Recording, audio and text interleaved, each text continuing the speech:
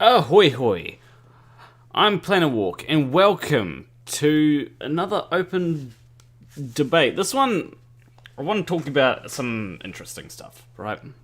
Particularly how people justify their stances, because I find that quite often people can't... Oh, I'm getting an echo from... Quite often I find that people... Oh, I'm getting... Hey, I'm getting an echo, M.C.Nutkin. Yeah, I'm okay. I'm still hearing an echo.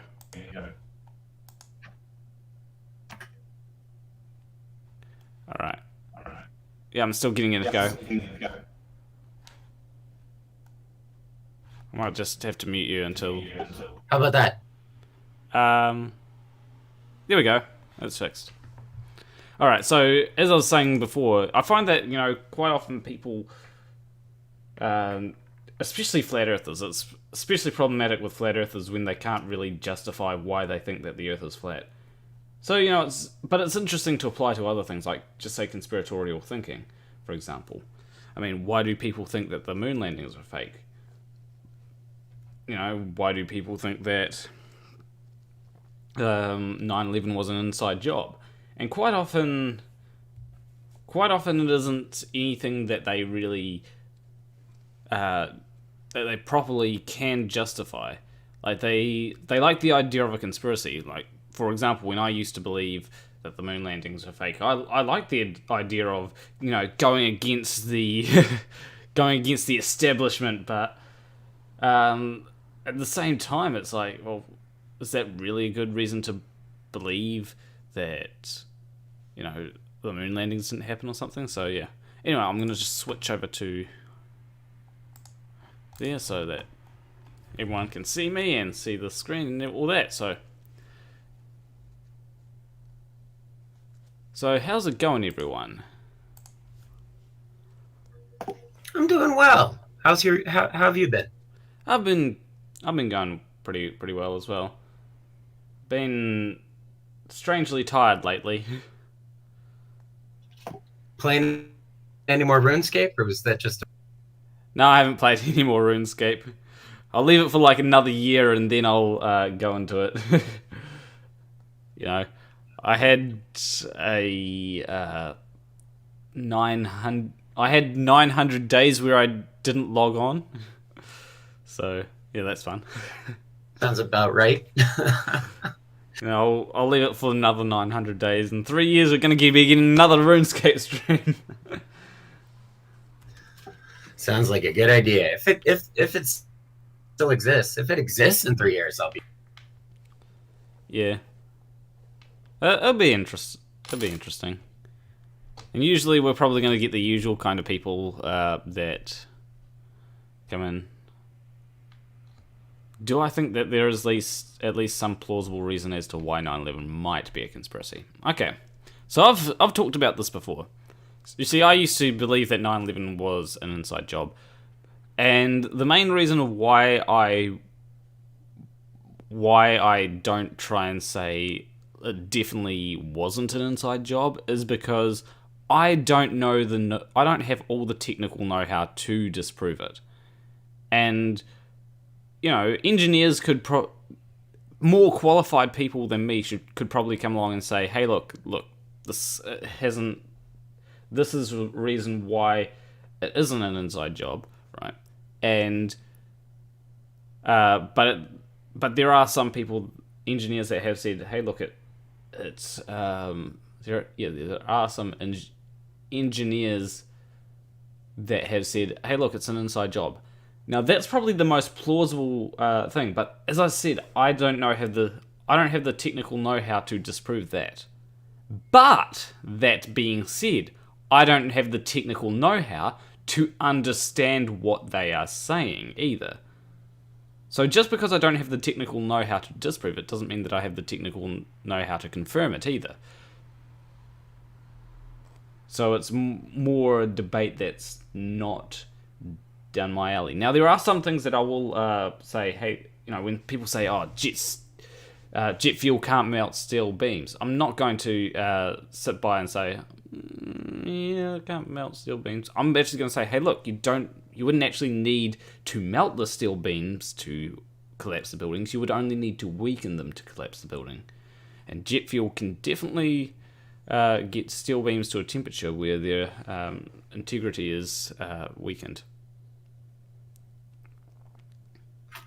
What always amazes me is when people talk about conspiracies is that they don't factor in the money involved, where the money can go, how the money is moved, who funds it. And when you have something like, that being you are talking about an entire group of people meeting together secretly in the U.S. government to do this. And that's the main reason why I don't believe that 9/11 was an inside job, because, sure, there may be a whole lot of structural engineers and all that saying, hey, look, 9/11 was an inside job, but at the same time, there are other factors like what you just mentioned. The government has a hard time keeping anything a secret, really. That's another reason. They do not keep these secrets. It cannot be kept. Every server except for Hillary Clinton in the United States government has been hacked. Yeah, and when it comes to what was it? When Bill Clinton gave a blow or received a blowjob, right? It's like,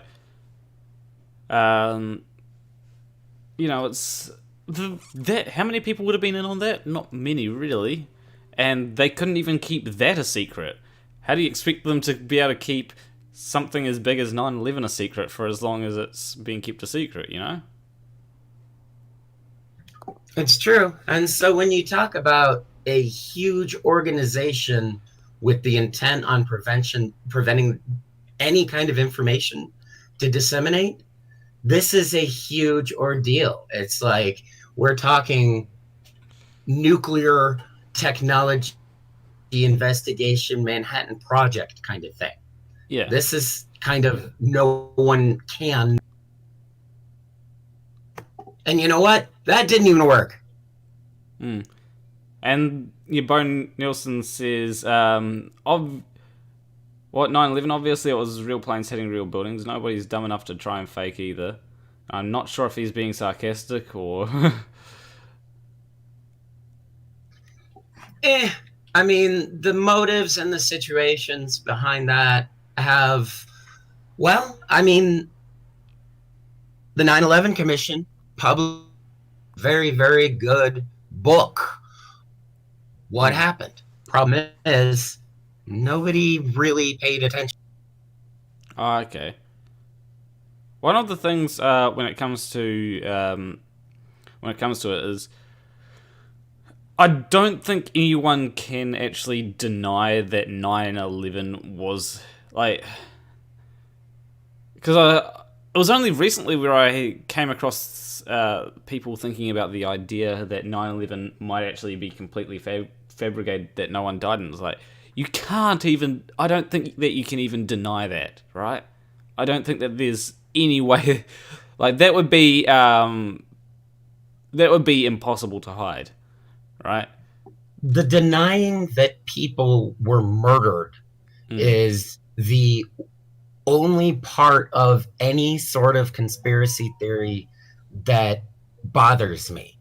Oh, definitely. I enjoy idea experiments and possibilities, but when you deny that individuals were murdered with intent and strategy, and then you move it somewhere else, that's wrong. Yeah, well, when it comes to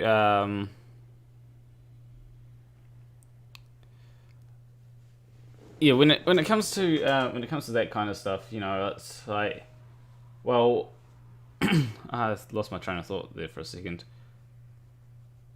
Yeah, when it comes to people denying that people were murdered, that's why I get that's why I get annoyed at people like Alex Jones, right? Definitely. Because Alex Jones, what he will do is he will go ahead and say, oh, Sandy Hook was an inside job. It's the globalists. Yada yada yada. Right? I don't know how good my Alex Jones impression was there, but it probably wasn't that great. I have no idea, honestly. I have read his words. But, people actually went out and harassed these, the parents of the people that died in Sandy Hook. And it's like, because they thought they were in on a conspiracy. It's like, it's actually having, even if, a lot of people do find it's disrespectful. Even just ignoring that, right? It's like, well, even just ignoring that, it is disrespectful to that. It actually has consequences. Sometimes has consequences beyond people just thinking that it was completely fabricated, because people will actually act on those things and go out and harass people that were supposedly. Yeah, when I mean inside job, I meant faked. My bad.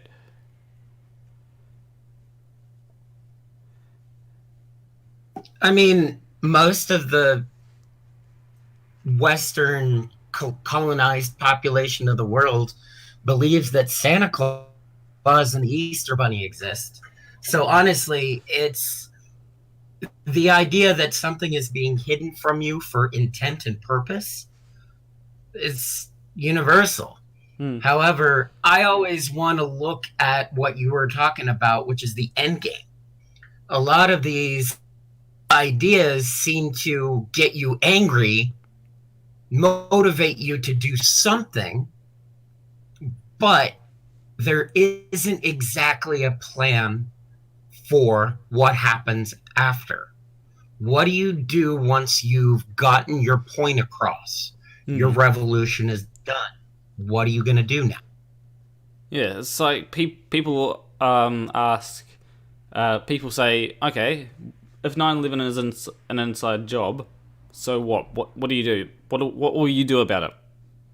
Let's say that there was some evidence that came forth tomorrow that 9/11 was definitely an inside job. What do you do about it? What is that the revolution? What is that going to look like? Are you going to throw everyone out of government that had a part of it?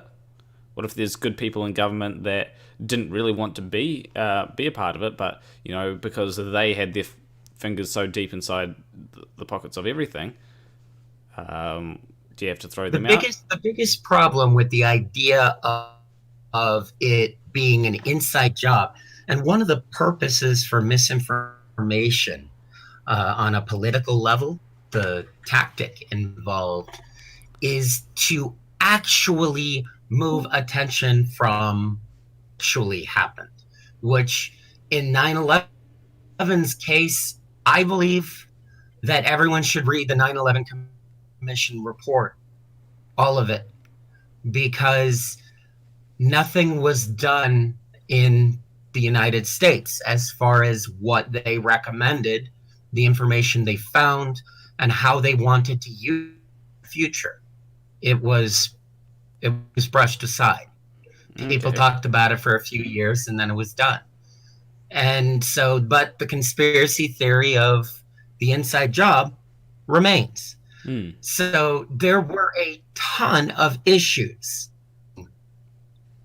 The occurrence.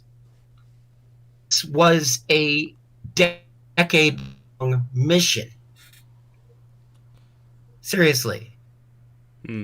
It was the culmination of a lifetime of dedication.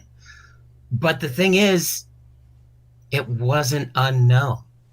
So read the 9/11 Commission report. I'm sure it's available on it. Okay, that might be something to look into, because it might with that, because you said it's not known, it might actually provide a bit of insight into how people come up with these conspiracies. Because conspiracies, I think sometimes there is a valid concern for why you might believe something isn't as people say they are, right? So, for example, let's say that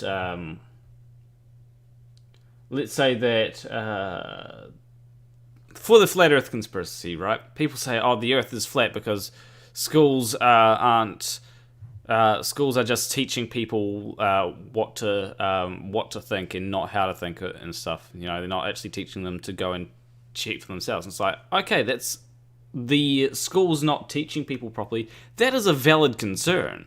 It doesn't mean the Earth is flat, but there is a valid concern that everyone should be concerned about. And I think that it could be the same with 9/11, where there's a valid concern that people need to think about, but it doesn't mean that it was an inside job.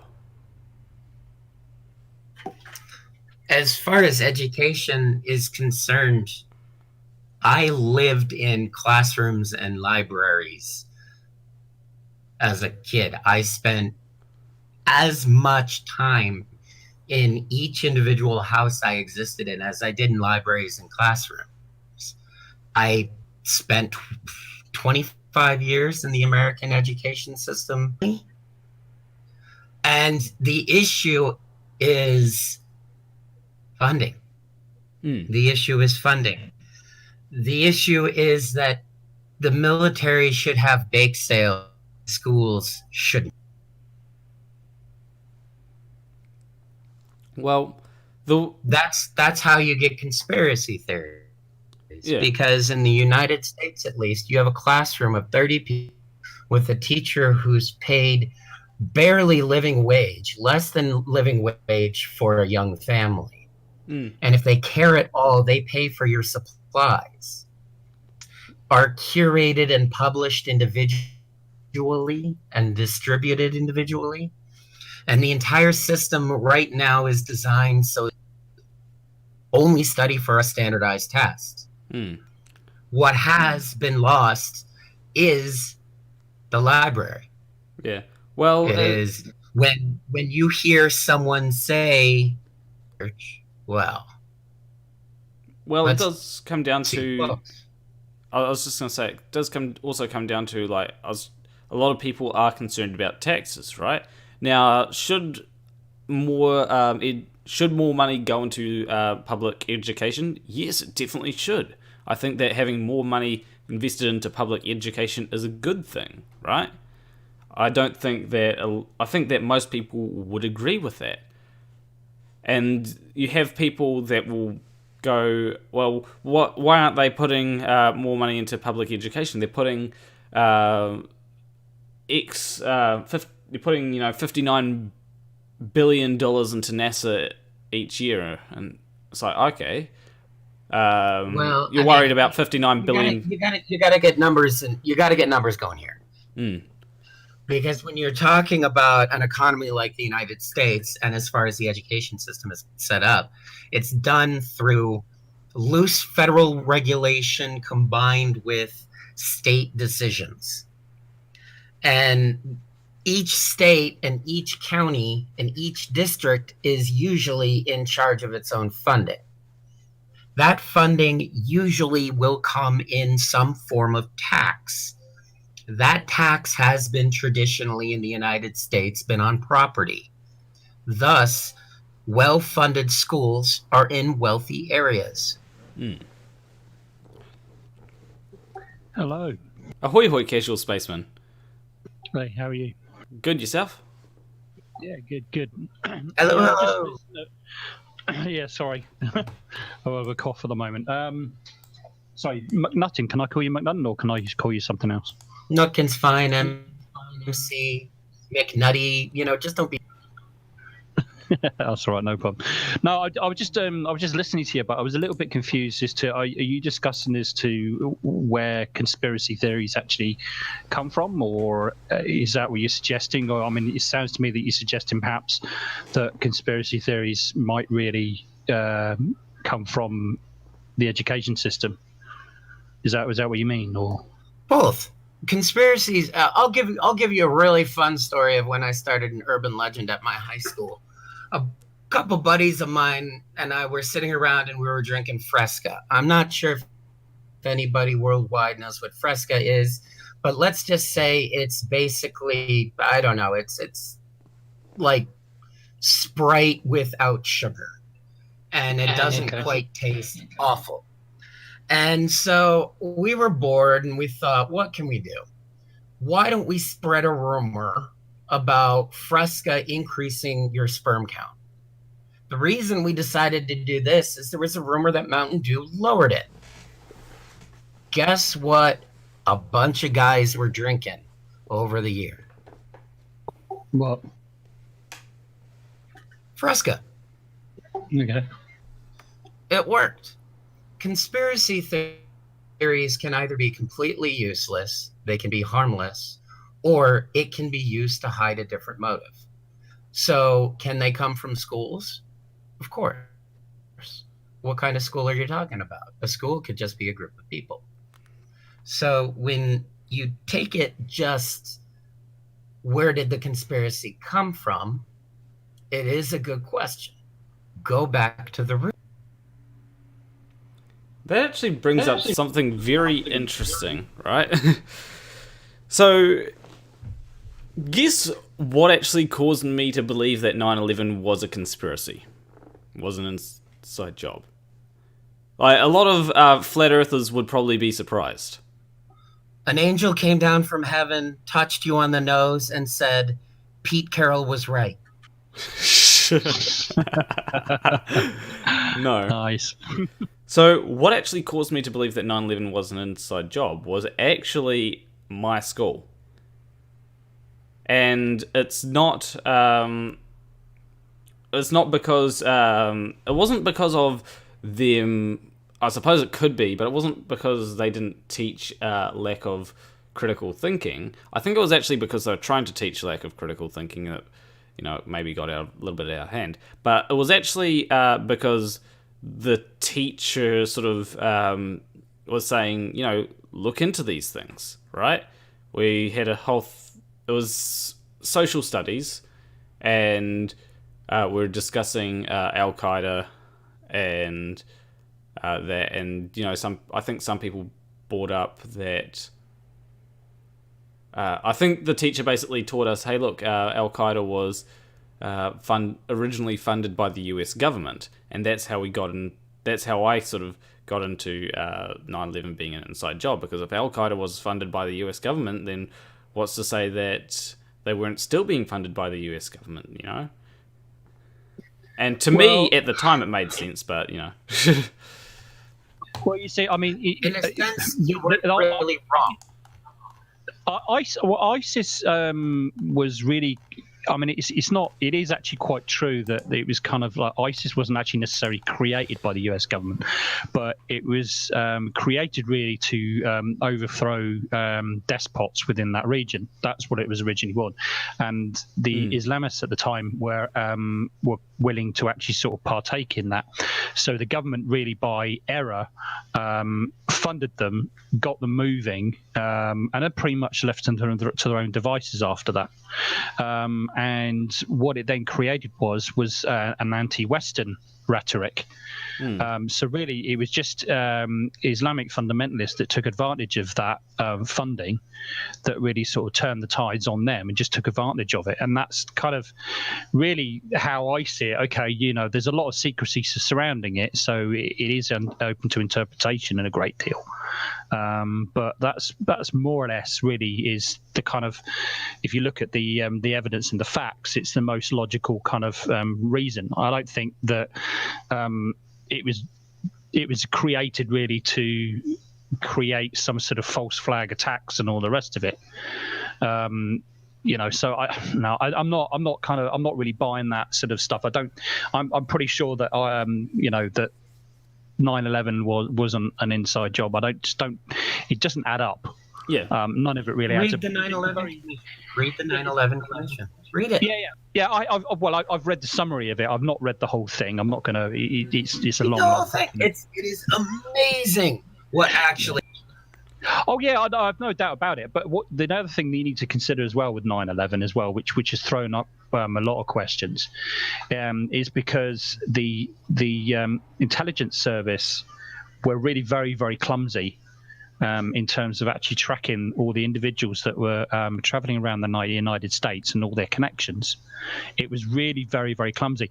And the system that they had the information just wasn't getting through to the right people, because between the various agencies that you've got in the United States, and that's part of the problem, there's various agencies that deal with intelligence. So you got all good, and they just weren't communicating with each other. And there was an absolute mighty cock up. They lost track of these key individuals on numerous occasions. They got them, tracked them, lost them, tracked them, lost them, tracked them.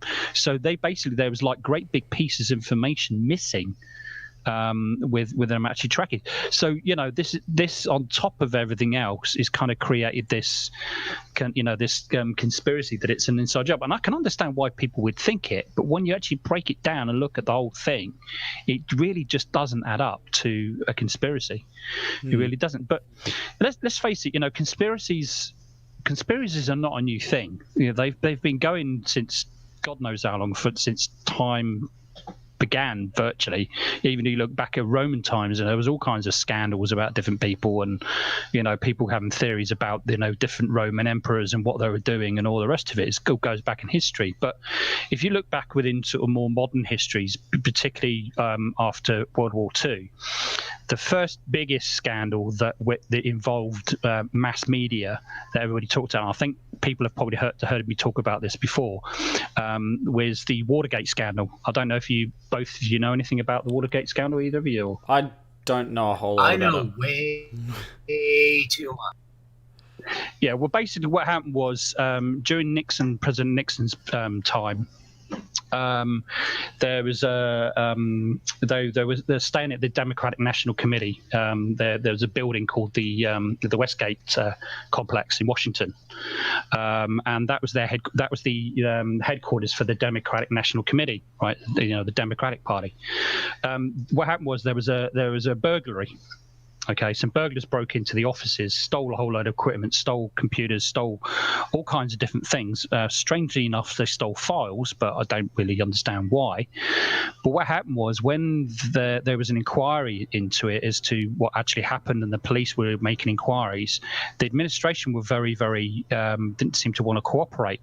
So it kind of started to raise suspicions. And what turned out was documentation and evidence that various people within the administration were abusing their powers in a very big way. Involved not just Nixon himself, but a whole load of other people, and that was a huge scandal. And that actually went from, I think it was 1972 to 74. It just dragged on and on and on and on. It just seemed to go on for ages.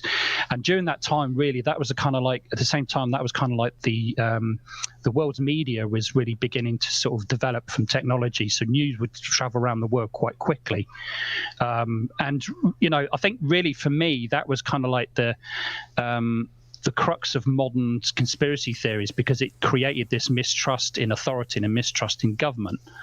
And I think it's been a gradual thing, because that also coincided shortly after that with the moon landing conspiracies, because obviously the last moon landing was in 1972. So it was about 1974, 75, where I forget the guy who started it, who started making pamphlets because he thought the moon landings didn't actually happen. And really pretty much since then, there's been this sort of spate of conspiracy theories. If you look at every major event since Watergate, I can guarantee you'll find a conspiracy theory about it. So it's not a new phenomenon. Like I said, my part of it is I really think that it's more to do with mistrust of authority, because people have been seen to be abusing their powers. And, we all know governments lie to us all the time, sometimes for good reasons, sometimes for bad reasons. And that's the problem, because from pretty much from Watergate onwards, people really just started, mistrusting governments, and understandably, because we do know that they lie to us, and there's been all sorts of whistleblowers and all the rest of it come in even the last decade about the Secret Service and all the rest of it as well. So I understand why conspiracies actually happen, but I think you're partly right in terms of sort of like the education system. I think that plays a part of it, but social media plays a part. The media alone, the general media plays a huge part in that, and all the rest of it as well. How fast that conspiracy theories can actually spread, and then people actually take it for its word. Bill Casing was the person that started the 9/11. Not 9/11.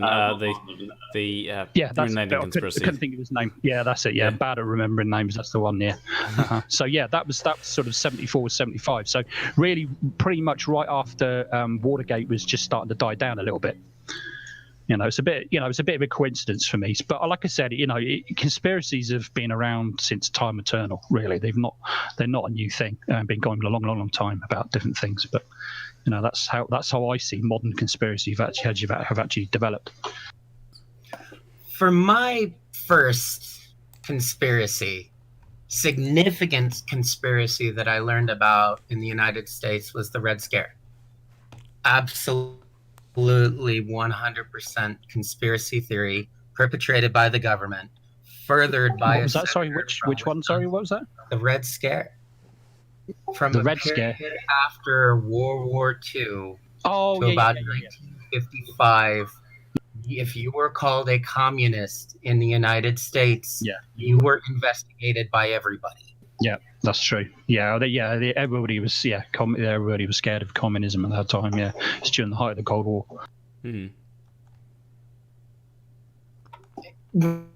Whenever there needs to be a unification toward a political movement, you will always see conspiracy theories, because the sentiment is, well, let's give the people who agree with me something. Sorry, you're blocking out now. You can't hear you. Sorry, something to chew on, some idea that they manufacture for their supporters to attack with their unbridled, stored, undirected anger that's been building for. You cut out again. Yeah, we're losing you. You're roboting out and fading out. I do get what he's. I do get what you're saying, though. When it comes to, just look at Trump, right? Trump is a good example. He, a lot of his thing was make America great again, and he wanted to build a wall to stop illegal immigrants from going into America, and that was kind of what he was directing their unbridled anger at. Yeah. It's so what. When you want something done, you obviously have to get support.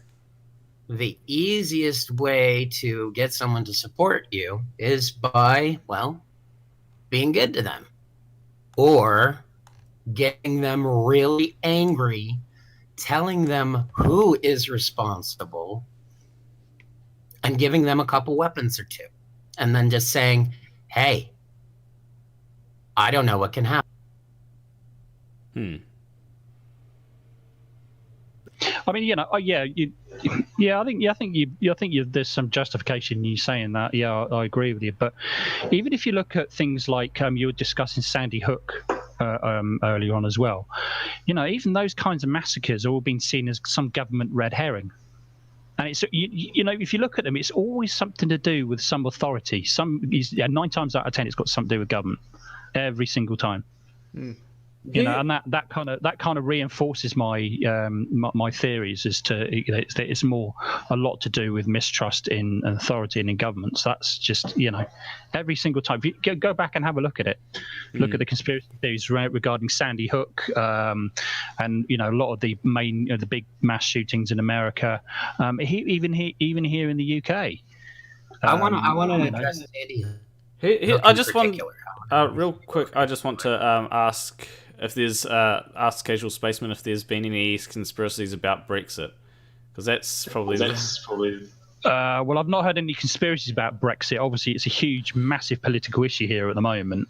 There's a lot of people that mistrust the government, how they're actually handling it at the moment. So whether you call that a conspiracy, I don't honestly know. I've not heard a specific conspiracy as such. That it's, the conspiracy to somehow of control Brexit, the So you're breaking up again there. Yeah, I guess my connection is terrible. Can you hear me now? Yep. Yeah. The big conspiracy of Brexit intent was to manufacture the retreat. The conspiracy of Brexit is that it actually... You cut out there. I don't know if you can hear me. No, you're completely gone, buddy. Can't hear you at all now.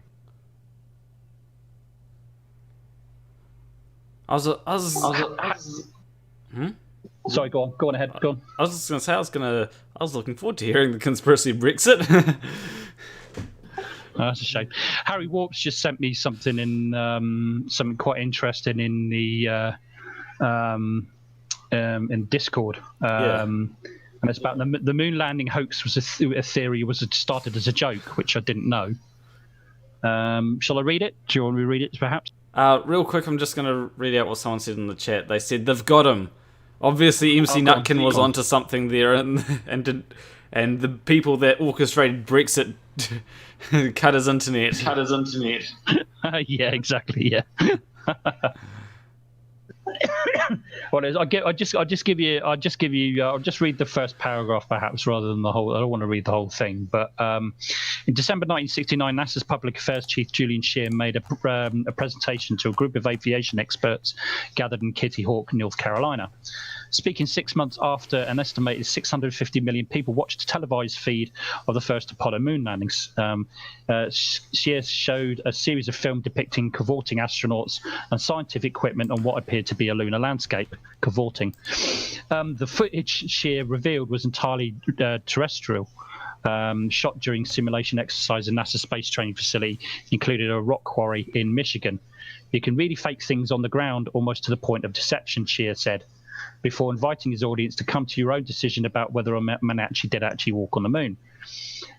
Scheer's talk was a goof, a winking thought experiment prepared for the 10th annual meeting of the Man Will Never Fly Memorial Society.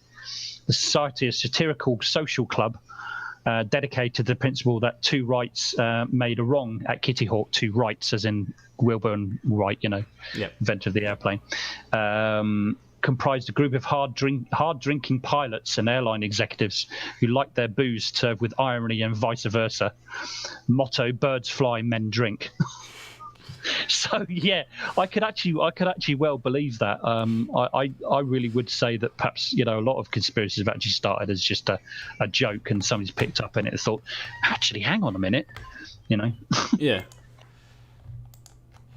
But so thanks for that, Harry. Appreciate it. One thing that I know that you talked about recently, and I think there is a conspiracy theory here, but I don't think it's the type of conspiracy theory that involves the government.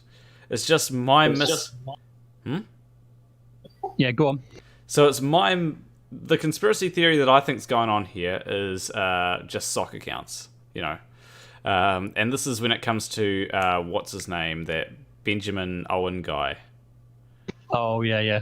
Yeah, because did you see how many people were responding to you being like, thank you for introducing me to him? And it's like, okay, I don't think he realizes how big your channel is. Like, if I were to rail against Owen Benjamin, and I am thinking of doing it, because I actually found out about him ages ago when he first got into all this Flat Earth stuff, and then I watched one of his videos, and it's supposed to be satire. I'm like, this isn't really funny. Yeah. It's like, I mean, he's been extremely controversial for a number of years. He actually had one YouTube account actually shut down completely, including Twitter. He's shut off Twitter entirely as well. I think mostly because he's been making quite a lot of anti-Semitic rantings and all the rest of it as well. And also in some of his stand-up comedy routines, he's been banned from various places because he's just too overly controversial.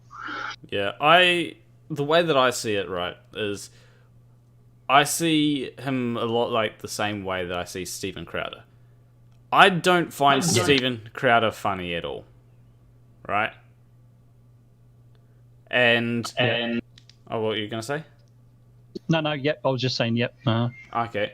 So yeah, I don't find Steven Crowder funny, and I think there's one person that I'm going to take a look at because, you know, a lot of people have been recommending, and whether I find it funny or not, will be, you know, I might find it funny, I might find it unfunny, but, you know, there's a whole lot of people that say they find it funny, and then there's a whole lot of people that say that they don't find it funny. So I'll decide for myself, and that is Dave Chappelle's Netflix thing. You know, there's a whole lot of people saying, "Oh, this is really funny," and it's a really it's a really great commentary on social politics or something like that. And then there are a lot of people saying it's actually not that funny. And so, you know, I've rebooted my Netflix, and I'm going to see what it's like, and then I'll probably make a video on comedy, and it will probably eventually come down to how things are subjective, and you should be allowed to criticize. Even if something is comedy, you should be allowed to criticize it, because, you know, comedy is often used to make a point. Like, even though. Yeah, but I mean, everything. I suppose everything to a degree is open to interpretation. Therefore, it's open to criticism. I don't see any harm in that. I mean, don't get me wrong. I knew that Owen Benjamin had theories about the Challenger disaster. I knew all about that. I knew he did. I knew he was saying, because I've seen his videos saying that before. But there's a whole difference when you actually stand up and make a comedy routine about it. And to me, that just makes a mockery of the whole disaster, to be honest with you. Okay, fine, you have your conspiracy theories about it.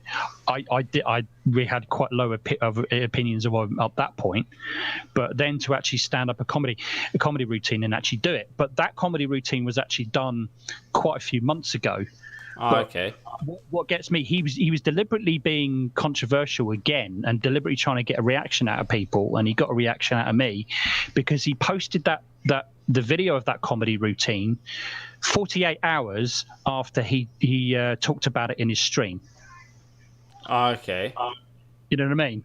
Yeah. So he was deliberately doing it to get a reaction out of it. He knew people were going to get pissed off with him doing it. He knew that.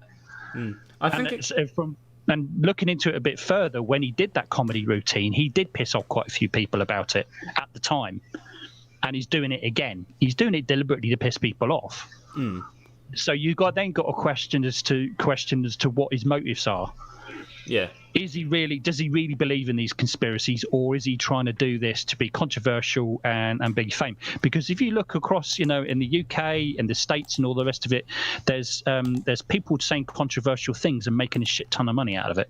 Well, you don't have to look any further than the original sort of what at least used to be called the skeptic community, right, on YouTube. Yeah. I mean, you look at Sargon of Akkad, the Amazing Atheist, all those people. You got Bering, No Bullshit is a big one. Those people, a lot of them were saying a lot of controversial stuff, and they got really popular off of it. And yeah, exactly. And, you know, Sargon of Akkad even went, or Carl Benjamin even went as far as to went so far as to stand for the party UKIP. You know? Yeah. You know? Yeah. And Red Pill Philosophy is another one. Yeah. Red Pill Philosophy, yeah, definitely. And a lot of people do say controversial stuff for the sake of controversy, right? So, and because if you have controversy, a lot of people talk about you. You get more popular. Sometimes it can work in the opposite direction. But it's. Yeah, I mean, I don't know if you ever heard in the UK, you've got Katie Hopkins. Have you ever heard of her? I've heard the name before. Yeah, she was a runner-up on what's that program? You've Been Fired with Alan Sugar, and they have to do they win basically a business contract with Alan Sugar, and they end up working with him. And Trump did it as well, and they have to do certain tasks. I forget the name of the flipping show now. It's annoying me. Anyway, so she was basically the runner-up of that and stuff like that. She was a particularly a conniving, sort of vicious kind of woman during that one anyway. So basically she got her fame because she started she had a Daily Mail article, a Daily Mail column that she used to write to Aaron. She started saying some moderately controversial things on that. Next thing we know, she's on a breakfast show in the morning, and she's saying even more controversial things, and it went on from there. And it just got worse and worse and worse. And her Twitter feed was ridiculous. It was just full of rhetoric of people she despised, and she did not mince her words. And she became really, really famous. I think it's kind of backfired on her. She said something too overly controversial. I can't remember exactly what it was. And the Daily Mail basically rejected her. She didn't have a column. She was earning quite a lot of money from that as it was, because I think it was almost like a daily column. And a few people have actually turned their back on it, and I can't remember exactly what it is. She actually said where people had enough, and it can backfire on you. But there's both in the US, in fact, all over the world. There's people that are saying controversial stuff that are making a lot of money about it. The Apprentice, somebody just put in there CCS Sleeper or CC Sleeper. Thank you very much. The Apprentice. That's the one. She was the runner-up on The Apprentice, the UK version of The Apprentice. Have you heard of that? I do remember seeing. I don't remember an Apprentice that had Trump. I think it was that was probably the US version. Yeah, Trump. Yeah, Trump did that. Didn't the US version? The UK version was with Alan Sugar, who's a big businessman in the UK. Okay. So yeah, she was the runner-up from that. That's how she sort of first got her fame and got recognised. And here I was thinking Boris Johnson was the UK version of Trump. Did he host The Apprentice? I think not. No, he didn't. No, it would have been cool if he did, though.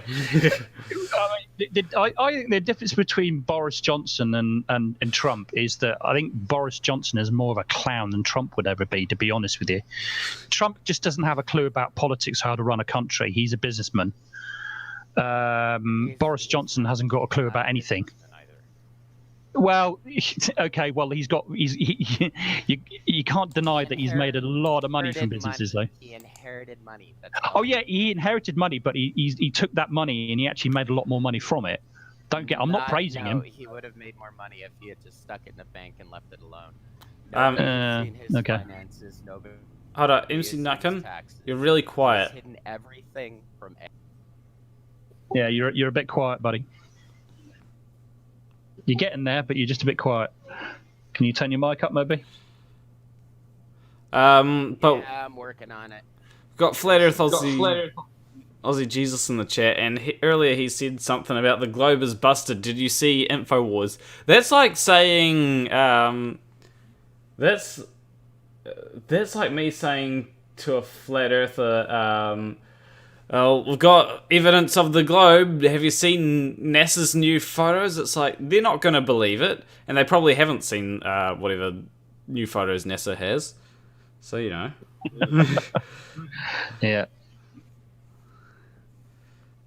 Yeah, well, I mean, we all know that sometimes flat earthers, they'll take an inch and make a mile out of it, as the expression goes. I'm going to give you an example as well. Somebody on Twitter, Flat Earther on Twitter, said earlier on today was that NASA have admitted that the Earth is flat and stationary, right? So he said Google it and find out. So I pretended I hadn't, right? But I did look into it, okay? And all it was a document about They were trying to do a mathematical model of an aircraft. So what they did was they assumed that the Earth was flat and motionless, basically to make it simpler to work out the mathematics of this new model of airplane. That's all it was. Okay. It was one mention at the beginning of the sentence. And that's the thing. They looked at that and said, "Oh, NASA admitting that it's a flat, the Earth is flat and stationary."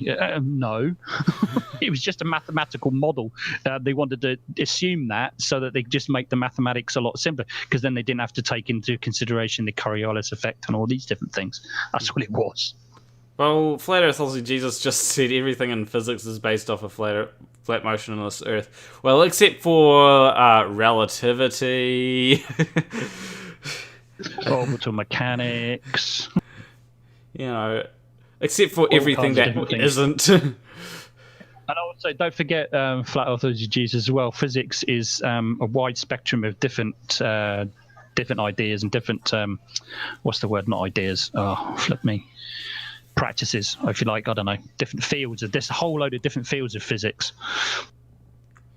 Relativity is a theory on paper, except that it's actually had experiments done to confirm it.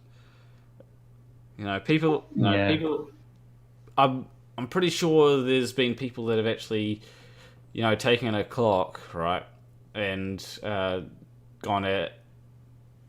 either gone higher up into the atmosphere or gone faster than another person that had another clock, and they showed that there was a bit of time dilation from speed. But don't forget, a theory as well is already measured and documented, and not documented, but mathematical models have been made out of it and proved to be that it is possible. Quite often, like I said, is measured as well.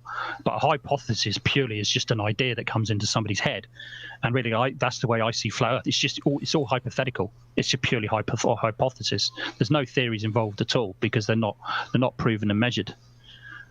You know, it's like the same with the ether band. The ether band keeps being bandied about, but nobody can actually quantify what the ether band is. They can't quantify it. If you can't measure it, you can't produce a mathematical model around it. Then there's no way you can actually prove it. You can say it's a theory. It's just a hypothesis. It's just a guess. That's it.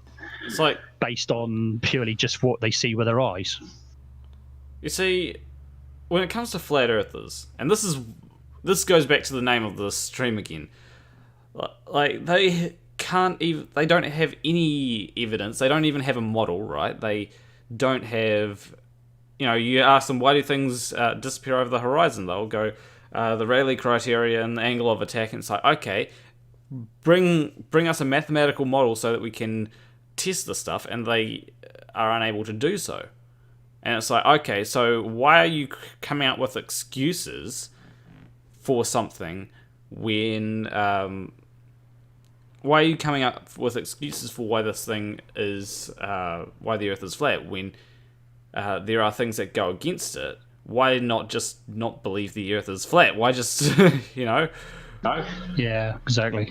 Yeah. And I think at that point it's just being contrarian or believing something because they've invested like a couple of years of time and effort, and you know, they don't want to. I will actually give Flat Earth Jesus some credit for two reasons. Actually, first of all, he's actually quite an intelligent guy to begin with. He's not stupid to begin with, and secondly, he doesn't shift the burden of proof either. He will bring his evidence. I mean, okay, we know quite often as well his evidence is incorrect, and quite often, I'm not trying to be rude here or anything, Flat Earth Jesus, but slightly deluded in my opinion on some occasions. But I give credit where credit's due. He doesn't shift the burden of proof, which is what a lot of flat earthers will do. They will all just say, "Oh no, you have to prove this, you have to prove that." Well, no, we don't, because we've got the evidence. You're the one that's making the claim. Oh, no, I'm not making any claim. Well, actually, in fact, they are, because when some people that say, "Oh, I'm not a flat earther," but then you look into their channel or you look into their Twitter accounts, and often they will say it quite categorically. And he solidly believes in it in his mind, and that I kind of respect that in a lot of ways. I respect him for that compared to a lot of You know, a lot of flat earthers. Yeah, like if you look at people like Nathan Oakley and Comatose Warrior, right?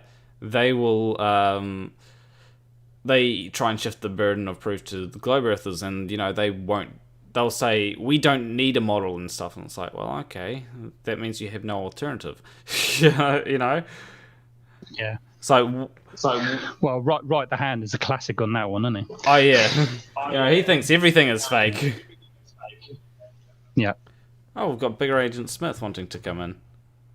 I mean, that's why you know, a lot of flat earthers won't believe in mathematics, and the reason why they don't believe it, or they say they don't believe it, is because I think they probably know that any mathematical models just won't work out the way they think it will work out. And that's why a lot of them actually say, well, I don't believe in maths. And my argument to that is, well, you know, let's break it down to the really simplest thing. If you go to the thing, I remember you probably remember saying this before. If you go to a store, buy $5 worth of groceries, give $10 bill, you're going to get $5 change. It's simple, down to basics mathematics. That's what it is. Okay, so then you say, well, then at what point does mathematics actually stop that you're not going to believe in it? You're willing to accept that you can get $5 worth of change from a $10 bill. You're willing to accept that as mathematics, and that's your reality that helps us in the day-to-day lives of buying groceries. So why won't it help you to explain any other things? Do you know what I mean? Where does it stop? Where for you does it stop?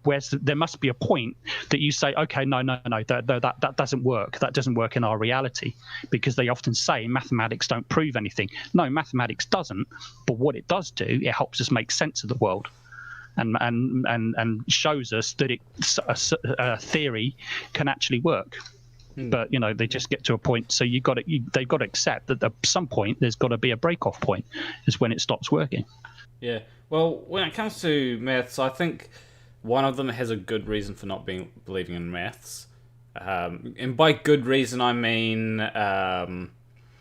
Anthony Riley saying, if you've got so many ice creams, then, you know, if you've got 3 ice creams and someone asks for 5, you don't have -2 ice creams. I think the only good point there that he's got is that his ice cream thing was taken away, or I can't remember exactly what it was, but you know. I heard somebody was mentioned something about that as well. Yeah. So anyway, who's this joined us? I'm not sure I know who this guy, Agent Smith. I don't know him. Hello. Hi, how are you? Good. Yeah, it had to be I felt like there had to be a opposing, like a opposition here, because I just like patting each other's backs and dogging on. Yeah, dogging on other people's beliefs. You see, no, that's okay. Glad you're here. That's okay. Opposing thoughts are always welcome here. It's not a debate unless you have opposing thoughts. I thought Flat Earth Aussie Jesus was going to come in for a while there. He still might, you know. I would like to hear your comments about how we actually use math. I don't want to get into the nitty-gritty maths, because I'm really actually quite bad at it. Yeah. But how mathematics makes sense of a lot of theories and a lot of scientific models. What are your thoughts about? Yes, I say yes. Obviously, math is a contributing factor in science. I've talked about it before, and I kind of feel a little frustrated, because I was given an example of saying, if I don't believe in math, how are you going to prove something to me? But I feel like what I was trying to say, it gets lost, and people hear what they want to hear. And so I feel like now you're focusing more on the fact that there's people who don't believe in math, but that's not the point I was making. I was saying, if you don't understand a formula, you're not going to understand an equation or this, like the solution when it's being presented to you in a mathematical formula. That's all I'm saying. I agree. Yeah, of course, math is without math you can't do anything, and that's one reason why a lot of flat earthers were like, wait a minute, some shit here is not adding up. But there's always an explanation or some reason why we're misunderstanding things, and the mainstream science is right. Well, I mean, actually, mainstream science isn't always right, though. This is the thing. People have got this misconception that they think that scientists are always right. They're not. But the thing about science is that Real quick, I want to say something. Though, it's because the way you present it, you present science as if it's a concrete thing, when in reality, there's always people debating about everything. Well, it depends on what you're actually debating or talking about. Gravity. To be honest with you, just for one example, gravity. Yeah. Okay. Yeah. So I mean, still debating about that. It's not a fact. It's theory. Okay, well, theories are actually measured, and actually mathematical models have actually been produced to actually not so much prove it, but that actually make sense of it. But the thing is, when you actually replace that with relative density as a solution to why things go down and not up, doesn't fit within, and you can't measure it. We can't see it. We can't prove it. Wait, how does relative density not make sense? I would like for you to explain that a little more. I didn't say relative density doesn't make sense. I'm saying it doesn't fit with what we actually measure. I don't want to get too much in the in-depths of it because I'm really quite bad at mathematics and stuff like that. Okay? Yeah, because I was going to say relative density. I'm talking about the fundamentals of it. That's all I'm talking about. It doesn't fit within what we can actually see in terms of measuring things and mathematical models and all the rest of it. It just doesn't work. And it's not because you're saying that we're scientists, we are right, okay? But if you're arguing against gravity, then you're going to have to produce something that's actually going to trump the gravity formula. You're going to have to come up with something. But unfortunately, I'm sorry to say, the scientific model, hang on. That flat earthers haven't really come back with something that actually can trump that. Because all they can say is there's relative density, but okay, we'll prove that it's relative density, but I haven't seen any flat earthers been able to do that. And this is what I was talking about earlier. I was talking to Planet Walk about that. You're kind of the mentality you're in. You is already like you already have your preconceived notions about things. Like the way you're thinking about things is in only a scientific way, and only that's it. Like you no, that's not true. Okay, then tell me the spiritual aspect of things, how you look at things in. I don't have any spiritual. Exactly. So you look at things scientifically, or what's the other lens of reality? You look at things? But it's not preconceived, because I'm willing to accept anything that can actually be proved to me with evidence. Unless it goes against mainstream science. Anything. Okay, what I want to do is interject here. If somebody can actually prove something exists, like for instance, if relative density actually is the alternative to gravity, and you can actually prove it with some. Hang on, let me finish. If you can actually prove it with mathematical models and measurements, then I will believe it. But that's science. You see, that's science develops. Science will move along. Science will accept what you're saying, as long as you can actually provide the evidence and the measurements and the mathematical models to prove it. Like touch and see, right? Touch and taste it. That's not preconception. That's just evidence based. Science is all evidence based. It has to be. That's how it evolves and moves. Well, I want to interject here. When it comes to what Bigger Aiden Smith was saying about, we're viewing things through the lens of science. That comes down to a more philosophical discussion, which is, why is there anything better to use to obtain knowledge about the universe than science? I think it's one of the best ways. It's one of the easiest and best ways to understand things, but it goes deeper. There's deeper things. It has to do with our ability to experience. And that's why if you don't experience something for yourself, the guy was just saying it, he needs it to be proven for himself, or else he won't believe it. There's a thing called metaphysical, but people get stuck in the physical.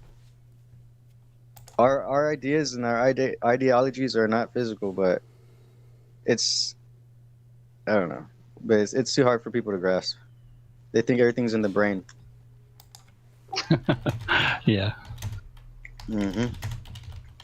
But I'm not going to get into any kind of spiritual debate because I just don't have any interest or in that at all. I used to be a Christian. I rejected it because to me it didn't make any sense in the world to me at all, in any shape or form. There was too many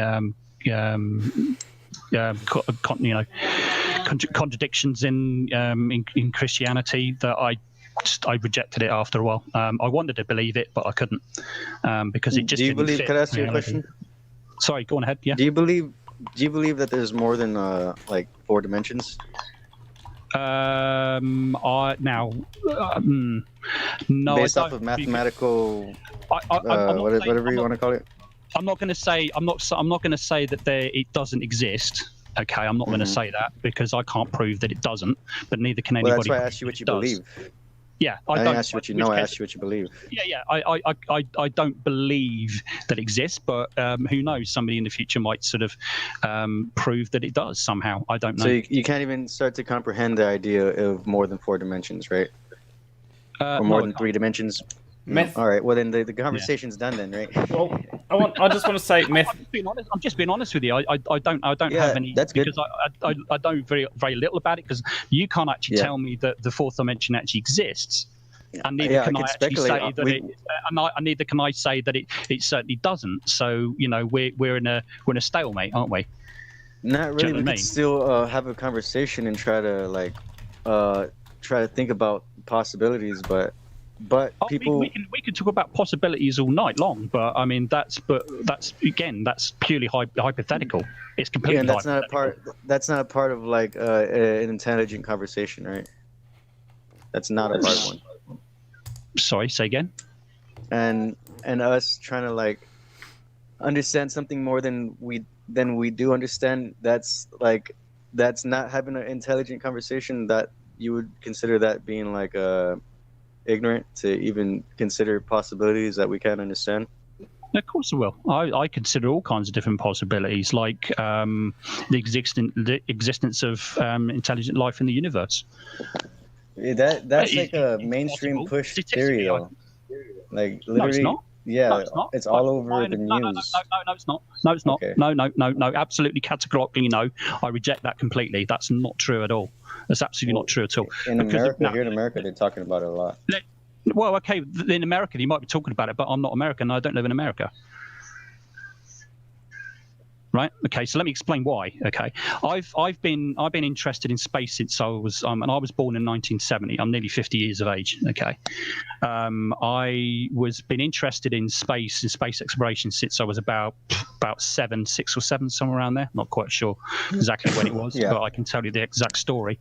And when I discovered the vastness of the universe that we live in now, whether you believe it or not, and it's something I was starting to discover at a very early age. And as to what the possibilities are out there, that they're statistically I only mean statistically speaking. I can't prove it one way or the other. I'm not going to say it's absolutely proof because it's hypothetical that there should be intelligent life out there because the universe is incredibly vast, and that's just a known universe. Statistically, so that's where I form my opinion from it. It's got nothing to do with what mainstream science or mainstream media have told me. Absolutely nothing to do with it at all, because I didn't really sort of start taking any notice of anything to do with mainstream media until I was probably in my teens. I had no interest in it at all. Can I respond to that? And all the rest of it. Yeah, go ahead. Okay. This is what I was trying to say. Like you're saying statistically speaking, when you're talking about mathematically, like the number, if you run the numbers, right, that there should be something out there other than us. Yeah. Okay, so my point is, this is the thing I hate about people who supposedly believe in science or what is it called, advocates for mainstream science, is that whenever it's Damn it, hold on.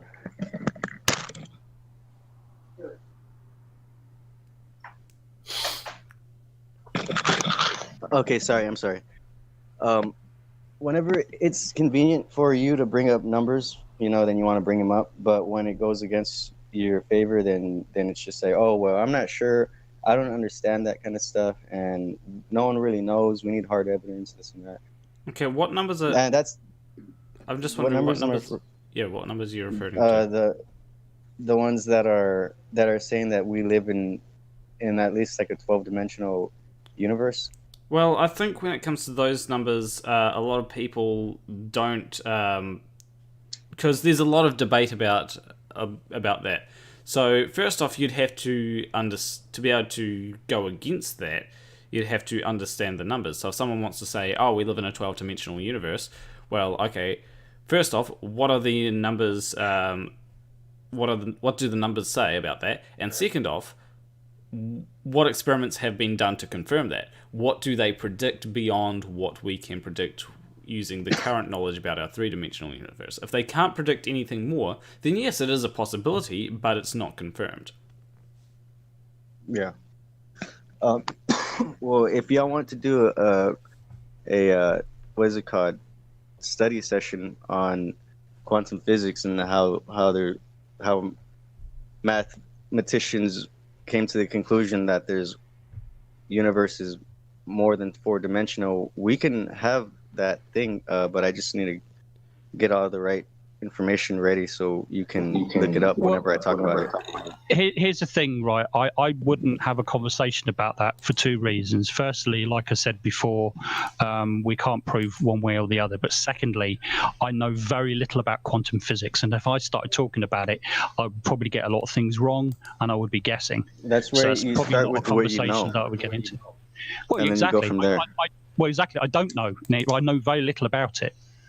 I know what fourth dimension is actually supposed to be, but I don't know anything about the discussions about it or how people been talking about it. I've never seen any debates about it, so that's why I would never have a discussion about it with anybody, let alone with yourself.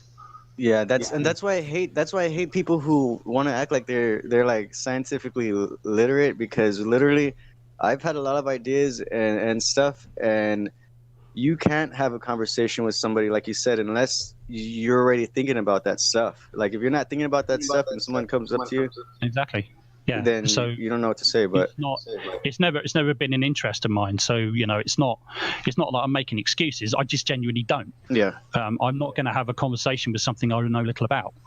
I respect that. It's better than just pretending, right? That you know. No, I'm completely honest with it. I will, I've been in discussions and debates and things like that when I've said, look, I'm sorry, I don't know anything about this stuff. I'm straight up and honest, and it's true. I mean, it's the same. I'm not gonna have a debate with you about what mathematicals and what models work, and that's why I said I didn't want to get into the nitty gritty about the gravity formula or the rest of it, because my maths is really bad. So I'm just not going to do that, because I'm just going to make myself look stupid. I don't know enough about it. I know the fundamentals of maths, but I have dyscalculia, as I call it, or dyscalculia, or I don't know the way you pronounce it. So I know you're capable of understanding this stuff. It's just mainstream society makes things harder than it really is. It's not that hard. Exactly. Yeah. So like for instance, people can actually sort of sit down and explain a mathematical formula to me, but I would sort of, that makes sense. But I can guarantee the next day it's gone out of my head. I struggle with things like number patterns. I struggle with complex formulas and things like that. And it doesn't matter how much practice I put into it. I just can't seem to get it into my mind to memorize it. And that's the problems that I have. And that's why I don't get into debates about formulas and all that kind of stuff, because I just can't do it. I understand the fundamentals of it and what it actually means, and I know that it can make a lot of sense around the world for us. But I'm just not going to get into a debate about it. And it's the same with like I said, with the fourth dimension stuff. I've never had discussions about it, and I'm not going to attempt to. I agree with you. Well, I'm going to end this and then let Planet Walk talk, because this is his show and he hasn't said anything in a second. Yeah, I've mostly been letting you two go at it. Going anywhere. I mean, if we're looking for proof that we live on a border of flat Earth, I have an observation here that would suggest that on a globe planet is not possible. What we have. Yeah, I'm gonna give Planet Walk, I'm gonna jump off here. I didn't realise Kimo was here. He knows why, and you know why. So I'm gonna leave. Catch you later. Right. So look, I've got catch you later. So we've got evidence that the Earth cannot be a globe. Okay. I'll be interested to see this evidence. Yeah, because usually when we see things set at the horizon, or go over the horizon, it's at the horizon. It's not in front of the horizon. So if we can screen share this video here, yeah. So when you got it on, let me know. Okay, let me just pause it on Google Chrome and then drag it over to Firefox. Could I say something before you show the video? What's that? I want to address the quote unquote flat earther. Yeah. Okay. I do feel like to a certain extent there is when I hear this guy talk, because right now we were having a slightly different conversation, and I do feel like there is this controlled opposition when it comes to the flat Earth movement, because if the Earth really is flat, then and people are trying to tell people, then that's fine, to a certain extent, but there is hold on. going Okay, on so look, hold on a second. that are bigger. So you got this video up now. Let's go to the beginning, just at the beginning there. Yeah. You got the big Controlled screen opposition. on. You got the big screen on there. Yep. So. Is that on the full screen there? Because you're gonna need the full screen. Yeah, I've got it on full screen. Is that full screen? All right. Well, Yeah, that's the one. yeah. That's the one. Now, look, you can see the horizon there, yeah? Yeah, I can see the horizon. Go back a little bit. Go back. Back a tad. See, now, this is the problem I feel with, people who believe in the globe. They just go back. That's it. Back. I don't see. At the beginning, I think there's a little delay because I'm watching the watch page. Yeah, it's at 18 seconds into the video. Yeah, that's where you want to start from. So we can see that the horizon, yeah, the clear horizon line there, yeah? Yep. Right, so if there was to be a sunset or sunrise, it should be behind that horizon line. You agree? Disagree? I don't think you understand. How would you determine that? I just want to ask, define. That's what I'm saying. Define sunset. Are you defining sunset as the sun just going over the horizon? Yeah. How Okay. else do you define it? Okay, I was just making sure that that's how you define it. So yeah, I can agree. Yeah. So we can see the horizon. Does what's his name on the Agent Smith? Does he see the horizon? Yeah. We all see the horizon, yeah? Yep. Okay. So let's play the video then. Let's have a look. You can put it on double speed if you want, because it might take a second, and then it will give you the what you need. Okay. Play. But just explain this to me if you can. Yeah, I'll try and explain it. Yeah. There you go. So just play that from there then, and then let's just have a look.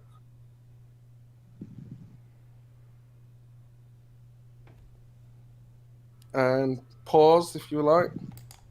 Pause. There we go. So look, what's that? The sun in front of the horizon line, right? How do we explain that? Well, I'm not so sure that it's the sun. I want to keep on. Play it. Sorry, play it. You're not sure it's the sun. Play it. Yeah, I want to see. That could be some kind of like mirage effect. Hold on, thing. play the video first. You got to watch it first. I shouldn't have stopped it yet. Sorry.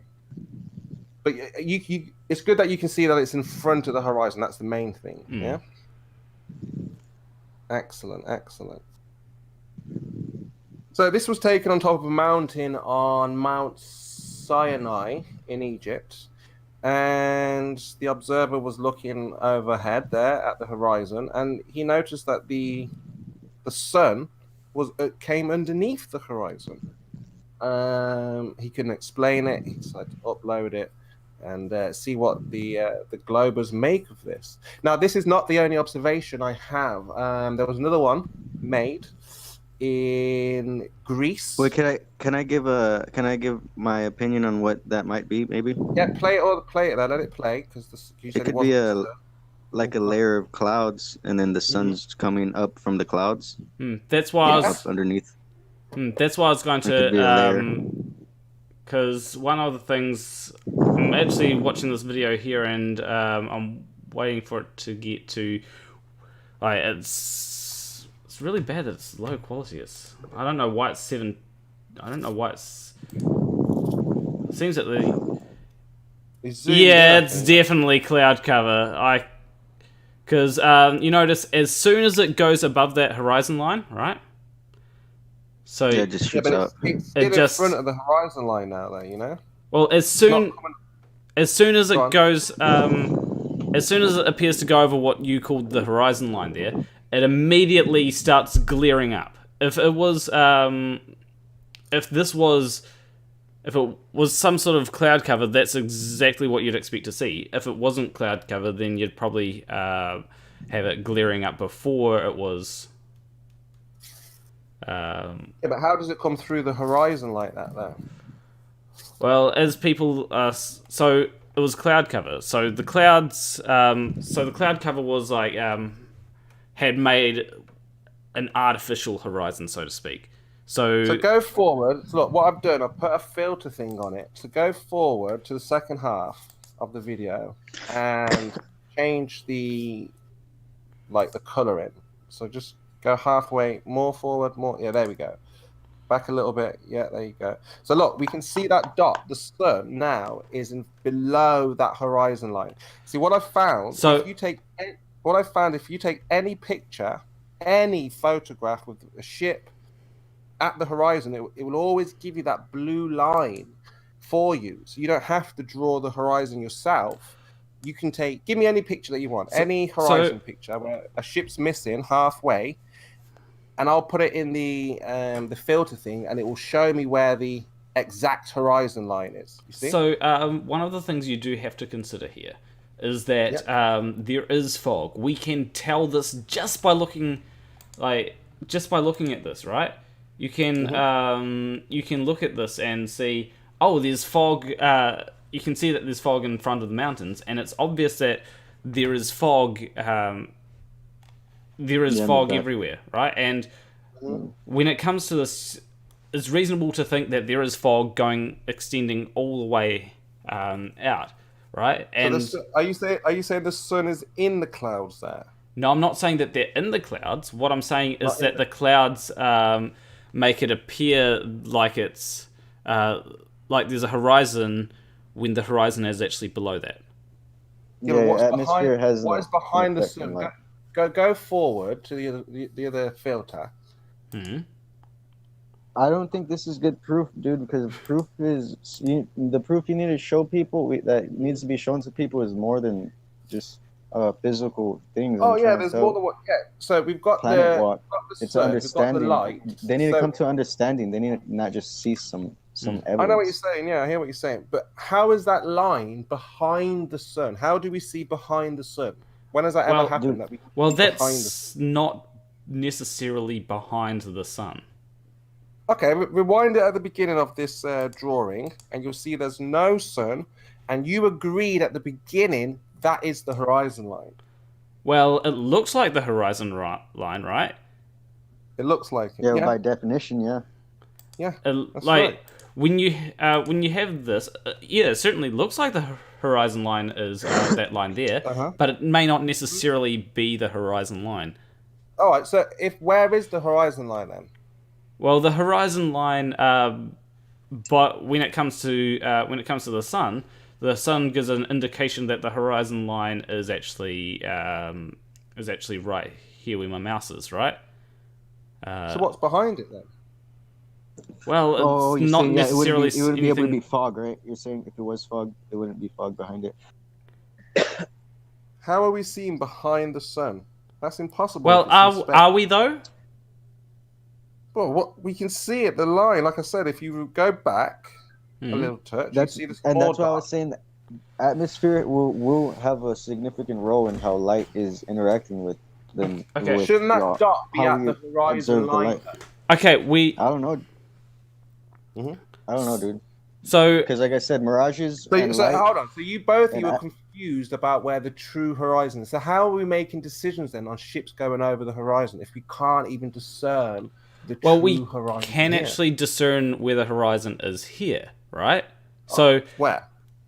Right where I have my mouse is probably where the horizon is, right? All right. So play the video one then. So when you play the video one further, play it. Yeah. So when the sun is bigger, make it so the sun is like at its largest or something. When it's a big sun. So, Right there. Go forward. No, I mean just go forward in the video. Play the video. Yeah, I've got it here. So Yeah, about there. Yeah, that's it. Yeah, look. Now where's the horizon? well, that's why we need the. Now where's the horizon?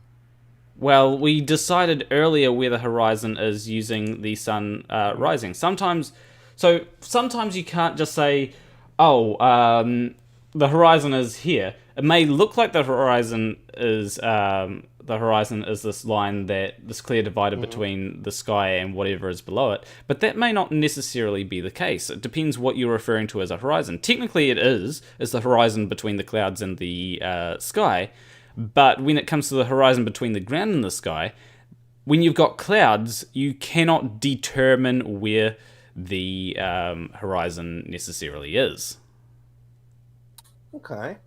So that was Exhibit A. I've got another one. This is the second observation from Greece. So, sometimes we might think this is just a one-off, so to speak. But we have another one. So I'll have to give you the timestamp. You'll have to forward through. Let me give you the timestamp. So yeah, you can go from on that one. Jump to 1 minute 55. Okay, I'm just gonna copy this over to here. All right. What's your name again? The one who's presenting this evidence? Spurs Kimo. So 1 minute 55, right? 1 minute 55. Start from there. We've got the same kind of thing. The sun. 1 minute 55. Yeah. The sun. The chat is saying that it's called Cloud Horizon. Okay. Yeah, I know. That's the obvious global response. But we need to explain. If we take a look at it, let's take a look at what we're looking at here, because there's a second light source. There's a second light. I do agree. There's some other shit in the sky. What do you mean? Are you sure you're not a part of? Yeah, but there's a second light source. There's a second light source in the sky. Weird. I'm confused about the second light source. I know, it's very difficult to see initially. I've seen some weird shit in the sky before, like two suns or some weird shit. This is like got two. So how do you explain this light behind it, Planner? If you go to 240 to that light there. Yeah, could be. Do you see that light in the back? Do you see that light behind the sun? Could be anything. I don't know what it is. How do you have a light behind the sun? It could be anything. Are we seeing behind the sun? It might be Venus. It might be Mercury. What, at the horizon? Yeah, it could be anything. So how? Yeah, that's not good evidence. It's more like jumping to conclusions and showing evidence. Yeah, Big Agent Smith is actually pretty onto it. Basically, what you're saying is how do you explain this? Boom, your model's dead. And it's like, well, that could be anything. It could be Venus. It could be Mercury. I'm not going to say it most definitely is. It's not clear enough for me to tell. It's just something that someone's noticed there and gone, what's this? And it's like, oh, it could be anything. Yeah, I've told you the location. So you're standing on top of Mount Afon in Greece, yeah? If you want to go to 4 minutes 20, you can see him on the mountain. He zooms out. You want to play the video, Planner? Yeah. Yeah, I'll go back to... gives you a little bit more... 4 minutes. Yeah. But the question is how are we seeing behind the sun? That's the key here. Well, what do you mean seeing behind the sun? 4 minutes 20, yeah. Like, what are you doing to determine that what we're seeing is behind the sun? What are you using to determine that? You see, because when he looks at the sun, he has to look past the sun to see that second object. But are you sure that it's past the sun? Like, just because it's smaller doesn't necessarily mean that it's behind the sun. Well, you've got to play the video from about 3 minutes 45 when you'll see that he zooms in. So how does he zoom in more to something that's in front of the sun? Why do you use more zoom? Wouldn't you use less zoom? Well, if something's smaller than something else, you'd have to zoom into that thing to actually see it better. Like if I've got a dot on my finger, you'd have to zoom up on the dot more than my face to see the dot on the finger because the dot is smaller than my face. No, if you're where the sun is, and someone is behind you, and I zoom into you, then I would have to use more zoom to see the person behind you. That's assuming that they're the same size, though. But if I...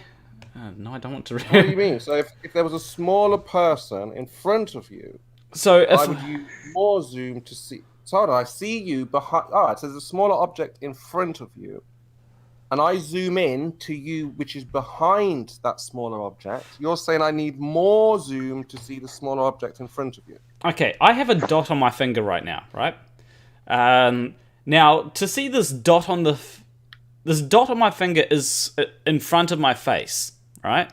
But to see it better than my face, you would need to zoom up on that dot a lot more than you'd zoom up on my face to see my face. Does that make sense?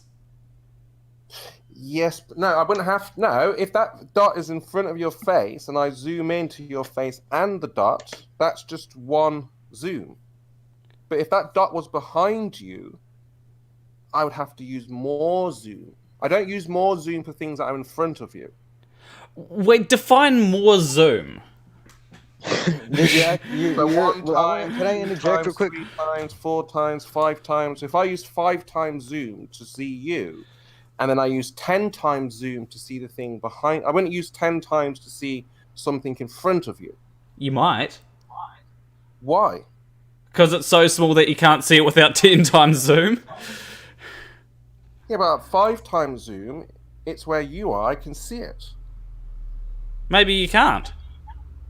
Why? It's in front of you. Maybe it's so small that you can't see it with 5 times zoom. Maybe you've got to use 10 times zoom. No, I'd have to physically move the camera closer, not zoom. Well, wait, what? I wouldn't have to see that dot on your... I would have to physically take the camera forward, not apply more zoom. If I zoomed in on, you... If I zoomed in on your finger, I wouldn't go past your head, would I? He goes past the sun to get to that smaller object. Yeah, but zoom isn't... Why do you keep on saying he's going past the sun?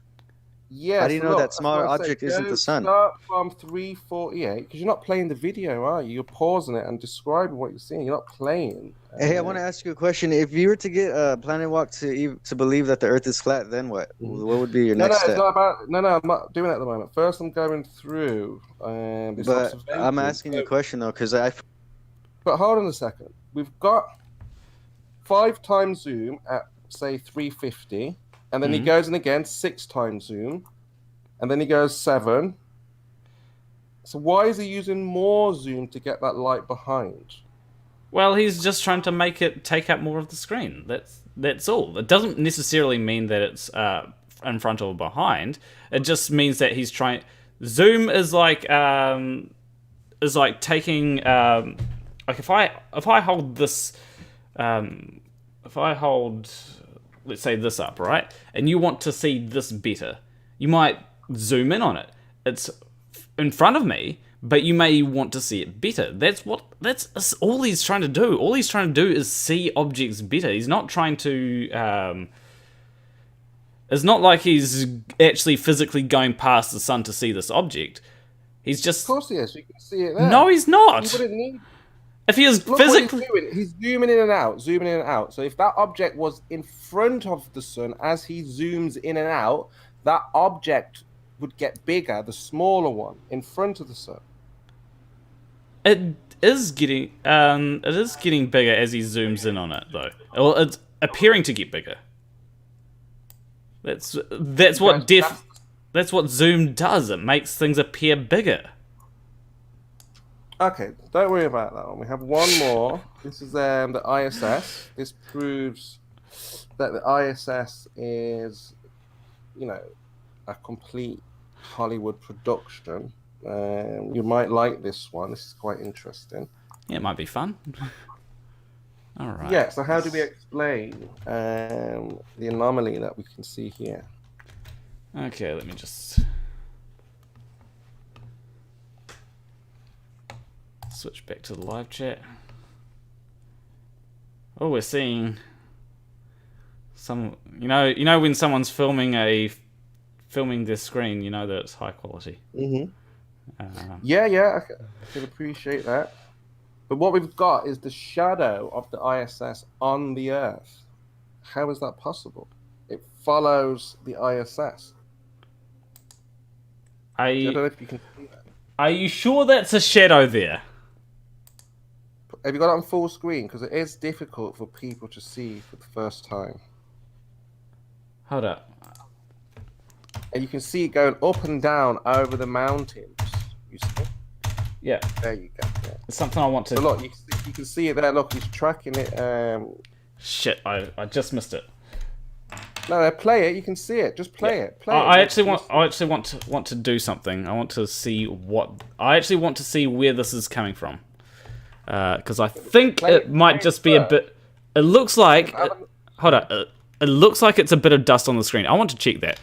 So let me go to... This is probably going to lag everything out, but I want to do some top investigation stuff to see what it is, because it looks. Put that link in the chat so people can check it out, because it's going to be a screen on the screen on the screen on the screen. Well, I'll generate download links. I think that. That's clear. I mean, I know people think, it looks like dirt, but yeah, it looks. You can see it's the not problem dirt. is that dirt doesn't move. Or I think he puts his finger on the screen to check. The problem is it looks a bit too clear. Where does he put his finger on the screen to check? Are you playing it? Are you lagging a little bit? I think. Yeah, I was gonna say about that other video, with the light source behind the sun. I was gonna say isn't it possible maybe that might be some celestial body in the sky? Or no? Yeah, we've got a second sun. That's what astronomers are telling us. Oh, They're that's telling you're us that saying it would be a concern.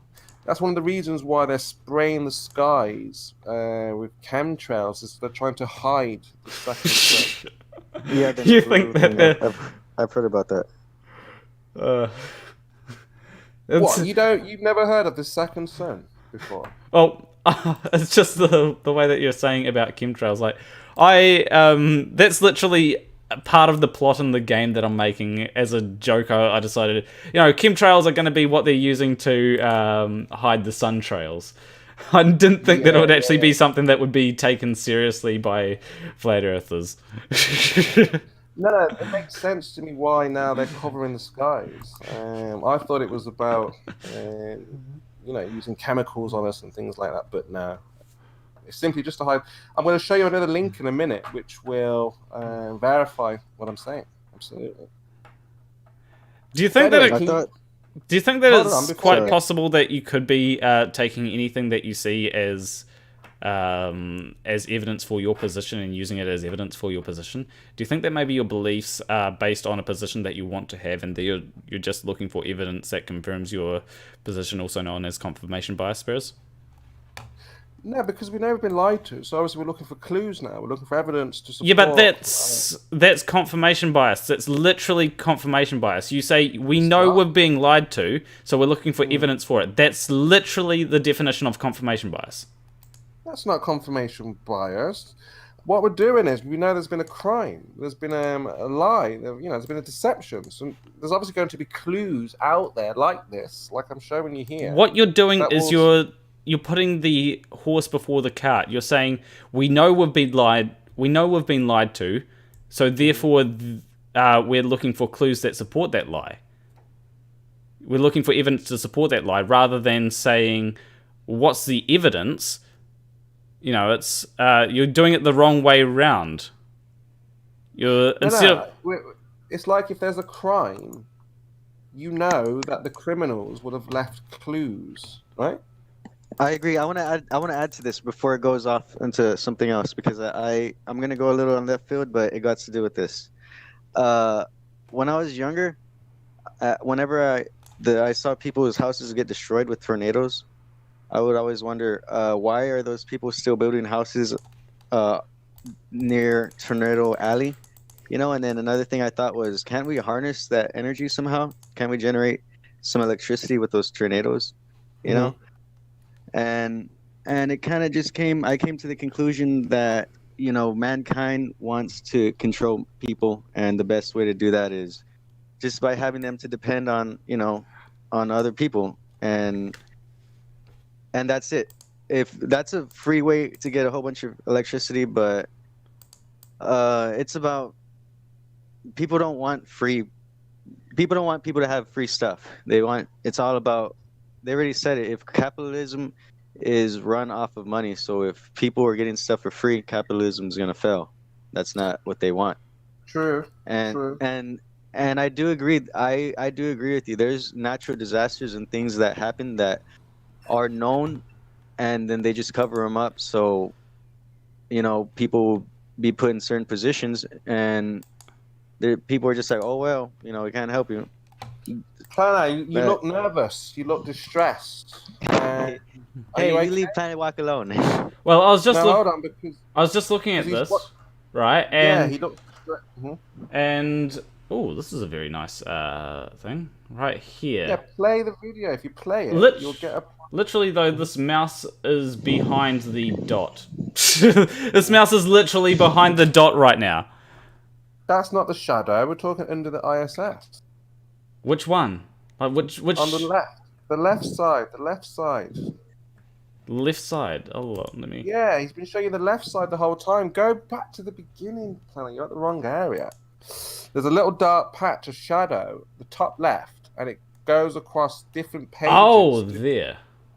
Yes, look. Okay. Yeah, not down there. Look, there it is again. Look. Okay, I see what you mean. Now look how it goes up and down over the clouds and mountains and all these things. You see? That's something that could just... Now, I don't know what that is, right? Exactly. That's what I'm saying. We don't know what that is. But you see... What we do know what it is. Some shit. But they see... was going down crazy. The government's not going to tell us about it. They've put the screen of the Earth too close to the what? The model ISS. Yeah. What? Because it's just all CGI, right? Put the screen too close to the ISS model. Okay, what? Hold up. Why would they use a screen model if they're why would they use a screen model? Like, why wouldn't they just CGI that shit? Yeah, that is a CGI Earth of a screen that's too close to the real model. So yeah, but why wouldn't they? Why wouldn't they just green screen the whole thing? Green screen. That Earth is green screen, but the sheet is too close to the ISS model there. Why wouldn't they just have Why wouldn't they just have a picture, right? A green screen picture, and then just make sure that, or even just 3D model it. That shouldn't be hard to do, right? No, it's in layers. They have a model, a real mock ISS. Then they have the green screen right in front of it. That's why they're going to change the Earth, the position, the cameras. So the ISS never moves, just the camera, just the screen. But it's too close. They made a huge mistake here. See? Well, why wouldn't they just 3D model it? Shouldn't be too hard to do, right? If they can have this budget, they can just easily 3D model it. Because this method has been working. This cheap method has been working for years. Yeah, exactly. Only now they've just made a mistake. That's all. So you think that NASA has been managing to pull this off so well, and no one has figured it out because not everyone's been too stupid to figure out that there's a shadow here. Yeah, NASA have been getting away with it. And not even the people at NASA, you know, even though they've been pulling this off so well for years, they managed to make a little mistake that was caught. Yeah. Even though they've been pulling it off so well for years, you do realize that you're literally making no sense right now. Well, you can see what I can see. We can both see the shadow that should not be there. Yeah? It's not dust. It's in the screen. It's on the back projection screen. Doesn't it make more sense that it might just be, you know, something on the... that it might be a video artifact, or it might be a thing... You know, a bit of dust maybe on the lens. I would like to add to this conversation real quick. My opinion. Okay. Yeah, I would have to agree on. I forgot what your name is. Spurs. Kimo. I know. Just call me Kimo. I have to agree with Key Man on this one. There's more than this video of, and there's a couple of different stuff where they slipped up NASA and it's obvious that they're you know, I don't know what you want to call it, setting up a stage. That's it. You can but see clearly, look, Panna's I'm not gonna. Well, no, what we're seeing a whole lot of. So what we're seeing here is we're seeing this like supposed shadow jump. We're seeing all kinds of video artifacts. Doesn't make sense that would see. Look at that. What is that there? Look at that one. What's going on there? I don't know. That's playing what? I feel like you don't see how like kind of. I feel like you are on. You don't see how you're kind of being on one side of this. I just want to make sure that we're understanding each other here. What we're seeing is we're seeing a lot of these sort of artifacts. As I've said, I don't know what these artifacts are. Like, you could be right, but I don't think that it's evidence for fakery. All right, can we move on to the double suns? Because what I've got is a compilation of people making these observations all around the world. Now, we don't have to play all of it. You can just skip through. You know, you can have a look at it, then go to the next one, This is, we've got ones in China, in Australia. In fact, listen to the guy in Australia. In fact, go to that one. Have a look at the... It's a really freaky teardrop, by the way. Just sorry, yeah. First of all, go to 1 minute 27 and listen to what this guy says. 1 minute 27. 1 minute 27. You think if people are super indoctrinated since childhood, you think showing them these things are going to make them snap out of it? We don't know, but we can just make people aware. No, I'm asking you. I'm not asking okay, I'm going to... We don't... Who's we? Who are you working for? Go to 1 minute 27. Yeah, I'm at 1 minute 27. You might want to be quiet so that I can actually hear what's going on. Okay? Oh, no, not this one. Go back a bit. 1 minute. Oh, 1 minute 27, not 2 minutes 27. My bad. Yeah. 1 minute 20. So this is an astronomer who looks at the sky, you know, and all these things. Okay. Yeah, just listen to what he says. Okay. Try to listen. Yeah. Of the sun, that is the tiny orb of Mercury. Mercury, you now know so many interesting and fascinating facts from slew astronomer Bob Berman. You'll be able to tell all your friends. Now, you may be asking yourself, what is that large round thing to the right of the sun? Well, that's our second sun. I don't know if you knew that we had a second sun, but there it is. It's normally hidden from view. NASA and other organizations, they usually hide that stuff away from us. They don't tell us the truth, but you know, there it is. As the day gets... Okay. So, who is that person? It says his name is Paul Cox. So, let's... So, who's Paul Cox? Australian-Dutch filmmaker. Hi, yeah, sorry. Yeah, so he's like an astronomer. And he's just making observations in the sky, yeah? And he's obviously noticed the second sun, telling us that NASA's covering this up. Okay, so... So what you can do now is just go through... So you start from... Listen to this lady in America from... go from 1 minute... 2 minutes, sorry. Hold on, 2 minutes... The first lady, 2 minutes 16 seconds. So you listen to what she says, and then Okay. yeah, and you just figure. I just want you to, what do you guys think of what's going on? Are they lying to us? Okay, you might want to. Why hasn't NASA told us about this second sun? Okay, you might want to be. You might want to be quiet so I can. All right, sorry. And as you can see, there's obviously a really very clear planet that is right north of the sun. And wow, I would love to say it was the moon, but since the moon happens to be right here on the opposite side, there's no way it is. And since we all have been taught in school that Mercury and Venus do not show up, oh, just look at that planet just beaming and shining right now. Somebody. Okay, so I have heard of this before, right? Now, when it comes to the first astronomer thing, that seemed really he seems really suspicious because I can't. Whenever I search Paul Cox, I get an Australian Dutch filmmaker. I don't get any astronomer. Yeah, because Google are hiding him because he's telling people the truth. Now, check it out, Planet. Go to. You can't. Australian. That's really bad. That's really bad way of saying. That's why I can't find his credentials because Google are hiding him. All right, but that's just. But you're able to find him using YouTube, right? Well, listen to this then. Go to the Australian guy at 4 minutes 45. This is your fellow countryman who has also made this discovery. Check that out. Yes, mate. I'm Australian. Yeah. Oh, New Zealand are you from? Sorry. But, okay. Sorry. Okay. But it's your way. It's down your way. You're under your neck of the woods. Yep. And 4 minutes 45. Just listen to what he says. Okay. You'll need to be quiet. Okay? Mm-hmm.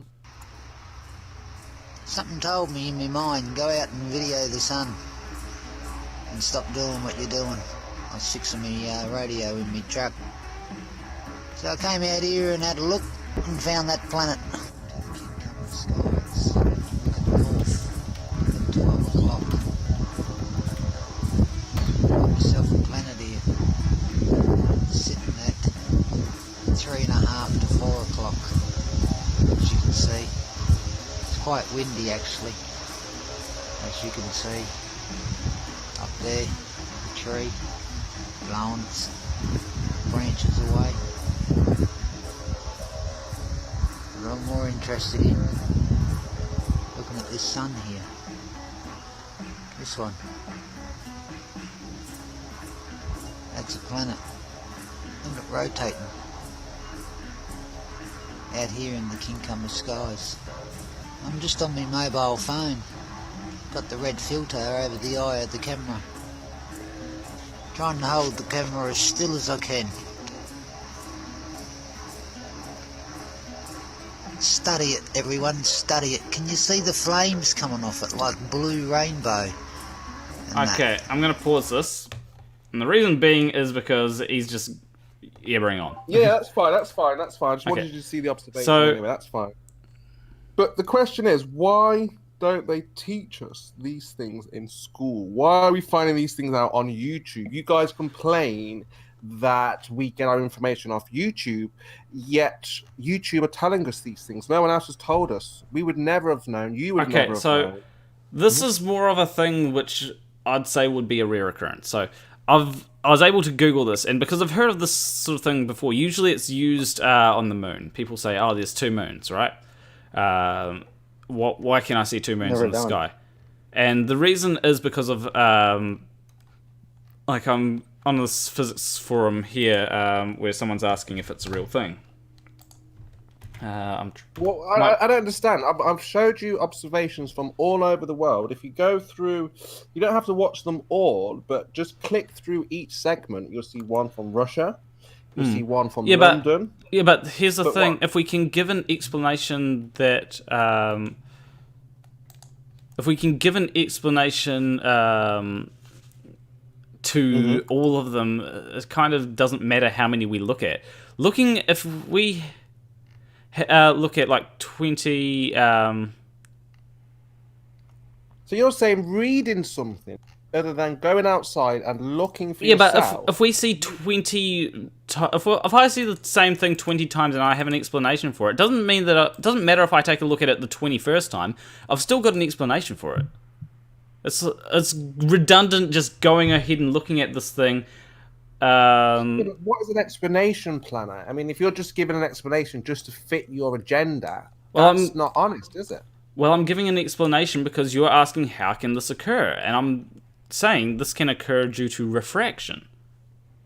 But not another. Wait, real quick. I want to say something. Can I say something real quick? So, Planet Walk, you're telling me that there's no way that can be some form of planetary body in the sky? Yeah, it is. I doubt that it is a planetary body. Right, Planet. This is what I'm saying. You're thinking it's a rare. Go to 11 minutes 50. Now these are far apart. What? Separated. 4 minutes. 11 minutes. 50 Why are we? seconds. Wait. Why are we having another look at these things? Like, if I've seen I one, feel like it's way too much. Yeah, like if we're seeing this, because you said it's refraction, and I'm saying, well, how can this be refraction? Okay. Dude, I'm telling you, it doesn't matter if someone's indoctrinated, it doesn't matter how many pictures you show them. 4:20. No, 11 minutes 50. 11 minutes 50. Yeah.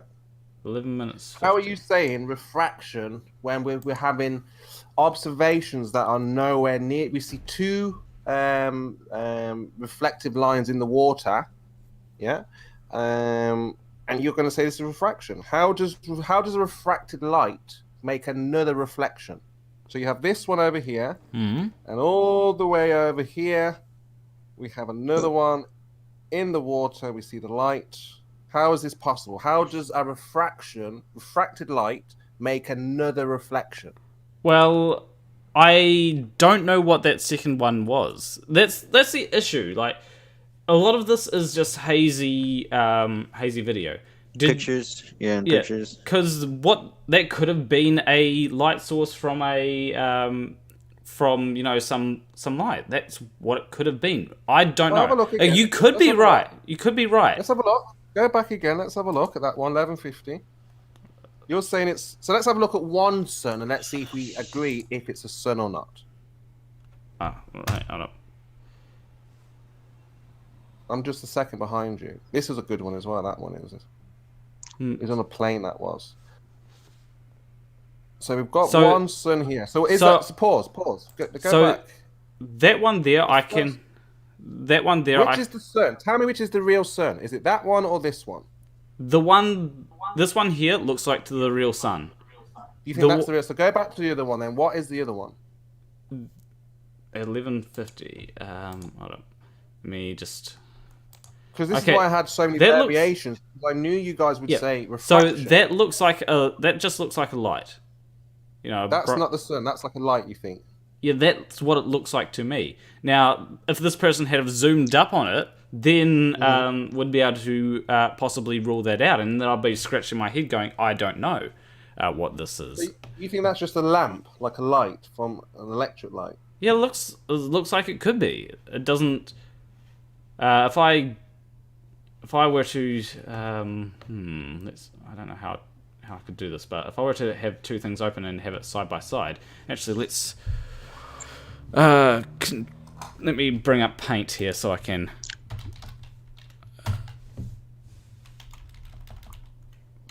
Paint so that I can put it side by side, because I'm pretty sure this one is definitely smaller and more fitting of a light than the other one. So let me just bring up Firefox here, because it just simply looks like a light, you know. Okay.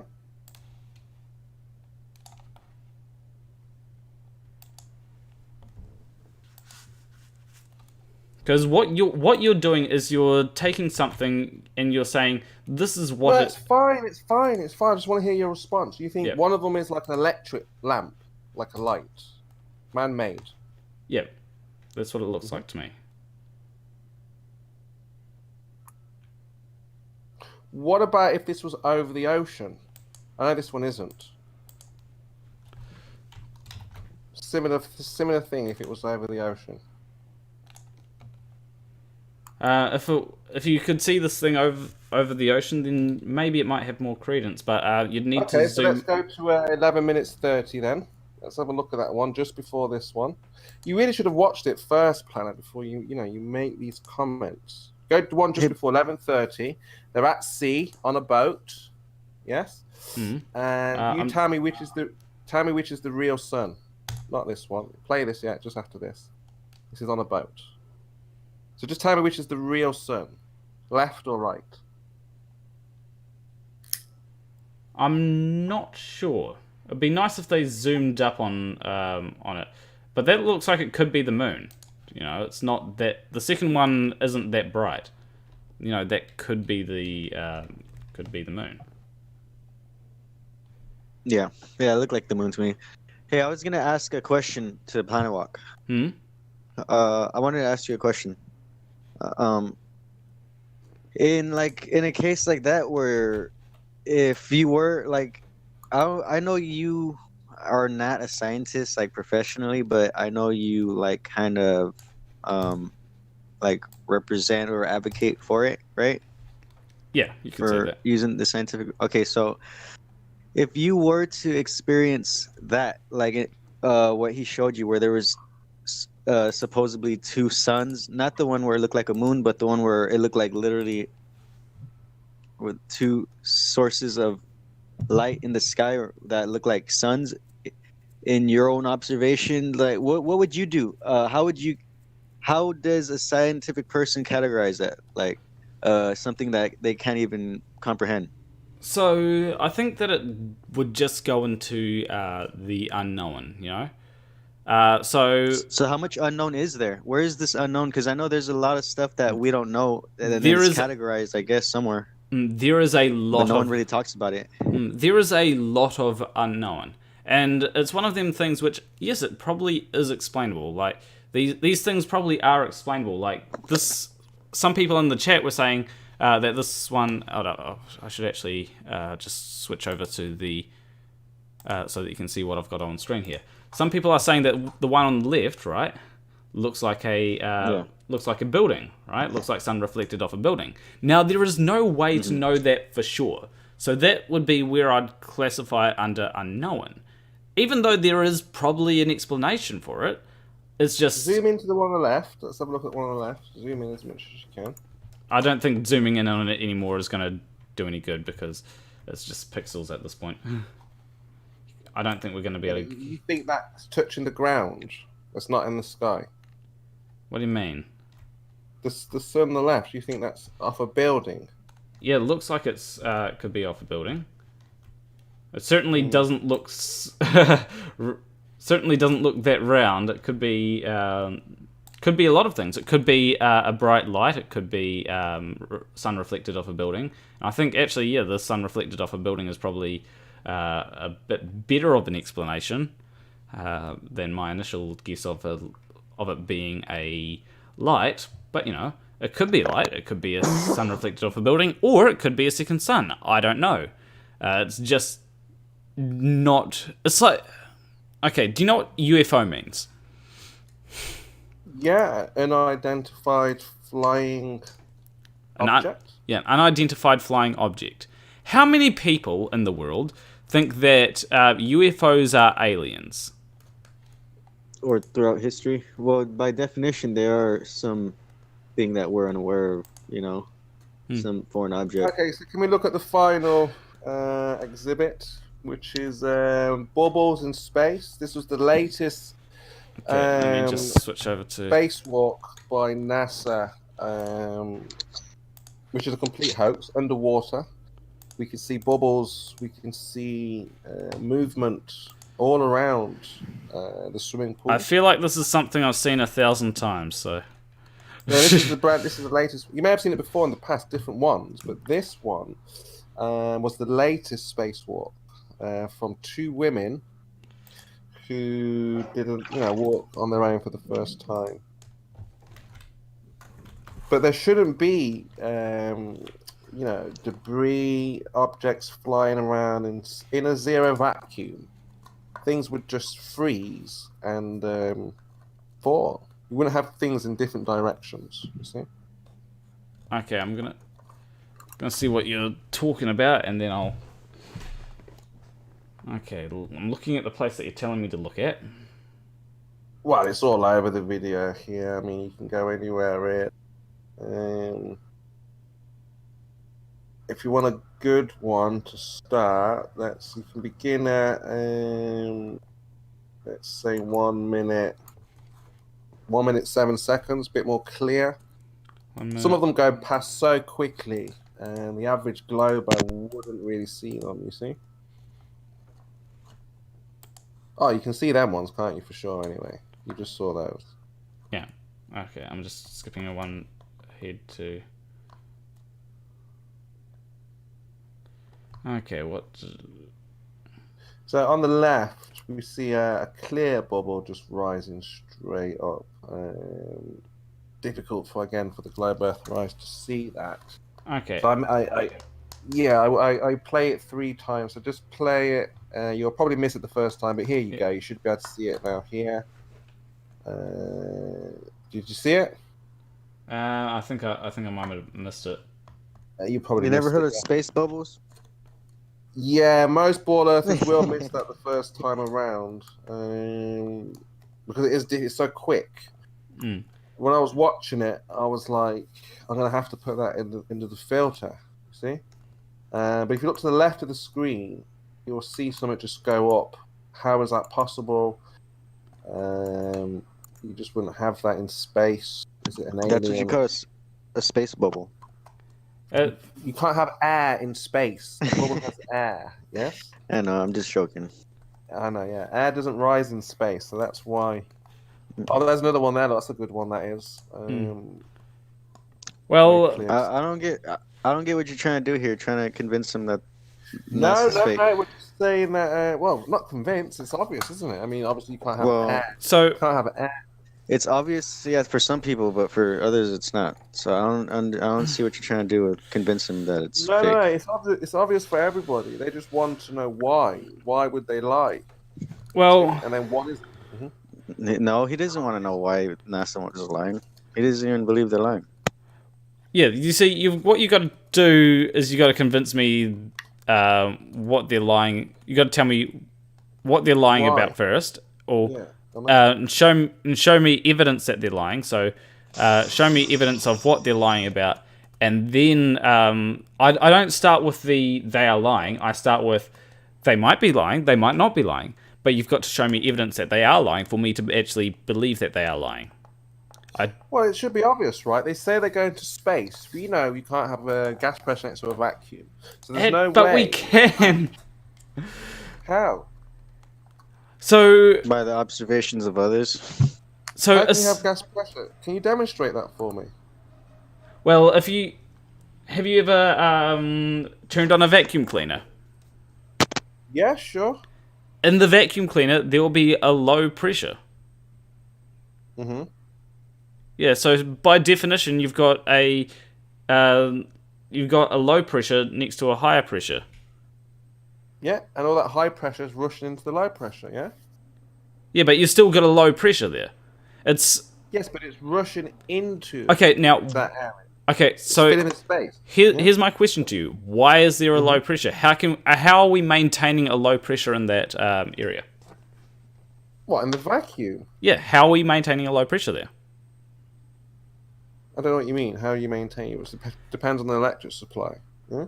Well, how is a vacuum managing to maintain a low pressure? Magic? What do you mean? How does a vacuum cleaner work? How does a vacuum cleaner maintain a low pressure? Like, it's a very simple. I'm not looking for the intricacies of how a vacuum cleaner works. I'm just asking you, how does a vacuum cleaner maintain a low pressure? By sucking air out, by pushing air out. Cleaner, is it? We're talking about zero. Yeah, but I'm asking, if you understand this, then you might be able to understand what I'm getting at. So, how does a vacuum cleaner maintain a low pressure? Like, I think Big Agent Smith almost had it there. Yeah, I said by pushing air out. I don't know. So who's powering then the lower pressure in space? Well, first we've got to understand. First, you've got to understand where I'm getting at. I'm not saying that electricity is powered by space. I'm just saying, how does a vacuum cleaner maintain a low pressure? That doesn't make any sense. Yes, it does. A vacuum cleaner. If I've got a vacuum cleaner and I've got it turned on, I'm able to maintain a low pressure within the vacuum cleaner. How am I maintaining a low pressure within that vacuum cleaner? You've got to keep it on, turned on, as long as you keep it turned on. Yeah, so what's actually going on there? You turn the vacuum on and you start sucking the air. Yeah, but I'm looking more for a physics-y sort of thing explanation here. Yeah, but this is not space. This is engineering. Space is not engineering, is it? Well, this is more of something that, regardless of whether... Like, I can use a different example if you want. For example, jet streams, I think it is, or vortexes at the end of jets. That's a low pressure next to a high pressure, and it manages to maintain that. How can we manage to maintain that? Go on, I don't know. You tell me. The answer is force. A constant force. As long as there's a force, electricity. Without electricity, we won't have a vacuum. Well, right? No, force. I think he's talking about the gravity and the fact that it's moving, right? The Earth's like spinning. And well, what I'm talking about is force, right? If you can apply a constant force to particles, then force basically means that it's accelerated in a certain direction. For example, when I am holding my phone in my hand, there's two forces acting on that phone. There's one acting up, which is stopping the phone from just going through my hand, and there's one acting down, which is pushing the phone against my hand. So there's two forces there, right? And that's what they tell us. That's why I say they lie to us, because when we try to demonstrate this gravitation, so you deny that there's actually force acting on my phone right now. What force is acting on your phone right now? There's a force acting downwards on it, pushing it down towards the ground, and then there's a force acting upwards on it, which is stopping it from going down towards the ground, which is my hand. How do we demonstrate, manipulate that force? Well, what do you mean, how do we manipulate that force? If you truly understood how gravity worked... I want to add something real quick. Mm-hmm. If you truly understood how gravity worked, we would know how to simulate anti-gravity, and other than falling from the sky, which isn't really anti-gravity, that's a way of demonstrating and manipulating gravity. If you truly scientists truly understood it, we would have anti-gravity, but we don't. Not necessarily. Why do you say gravity? The cause of things falling is temperature. It's relative temperature to equilibrium. What? Okay. You're gonna need to provide citations. Citations needed. Citation for what? For temperature. For gravity. Yeah, temperature is the cause. Without the temperature, nothing happens. If something is cold, it falls. If it's hot, it rises. And obviously, how can I have hot molten metal that won't rise? That depends on the density. You see, if it's too dense, it will fall. Like the sun is helium; it's very hot; it rises. Yes, the moon is also its own light, and obviously it's a magnetic electricity there. So it's not really temperature because that causes things to fall now, is it? If it was temperature, then would expect hot things. Cold things to rise. Yeah, heat rises. Right. That's right. Everything hot. When you blow out hot air, it rises. Don't you think it's more due to forces that are acting upon it? No, the only force that we can measure is temperature. Temperature is not a force. Temperature is just simply energy. If you apply that, create lift. If you apply heat. Only in some cases, though. So if you want things to if a hot air balloon, for example, without the heat, it won't rise. Right? Okay, so quick question: if heat really does cause things to rise, right? Why do I have? When I was on a plane, I saw ice crystals on the outside of the plane or the window? Because it's colder there. The higher you go, the colder it gets. So if heat was really causing things to rise, wouldn't it be hotter the higher you get? No, it gets an aeroplane needs energy, which creates its own temperature. If you stop that energy, stop the force of the plane, it will fall.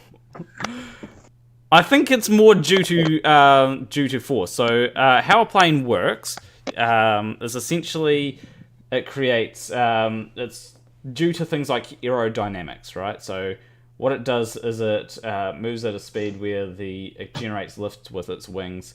This is a basic primary school explanation. Generates lift with its wings, which causes it needs air actually. So you can't. That's why we can't fly planes just simply out into space, because otherwise there'd be not enough air for it to maintain lift. Because there's no heat in space. That's why they don't work. It's not rising due to heat. Is a plane hotter when it's on the ground, or when it's in the air than when it's on the ground? No, you're not understanding. When that Phoenix guy jumped out of his balloon, so he was colder. And as he was entering the Earth's atmosphere, he became warmer. He was slowing down because the hot air was trying to push him back up. Do you know what terminal velocity actually is? No, that's the globular explanation. Down to I don't believe that you're really this person. I'm starting to think that Spurs might actually just be a troll here, because I think he's just trolling. Because this is really bad explanations of anything. Are you trolling, Spurs? This can be tested practically. The difference between what I'm saying and what you're saying about this force, you cannot demonstrate this force. I can, though. Well, how can you demonstrate this? How can you manipulate this force? I can manipulate temperature. I can remove the temperature and have something fall. I can add the temperature and have something rise. Can you remove gravity and have something rise, and add gravity and have had something fall? I can test forces. So it's not necessarily well, actually we can manipulate gravity. Cavendish is a great example of manipulating gravity. Okay, can you show me Cavendish in a vacuum? I'm pretty sure it has been done. Okay, if you can show me Cavendish in a vacuum right now, and I'll drop the flat Earth and help push the flow idea. If you can show me a video of mass attracting mass in a vacuum being attracted, we're in business. Okay. Otherwise, I think you're trolling me, because I'm saying to you, I can manipulate the temperature. I can change it. I can increase it. I can remove it. I can add it. But I can do all other those than a things hot with air balloon, temperature, and you're saying to me about a force that you cannot manipulate. This is not science. This is pseudoscience. So I agree with kind of what you're saying a little bit, but other than a hot air balloon, that's the only thing what you're saying applies to it. If you have a claim of a force, then can you manipulate that force? Otherwise, you're talking pseudoscience and you're trolling. Okay, so I think you have a vague understanding of how I think we all have a vague understanding of how gravity actually works. I'll show you an experiment with temperature, cause effect with temperature. I'll show you science. Actually, no, that's not what I'm looking for. I want you to do the same and show me a practical, not just written on paper, not just an idea, a practical demonstration of your claim. You don't know about electromagnetic fields having a direct effect on gravity? I don't know about anything that hasn't been practically demonstrated. Yeah. Yeah. Well, you should go out and experience life some more. Yeah, if you have an experiment, I'm not going to hold your hand and teach you everything. If you have an experiment that I can replicate, that's why I will definitely. I'm not trying to believe anything. I was just asking you if you know something. Right. So I'm not going to hold your hand and teach you. That's what I was saying. What we have here. I was just asking you a question. What we have here is a balloon. Yeah, a balloon. Obviously, that's what I was saying. That's the only demonstration you're going to give is the balloon one. Because that's the only thing it applies to. That's what I've got, yeah. That's what I was saying. Do you have any other explanations other than that? Because that doesn't apply to everything. Do you have any demonstration? Do you have just one? Okay, so real quick, Spurs. Come back next time and I'll have enough. I'll have more. You don't have none, no. So I have one. You don't have any. Yeah, I do, dude. Hold on. I'm I'm gonna have to get on the internet real Right. quick. Talk So to you. All right. So, I don't want to see writing. I don't want to see a photograph. I want to see mass moving to mass. I want to see this attraction happen. Here's the thing. 2 magnets. There you go. Mass attracting mass. 2 magnets. Electromagnetic field. What's your excuse now? Oh, so we're stuck to the Earth by magnet. What I just told you, the gravity and gravity has electromagnetic fields have a direct effect on gravity. Well, I'll disagree with that, but I know you just told me that, but I've just given you. And I just given you an example. Well, I just given you a demonstration. You asked 2 pieces of whatever attracting in a vacuum, and I gave them to you. And now what's your excuse? Where's the video? What's the timestamp? Oh my God! Now I need to see a video of 2 magnets. You don't believe that 2 magnets are gonna attract to each other? What, you in need a to see a video to yeah, in a vacuum. And who was talking about? Are you really that dumb? Big Agent Smith is talking about magnets. Okay, so look, what we have, Planner, is I could give you the Bible if you want to read something. Yeah, I want a practical demonstration. I just gave you one. Mass. Yeah, but you see, I just gave you one. Why are you ignoring me? I'm not ignoring you. You haven't given so anything. Wouldn't you rather? You want to see a video of that? Wouldn't you rather have a comprehensive? I'm pretty sure they have videos. I want to see it. I want to see a practical, not read scriptures or not read your religious text. Wouldn't you rather have a comprehensive explanation? Do you think that science is just done through videos? Do you think that when we do experiments, it's all just here's a video? Is that what you think? It sounds like. What I'm asking is, who wrote this and why did he write this? What did he see to write all of this paper? Can we see what he saw? Yeah. What are you talking about? The guy who wrote this paper about Rochester, or whatever it is, what did he see to write? Did he just write this? Did it just come from his head, or did he actually see something?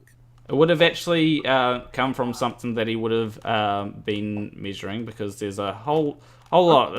It's far beyond my thing, but maybe if you're a genius, you can understand. Yeah, but I said to you, if you can show me mass attracting mass, I will drop the flat Earth. Everybody will, I mean, a good 50-60% of the flat Earth will drop the flat Earth because we have mass attracting mass, which means that water can stick to a ball. Real quick, I just noticed something in the chat. Sean Hufford says that you've been showing many times Cavendish in a vacuum. Yeah, you've shown this photograph. Is a photograph evidence? So do you? I just want to ask you. Do you think that science is all videos? Like everything that we've done in science has been coming from videos? No, what I think is that anyone who has it written down, they must have seen something. So why didn't they record what they've seen so we can repeat it? Well, they recorded the information. Like this is what all this document here is. This is all information. Yeah, but you wouldn't accept the Bible, would you? You would say, what has the person in the Bible seen to write what he's written? So I'm asking you to say, what has the person seen to write what he's writing on your pieces of paper here? Well, that's when it comes to repeatability. Like So go on then, let's see it. Let's see Cavendish in a vacuum, and let's see someone repeat it. Not one person on Earth has repeated Cavendish in a vacuum. What does that tell you? Are you sure about that? Absolutely sure. I bet you $100. Okay. Not one person on Earth has repeated Cavendish in a vacuum that we can see. I'm just wondering. How much, Planner? $100? I don't like making bets. Because that's the best thing to do, because there is no one on Earth. I've been on Fight the Flat Earth. I've been on Team Skeptic. I've spoke with Sean. None of them can provide a video or a visual of mass attracting mass. We just get a photograph, which could be. Yeah, that's the issue. That's why I'm not taking the bet, because you'd probably want a video, and I don't know whether a video would be out there. And I'm saying to you that no one on Earth has repeated this experiment ever. In the history of science, this has never been. How would you believe something that has never been repeated by anyone? Well, so Cavendish has been done in a vacuum, and if it's been done once, it's probably been done multiple times in a vacuum. Let me just. I wouldn't waste your time. Don't worry, Fight the Flat Earthers tried to look. He scoured for hours looking for this. It's not out there. Yeah, but here's what you're years looking for Cavendish in a vacuum. He's failed. You see? But you see, what you're doing is you're wanting a video of it, right? And I showed you a video of two suns. You didn't believe what you were looking at. You believe what is written down on a piece of paper. Well, this is a comprehensive breakdown of what's actually happening. Now, whether you want to believe this or not, I mean, you could go research at a university. Just say you want to go do this for yourself. You want to talk to people that would know what's going on, because sometimes you might have the mass be too heavy, so the gravity of Earth is working harder than the gravity of the mass that you're trying to attract it to. But and maybe there might be another issue with it. Maybe there's the electrostatic force playing into it. But there's been experiments that have been done to get rid of the electrostatic force. I actually have a copy of one of them on my computer. The point here, though, is that when it comes to these kinds of things, not everyone is going to take a video. Most of these things, if you want to do it in a vacuum, fine. I'm sure that there'll be someone that would be willing to help you with getting a vacuum set up. And I don't.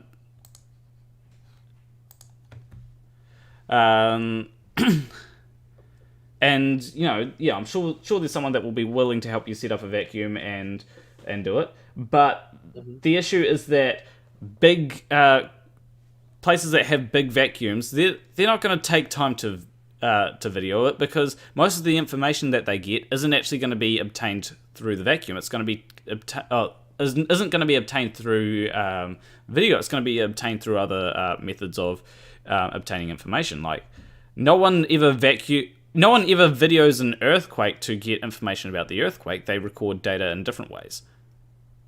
Well, there's a device called the Richter scale, and that senses. Yeah, and they use that to record information about earthquake. They don't just use a video of a Richter scale. Yeah, you can show me a video, but most people they don't always have a camera pointed at a Richter scale to get the information. What they do is they just record the information down that it's relaying and put it and graph it. Well, that's not a problem as well, because most people feel the earthquake. So you don't have to lie to them and say, "Oh, the Earth is moving," but they feel it. They see buildings fall down. But the issue there is that maybe you want to know more about the earthquake. So if you want to know more about the earthquake, that's when you would use the Richter scale. Why do you think they have Richter scales? Do you think that they just put down a random line to let people know that there's an earthquake? Well, no shit, there's an earthquake. We can feel the Earth moving.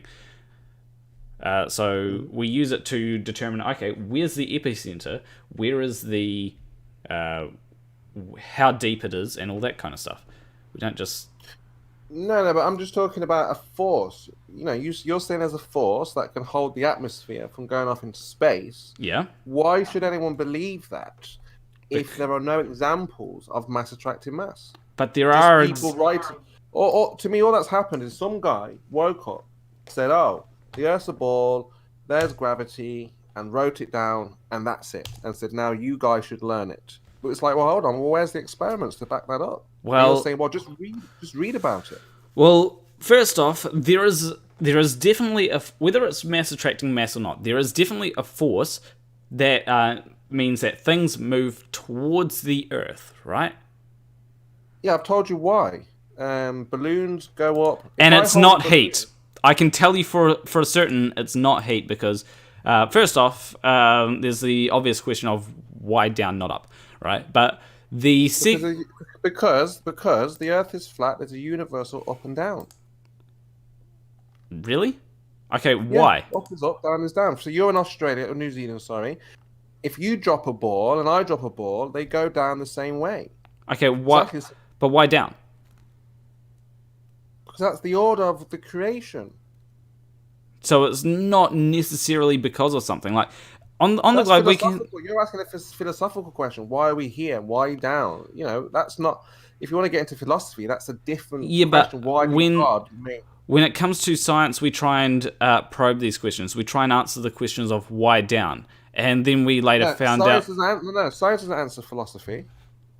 No, it's not so much a philosophical question, but you're saying why? I wonder why it goes. We don't know why the creator has made things to go that particular way. So that well, now we're below. Now you're asserting a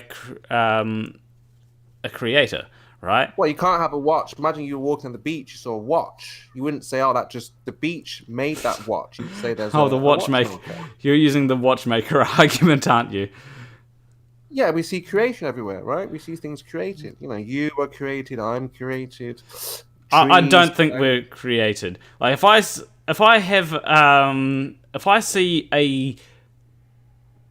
see something on the computer, right, and it's just a whole lot of random letters and words and all that, right, and typed into a program, I'm not going to assume that a human put that there. I'm going to assume that, you know, maybe something was falling on the keyboard, right? Maybe the cat walked over the keyboard randomly. I don't think that it was designed that there's that's not a design though, is it? That's just random. Here is not random. Me talking to you now is not random. It kind of is. Have you had a look at what the DNA sequences say? No, what do they say? Well, they've got a lot of information that is very I think 80% of the information in your genes is not used. Oh, let's talk about evolution then. So you seem to think, you believe in evolution, I take it? Yep. So you think, Big Bang, fine, let's go for 1 million years. We've got a molten iron ball. It's cooling down. Let's move forward a couple of million years. We've got water now on the ball, yeah? Yep. Just water. No life, just water. Yeah? No? Yeah. I can. Yeah. So you've got a ball with water, no life. Let's say Monday, no life. Tuesday, life. How did that happen? Well, you've got. Well, it was probably something to do with amino acids. Like you have a whole lot of amino acids floating around on Earth, and eventually. Amino acids. So you're saying there's a big ball of water, no life at all in this water. Zero life, no life on Earth. And then the next day, things start to happen where we have life. Yeah, so what you'd have is you would have amino acids, and you'd have Show me a picture. Hold on, show me a picture of this amino acids. I don't know what you're talking about.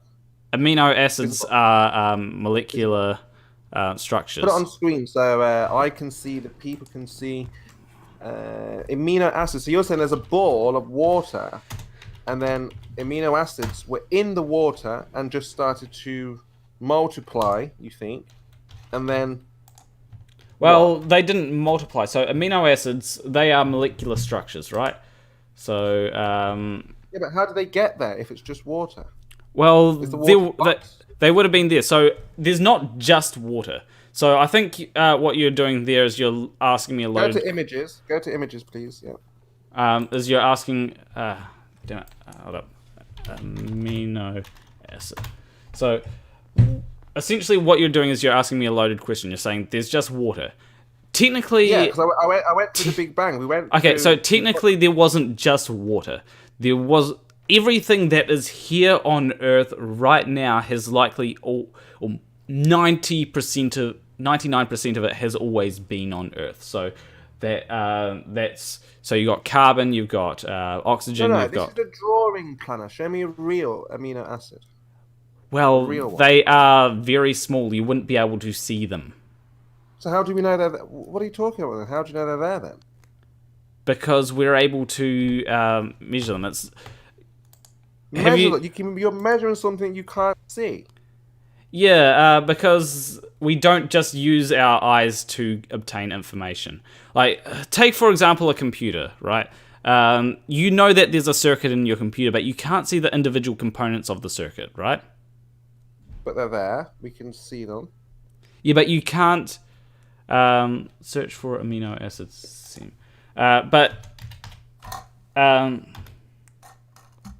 We've never even seen amino acids. What is this? Show us a real picture. Why do we have to believe in cartoons? Why do they keep us in a childlike state? Because there's some things that are so small that you can't even see. It's like me trying to show you the individual transistors on a circuit board that is in my computer. You won't be able to ever see the individual transistors, but you know that they're there because otherwise your computer wouldn't work. Now, it might... Okay, so is an acid destructive? Not necessarily. Okay, so how does this acid develop and grow? Well, and what it does is it would... there'd be processes by which it binds to other acids. So amino acids can bind to other amino acids to form a protein, right? And... When you've got a protein, then proteins can do things. Like you've got all sorts of proteins in your body. So essentially what you can do then is you can essentially what they'd be able to do is eventually you'd have enough of these amino acids somewhere on Earth, and in the water. I'm talking about there's no land, just water. Yeah, you don't need land for these amino acids. So you'd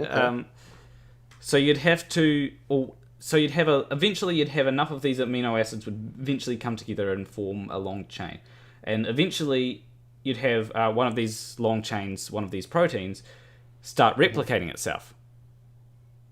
Just miraculously. Eventually. Why? What's the cause? Why would it need to do that? Because given enough time, you'd have. And given enough time with enough amino acids somewhere, you'd eventually have that happen. Yeah, but why does it want to do that? Why isn't it happy in the state that it's in? Why does it need to change from one state? Does it have a mission? Does it have a path? Does it have a reason? No, it doesn't. So why is it changing then? Why not just stay as you are? Because eventually these amino acids came together and... it came together in the right configuration that it made something that would self-replicate. It doesn't do it for a reason. What's the purpose, though? Does it need to do that? No, it doesn't. It doesn't need to do it, but it's kind of bound by the way that amino acid or that protein works to replicate itself. But how does it know? It seems to know then to do... Like, if you've got water, no life, and then these acids, things that you're describing... start to move to one another. Okay, question.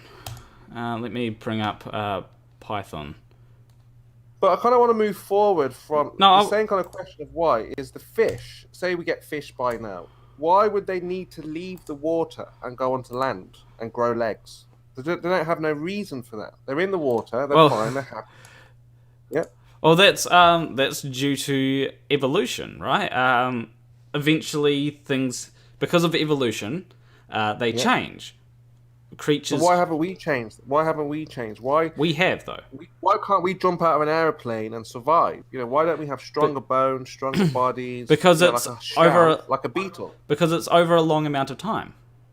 So you think we will grow stronger shells in the future? Not necessarily. There's no thing. We don't know how humans are going to look. 50,000 years from now, we have no idea how humans are going to look, right? We may look the same as we've always looked. Not necessarily. We might look completely different.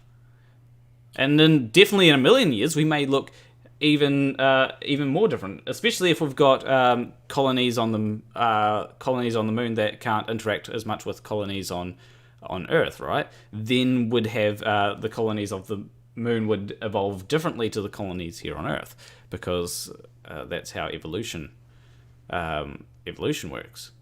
Because it's very random. All these mutations are random, right?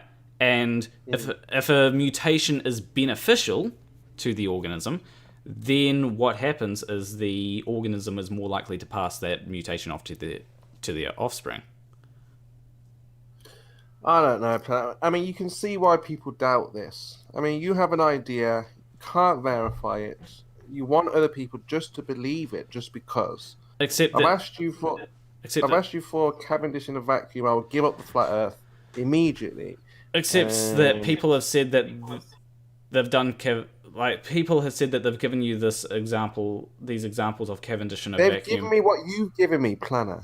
They've given me the same as what you. Why are you trusting? Why would you trust videos over measurements that have done very rigorous tests and measurements? Because I can see it. I can see the mass attracting. I can be like, oh, I can demonstrate. What is this phenomenon? Yeah, but you do. Repeat. But what if there's? You do realize that if we were to see something, you need light, right? You do understand that, right? Yeah. Now, Sure. you do realize that light could interact with this stuff to give a bad. Like they're probably doing this thing for to get Do it in accurate. the dark. Do it in the dark in infrared. Yeah, but infrared is just light. You do realize that, right? No, but I'm saying if you've got the camera outside of the chamber, it's a glass chamber, there's all kinds of ways you could manipulate that. Well, if you're wanting to get an accurate measurement, you want to remove as many confounding Variables. many confounding factors as possible. So, for example, light might be a confounding factor. It might slightly move the masses in a way. Yeah, but look, if you think it's light, we turn the light off. Yeah, You remove that variable. And then exactly. see yeah. So But this has never if we're been turning the light off, you would not get video of it. Why? Like I just said, infrared. But infrared is a form of light. What, on the object? How would the object see the camera?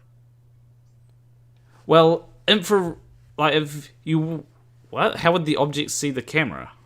Yeah, if it's in the dark, how does Cavendish see the camera?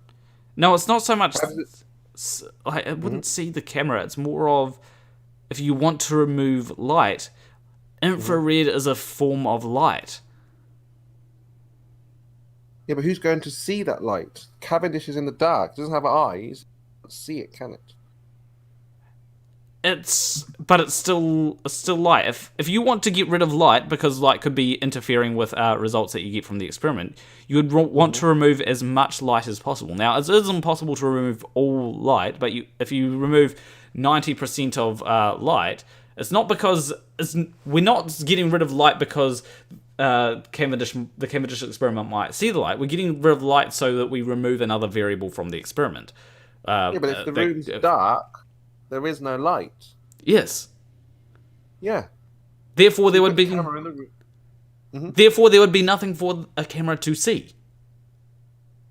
But the camera would see in infrared, not Cavendish. But infrared is light. But it wouldn't light up the room, would it? It wouldn't have any effect on the room, the light from the camera. But let me try and explain this.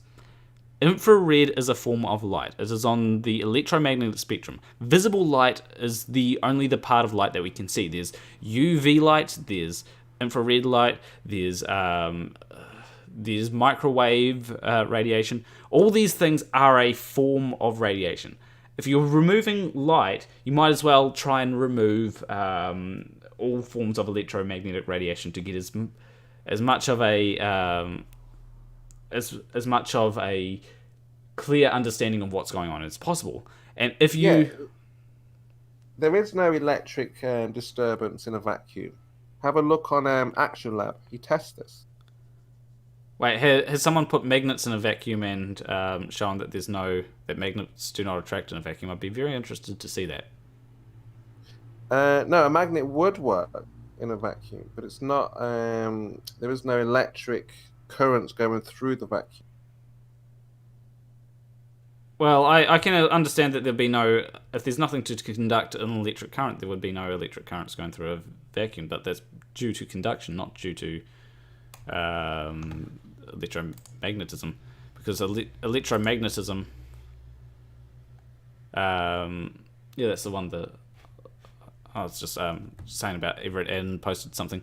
Electromagnetism can exist with or without a vacuum. That's why initially we thought we needed the ether, but we realized, oh wait, the ether doesn't exist because it was we thought we needed a medium for electromagnetism to pass through to work, but we figured out that this wasn't the case.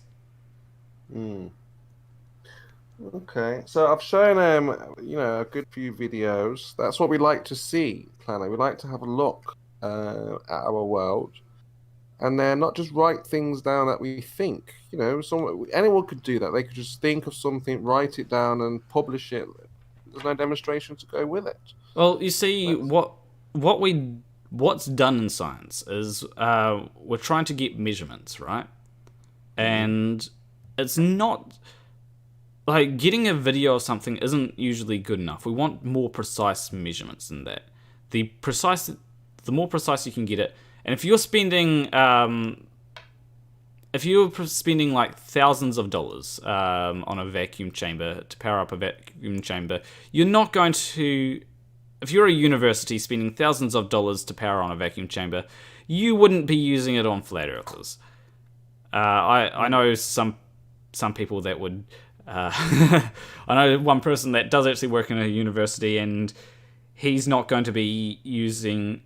He would like to be able to use the vacuum to disprove flat earthers, but it's really cost inefficient to be able to do that. And they're not going to. I'll tell you what. If I see, there's a few things people kind of ask me, what would it take to give up the flat Earth and things like that, or at least question the fact that you think it's a flat Earth. And there are a few things. If we can get an observation, 3 observers in the south looking at the Southern Cross, Southern Point star. If we can get a 24-hour sun, a literal 24-hour, not a time lapse. I know you're going to post a time lapse, don't bother. But if you can get a literal 24 hours in Antarctica, what was the other one? Yeah, so I can't remember the other one right now. But those two, if those two can be done, and the Cavendish one, yeah.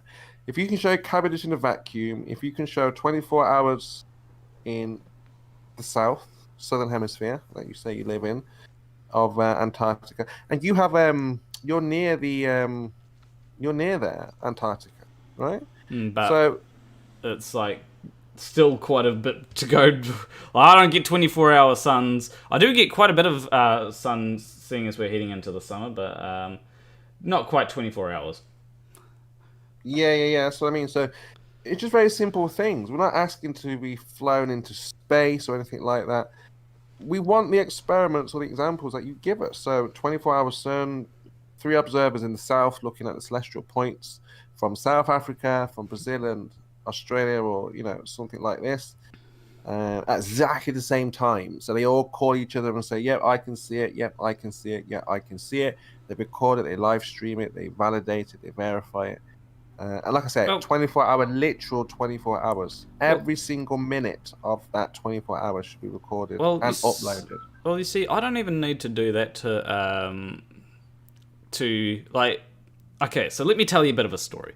So when I got into when I started looking at flat Earth, I never actually believed it because there were simple things that to rationalize these things you needed to come up with reasons and that which didn't really make sense. So, for example, when I first saw the whole idea of the sun sort of circling above the Earth, I didn't believe that because the sun would still be there. You'd still see the sun all the time. It just would get brighter and dimmer as it went further away from you. When it comes to but when it came to one thing that really absolutely killed flat Earth for me, is the sun would. I was looking at the sun one day and I was noticing that it was south of me. Yeah. Now, it wasn't directly south, it was southwest of me. It was setting. And I was like, wait, how would that be possible on the flat Earth? If the sun is truly circling the North Pole, wouldn't it be north? Now, if I had... we have two... because we have two suns. I've shown you that.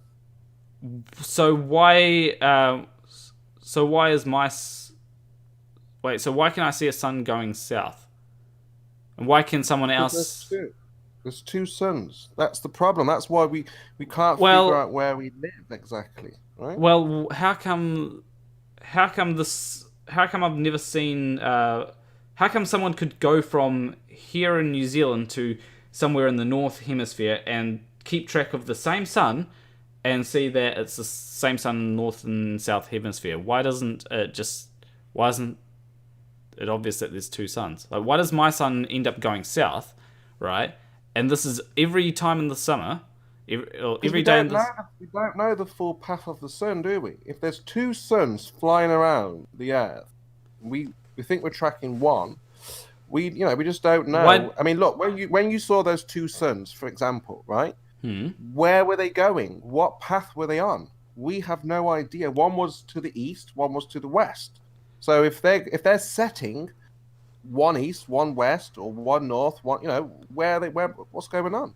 Isn't it more likely that observation is a mirage, though? Oh, really? I showed you one in China. It was on the news. You didn't watch the video. It was on... Yeah, but isn't it more likely that the two suns right next to each other are a mirage? No, I've just told you. It was on the news. That was in China, right next to each other. And they wouldn't be on the news if it was just a mirage. I showed you in Russia. Here's a question: if it wasn't a mirage, then why isn't it being discussed everywhere? Why would... I just told you, they're lying to us. They're hiding everything. They're spraying the sky so you can't see these things. So on one hand, hold up. On one hand, on one hand, there's this thing that's on the news. It's so important that it has to be on the news in China. But on the other, it's not. No, hold on. That's not a big deal. If I just saw one observation on the news, I'd be like, that's the news. But we're seeing observations all over the world, in every country. South Africa. Hold up, suns. But no, you're Antarctica. You're not getting in that video. Yeah, you're not getting what I'm saying. So. It's so big of a deal that it has to be on the news in China, but they're trying to hide it from us. Do you not see the contradictions here? No, because obviously we don't speak Chinese, so it won't be that won't reach our shores. That information, you never heard of it. Okay, so if the reach is so far, why haven't they why is China allowed to see this? Why can't we see it? That wasn't really available. I had to dig deep for that. That was very difficult to find, that one in China. Because remember, it's in Chinese, yeah? Yeah, but if it's... But all you need... Like, that would be broadcast to millions and millions of Chinese people. Millions of Chinese people would have seen that. Yeah, so why are the Chinese allowed to see this and not us? Because they leak information to different parts. Because they can't have pandemonium all over the place at the same time. Wait, why would they be leaking parts? Why wouldn't they just try and keep it a secret? Because to control the masses, you need to control sections of the farm. Now, China is just one farmyard that they can release bits of information to. Now, here in the West, they're not ready for that yet. Why would they be releasing bits of information to China though? Like, wouldn't they? They want this information to come out, but they can't just tell you straight away. Because there'll be chaos, mass suicide. There'll be mass anarchy. There'll be mass depression. There'll just be hysteria everywhere. Can you imagine it? If you realize, think about it. The people who defend the globe today, if they realized that they were lied to, you've seen how aggressive they are against flat earthers. Well, they would turn that aggression to their masters. Well, and masters don't want that. They want their people, their slaves, so to speak, to just be calm. It just makes no sense. Why would you even have to release the information? It's not like there's a revolution because of the Earth being flat. The reason why, I tell you why, is because they can't keep it a secret. They keep promising moon landings and Mars missions, which is never going to happen. So they've realized this now, and instead of just hiding it, they just release it slowly. And then let's say the next generation, the next 2-3 generations will be used to it. The people now, if you're 40, 50 now and you believe in the globe, they'll probably wait till those people die off, and then the younger people, which is what they're focusing on, will have a new understanding of the flat Earth and not this globe nonsense. But why? Hold up. Why wouldn't they just make up an excuse for why they can't? Because I can understand why they'd say that we can't go to Mars, because they could say Mars isn't hospitable. There's no way that we could power a colony on Mars, and people would die before they get to Mars. Make up something about not being able to fit enough rations in a ship to be in a spaceship to be able to get to Mars, because we wouldn't be able to lift that off the ground using today's rocket boosters. Would be able to come up with that, but it seems like what they're doing is they're trying to figure out a way. Wouldn't they just make an excuse? Wouldn't you think? No, they can't, because of the way people are. If people knew there's a wall and they're enclosed, they would try to escape, try to go. And if the people just leave, how can they make money? How can they control people if they just decide to get on a plane or a boat? Yeah, but wouldn't they... That's what leaking the flat Earth would do, right? The people would be like, oh, I can just leave. Yeah, but no, that's what... No, you need the masses to leave. You can't just get on your own now. There's a treaty. There's soldiers at the border. So they wouldn't allow just 1 or 2 flat earthers to travel and traverse the wall. It would take an entire population. Right. But if they're leaking the information to the population, wouldn't they? No, they're not. No, they're not. They're slowly leaking it. If you notice, like the Globe Live Tour, there's only like a few teams. If you notice, there are only few flat earthers online debating this. That's because if the information is overwhelmed, people will just lose their minds. Everyone at once. Don't you think that the reason why there's not many flat earthers is because it's a fringe amount of people that don't actually understand reality? No, there are millions of flat earthers, but I'm saying the ones that debate this... So why don't millions of flat earthers try and go to storm past the ice wall? Because it's dangerous. It's not organized. You need like a schedule, a plan, a mission, a path to go on. Why didn't you organize it? Most people don't have... Because, like I said, people have families. People are not willing to take the risk for something that they already know, right? Why would they travel somewhere that they already know? Like, it'd be more for the people who are interested in. I mean, wouldn't they want to do this to try and create a better life for everyone? Like, that's why people go off to war. No. That's the last thing they want. They don't want a better life for everyone. They want a better life for themselves, and the only reason why we have wouldn't the flat earthers want a better life for everyone? So that's what would be a reason to storm the wall. Like, people go off to war because they're fighting for their country. They're not. I haven't heard people say, when people go off to war, it's not because they have no family or anything. It's because they're fighting to protect their family, or they're fighting to for a better life. I get what you're saying. We are doing that, aren't we? We are doing that. First, we're going to tackle the education system here in the UK, and see. I mean, we can't. Police the whole world, can we? We can only take care of where we are. I mean, I do agree with fixing the education system everywhere, but if the fingers of this of the powers that be are greater than yours, what do you think you're actually going to be able to change anything? Yeah, absolutely. We change minds every day. Of course. It just takes time. Like I said, you can't have millions and millions of people overnight becoming globe deniers, flat earthers, so to speak, because it would just cause panic. And then if there's panic, I mean, do you want to live in a place where people are just panicking? There's hysteria. People don't know what to do, who to trust. We can't trust. We already know we can't trust the governments, but if we knew what about, people wouldn't care, would they? They would just give up in life, say, right, if they're lying to us, then what else are we supposed to do? Can't trust scientists. Yeah, but the thing is, there are certain things that the governments do lie to us, right? But isn't it worth finding out what they're lying to us about? Like, yeah, we know what they're lying. It's obvious. They want slaves to control. You are under control. The only reason why you think you're not under control is because you may have like a house or a car or a phone or a computer. So you think, oh, my pen is nice, looks good. But that's why you have to have a nice pen. Otherwise, you'd be like, I'm not working in this. I'm not doing anything. This is awful conditions. As long as they give you... Mm-hmm. So I think your issue is more with capitalism, not with the government. Well, it's the whole system, really, isn't it? The whole system is lying to us. There is no truth in what they tell us. They're hiding God. They're hiding creation. People can't make their own decisions. They're forced and told what to think, not how to think.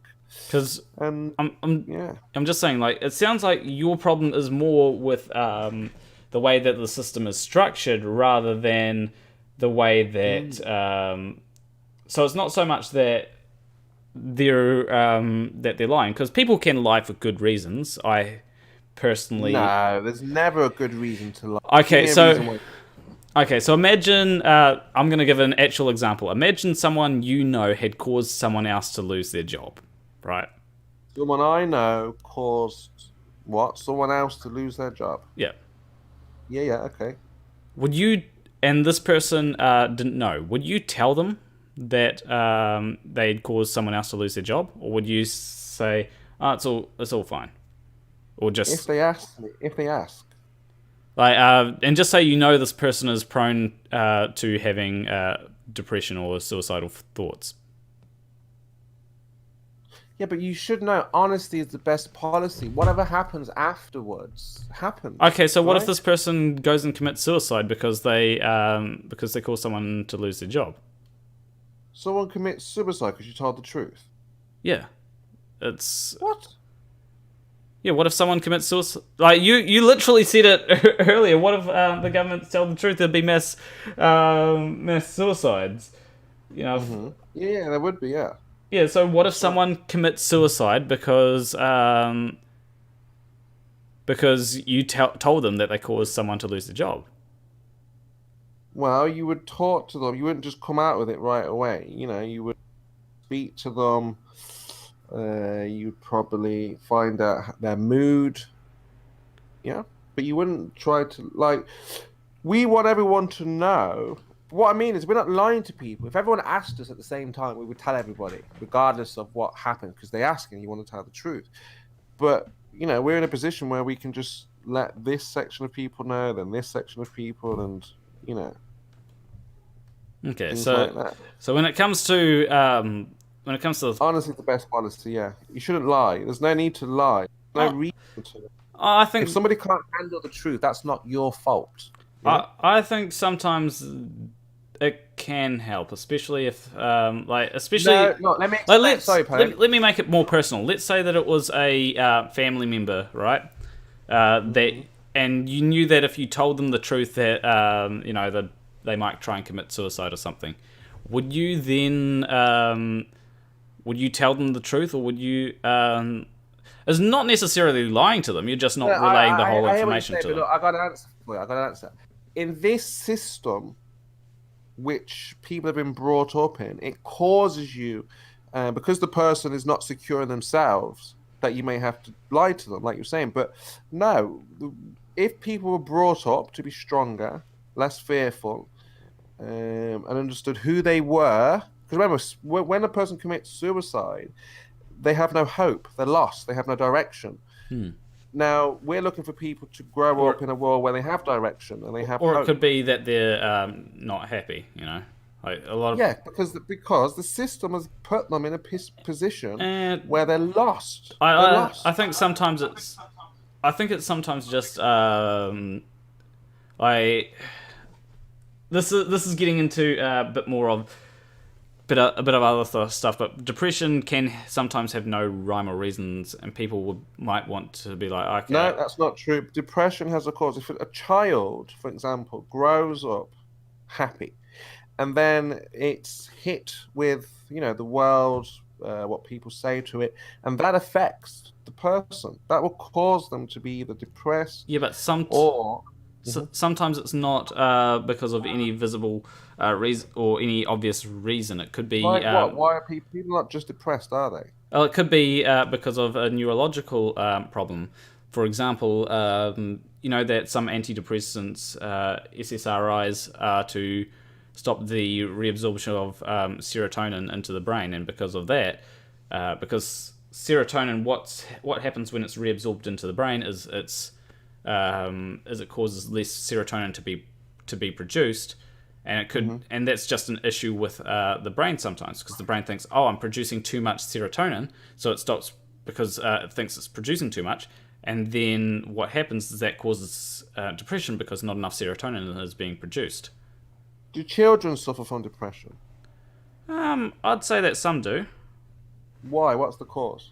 It could be anything. It could be an issue with the brain. It could be No, there's never an issue with the brain while children are depressed. I'm not talking about ADHD or something. I'm talking about depression. Are children depressed?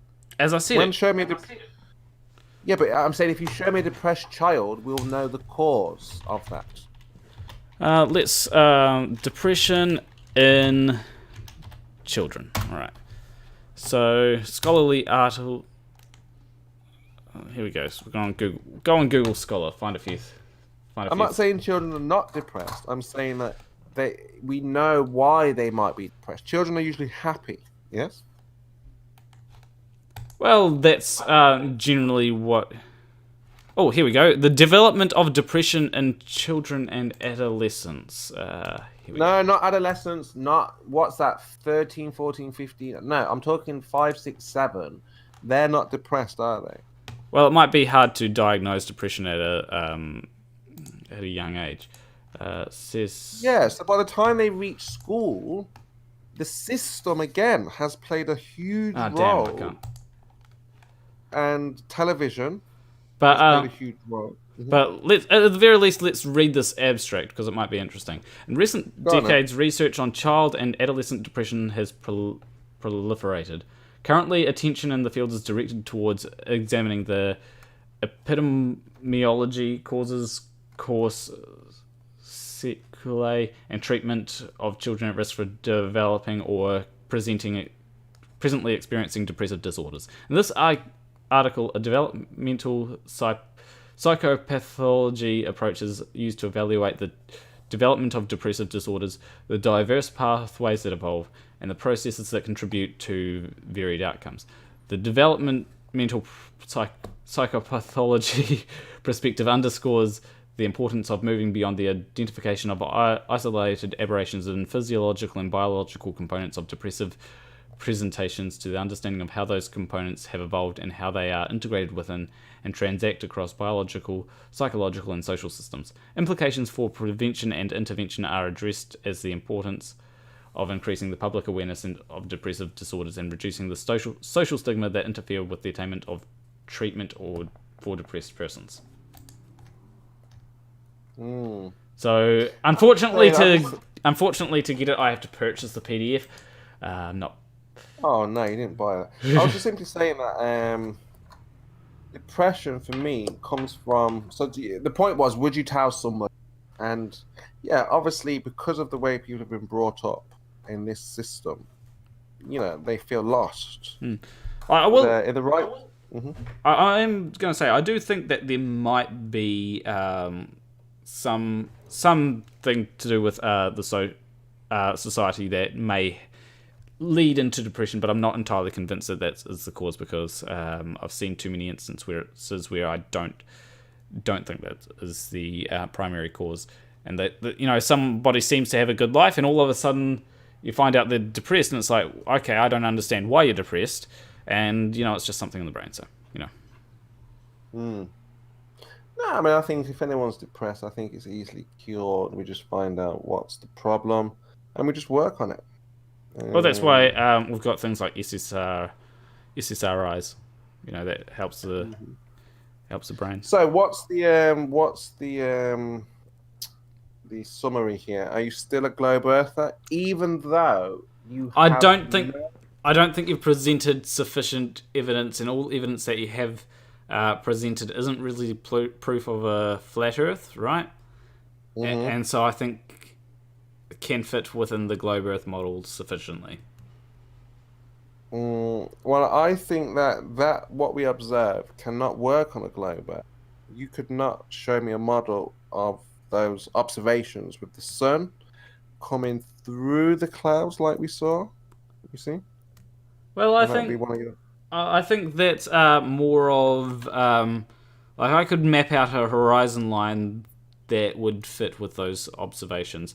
The problem is that you're using the cloud horizon rather than using the ground horizon, because there's two.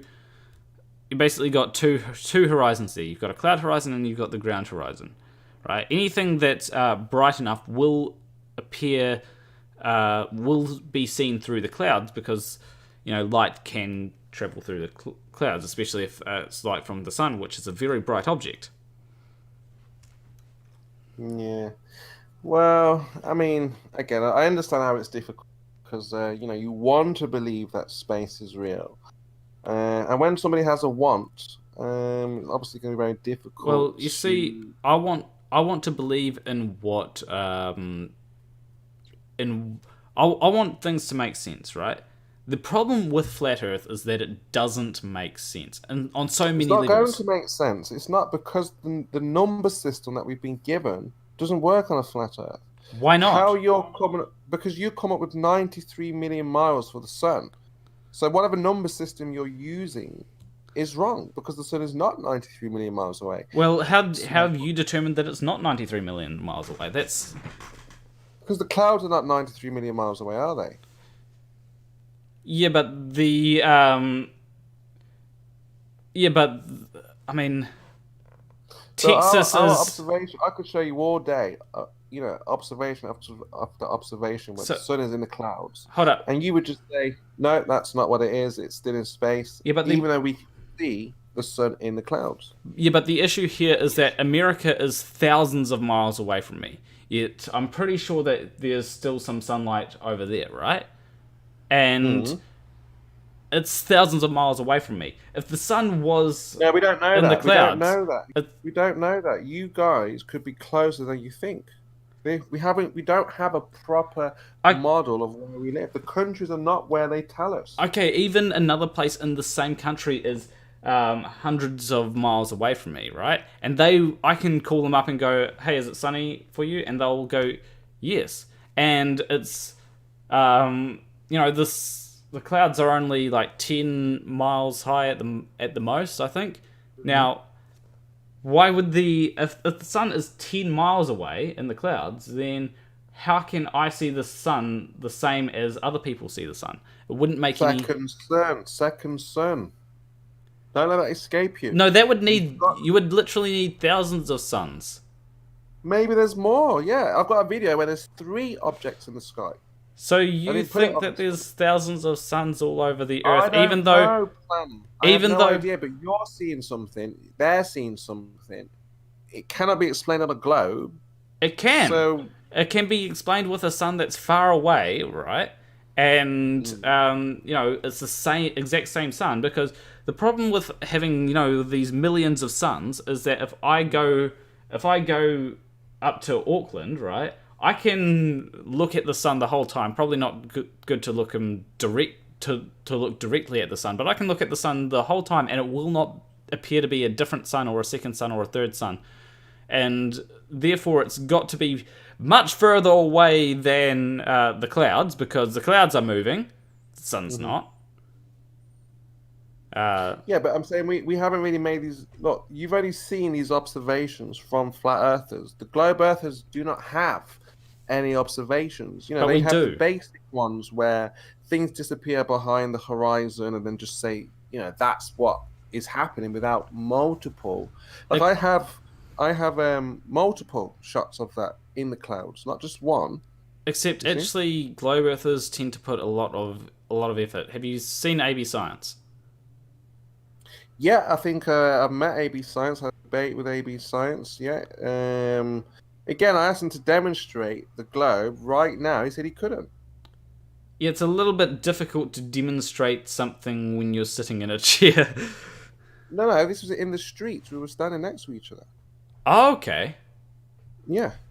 And I said to him and his friend, I said, can you show me that we're on a globe right now? Demonstrate it. He said, oh, I can't do it right now. So you're saying you can't do it online, you can't do it in the streets. Well, where do you do it? Where on earth do you prove the globe? Well, what you do is you need to sort of work out a time, so a time and place and all that to do observations. Like, if I do an observation right now, it's not going to give me much information, but I can control that observation so that I can get a lot more information out of it. Like, if I observe the sun setting, right, I can't do it right now because the sun doesn't set right now, right? No, but we're talking about proof of curvature right now. Can we prove that the Earth is turning right now? Can we move a mass? Can we prove mass attracting mass right now? Is there anything that we can do in the streets or online right now? Why do we have to wait 5 years to go to the moon? Sorry, go on. Because I can't pull out a ring laser gyroscope right now. I don't have one on me. I can't. Why? Because they cost money. Yeah, but we're in 2019. All of these globe technology should be almost free. They should be either really cheap or free. They should be handing them out. Here's go and prove the globe. Go and prove the globe. But why though? What do you mean why? Why would it be so cheap? Why do we have a globe in every classroom? Well, why would a ring laser gyroscope be cheap? Is there a demand? Why are they expensive? Is there a demand for them? Well, it should be now. If you guys need to prove the shape of the Earth right now, yes, of course. I don't think that there is a sufficient demand for them to actually. What are you paying for exactly? What's the cost covering? It'd be to cover the cost of producing them and the cost of producing them. Come on, manufacturing. It's cheap as chips. Yeah, but there would also be the cost that they'd have to make up for the research that goes into these things. And the cost of looking at something? No, the cost of research that actually goes into developing these things. Like, what do you mean research? You just look around, you're searching. That doesn't cost a thing. So when it's not just you've got to actually pay people to actually come up with these ideas. I don't know if you're well versed in economics, but you actually have to pay people for their work. You have people at universities who have concept ideas and they get manufactured if they like it. Yeah, but you've actually got to pay people to... So if you want someone to go ahead and develop a ring laser gyroscope or something, you've actually got to pay them to... Yeah, why didn't you do it for free? Why does it need so much money to find out the truth? What are you paying for exactly? Because people need to live as they develop these technologies. Otherwise, no technologies would be developed. That's why you manufacture them, then it's cheaper. You have robots to build them. Yes, but to actually be able to build them, you need to actually figure out all the concepts that would give you these technologies. We have the ring laser gyros. Now just manufacture them. Yeah, but there's a cost that goes into actually developing them in the first place. But not that expensive, is it? It's just materials. What are the materials you're using? Nothing special. Well, there's also the cost of actually putting the technology to put them all together as well. So no, it's not that expensive. $100 Australian. I'm not sure exactly what the cost is, but if you can bring up the cost of all the parts and all the technologies that go into manufacturing them, as well as the electricity costs, as well as the cost of upkeeping these different things, then maybe you'd be able to... Yeah, but NASA spend $53 million a day on what? On nothing. On a fake space station when they could just show an experiment to show that we're on Earth. Well, don't you think that they've got more important things to do? Like, if they've got the space... Let's say that there is the space station that is actually up there, right? Let's just assume that. Let's not worry about the validity right now. Let's say that it's actually up there. Don't you think that there's more important things to do, like whatever they're doing on the space station? Don't you think that's $53 million a day? What are they paying for in space? It would go into research and development of rockets, You keep saying this, research. Why does it cost so much to research? Because people need to eat as they figure out these things. Do you think that they just... Do you think that they just live off photosynthesis all the time? Yeah, but we're talking about millions. Why do they need this millions every single day to do research? Because there's a lot of people working for them. Do you think all these people that are working at NASA just live off photosynthesis? So you're saying if NASA didn't offer them such a high salary, nothing would be invented? Hello. Ahoy, hoy, Sean. What I'm saying is that people like to be properly compensated. Can you imagine if they were getting paid... if people working at NASA were only getting paid $10,000 a year? There would be outrage. So, for example, the Wright brothers, they weren't paid to build that plane. Alexander Graham Bell wasn't paid to design his phone. Half of these inventions that you're talking about, people just make them. They don't have to be paid to make an idea. But you get more progress when there's a financial incentive to make something. No, you don't. If you have an idea... If the Wright brothers had financial backing, they would have invented the airplane like 6 years before they actually did, funding it themselves. Yeah, but they don't need it. All they just need is testing and basic understanding of flight and build it. Let's talk about that whole testing and observations that you brought up a couple minutes ago, which is the reason why I came in. Because you said, where on Earth can you make an observation that can demonstrate a glow? On the street, wherever else. Here's the thing, Spurs. You can make an observation of anything. The difference is we make predictions on what should be seen if the Earth was a globe or what should be seen if the Earth is flat. Every time we do an observation, the prediction that matches the actual observation is if it's a globe. No, it doesn't. We see a lot further than we're supposed to. We saw 300 miles the other day. You had 200 miles last year. That's not on a globe. That doesn't work on a globe. Well, let's go over an example of one of the things that you stated the claim on Spurs was that air pressure was caused because colder temperatures have a higher pressure. So I tested that for you. And it didn't match your prediction. No, there is no atmospheric pressure. We're not going through that again. Well, I'm just going through the example of how you like to dodge things because you made an assertion on what we should see because air pressure is all about the temperature. So I tested that for you since you wouldn't do it, and it did not match your prediction. Not pressure. There is no pressure other than water pressure outside. What? You do... Wait, hold up, Spurs. So can I get... pressure, where's the pressure coming from? Hold up, Spurs. Can you define pressure? Just real quickly, can you define pressure for me? Pressure is when there's a force exerted on the surface area. Okay, so F equals ma. Now, where is this pressure? Where's the force? F equals ma is not the pressure calculation. Thank you very much. Yeah, force times mass and area. That's how much pressure is applied. Okay, you've got the wrong... F equals ma is force equals mass times acceleration. I think what you're looking for is the pressure equals force per unit area. Yeah, that's the one. Yeah. So many equations that don't even make sense. But yeah, we'll go with that one. Yeah, if you don't understand the equations, don't try to use them to back up what you don't understand. The point is, if you're saying there is pressure, there has to be a force. There's no force, there's no pressure. Very simple.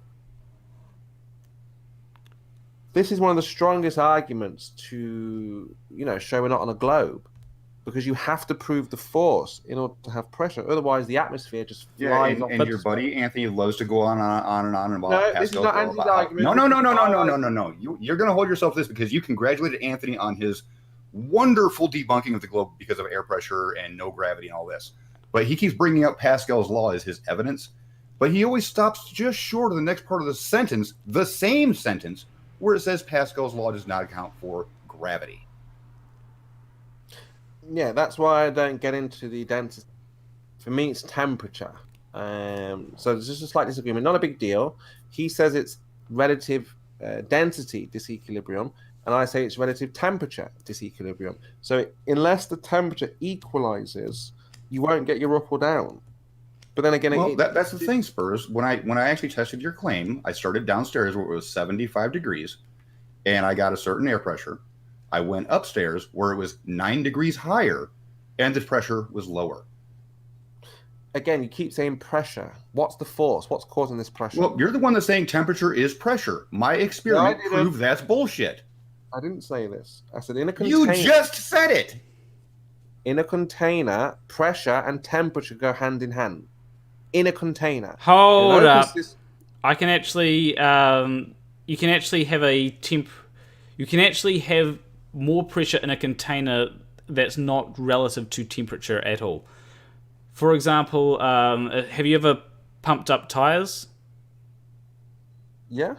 Yeah, you can increase the pressure within those tires, and the temperature won't increase at all. Can you demonstrate that? I don't have a bike pump right now. You can't demonstrate that, can you? Well, it's because I don't have... Have you actually tested anything, Spurs? Any of your claims, have you tested a single one yet? Yes, like I say. And the only thing we can test for is... Which one have you tested? Because you're always saying, have you tested that? Have you tested that? How many of your claims have you personally tested? I'm making any claim, am I? We only feel you make claims left, right, and center every time you're on somebody's hangout because you're a PO. You've made the same claims here that you've made in every other person's hangout that you've been on the internet. And every time you're corrected, you go to the next hangout and act like it was never said. Sean, if I'm stating the obvious, water is wet, prove it. Fire is hot, prove it. What we see is flat, prove it.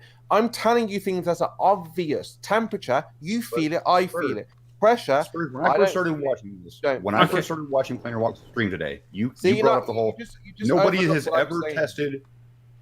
When I first started watching this, the first thing I heard you say was nobody has ever tested Cavendish in a vacuum. This has been told to you on at least 7 separate occasions to you with the same paper that Planer Walk found, and you acted like it didn't exist until he showed it to you. The paper? Why am I looking at a paper for? The point is, Spurs, you came to Planer Walk acting like you were big and bad, and nobody has ever done Cavendish in a vacuum, knowing that it has been done. No, it hasn't. We have a photograph of a fraud. It's fake, Sean. No, Spurs, you are demonstrating that you are a fraud because anytime somebody gives you evidence, you dismiss it, and the next time you're on somebody else's hangout that you've not talked to about it before, you act like you've never heard of the counter evidence to your claim. A photograph of a moving object. Is that what you're saying? Avoid, dodge. Never actually address the point that's being made. I'm Spurs not going to 101, address a photograph. mentality. Yeah, I'm going to ignore that photograph because that means I could present you King Kong. It's not just a photograph. Godzilla. It's a detailed experiment that you won't bother to read. I could say, here's Godzilla, King Kong. Here's a photograph. Now just accept it. That would be silly, wouldn't it? I'm not going to accept just a photograph without actually seeing. Again, Spurs. Just Spurs 101. Avoid the fact that it is an entire scientific paper that has been peer reviewed. You avoid that entirely. You're talking about just one photograph. Where did I talk about a photograph? I talked about the actual paper.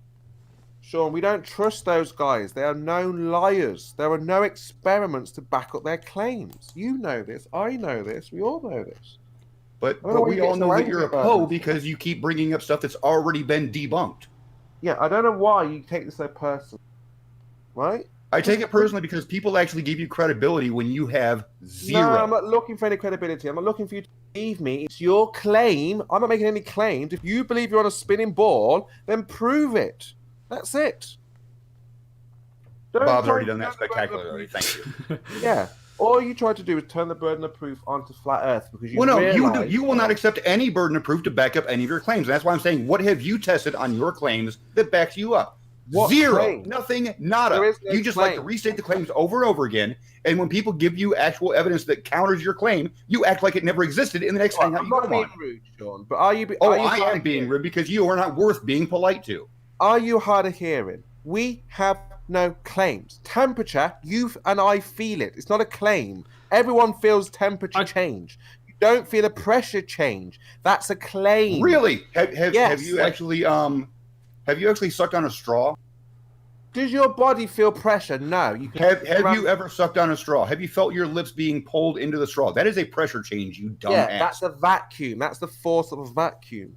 A vacuum isn't a force. Pressure. We know the cause. We know the effect. Now you believe in something. No, it's because your body is used to 14.7 psi, and because there's a lower pressure, and your body is pressurized to 14.7 psi, it tries to push itself into the straw. You're a dumb. There you go. There you go. Wild claims 14.75. Where do you get these numbers from?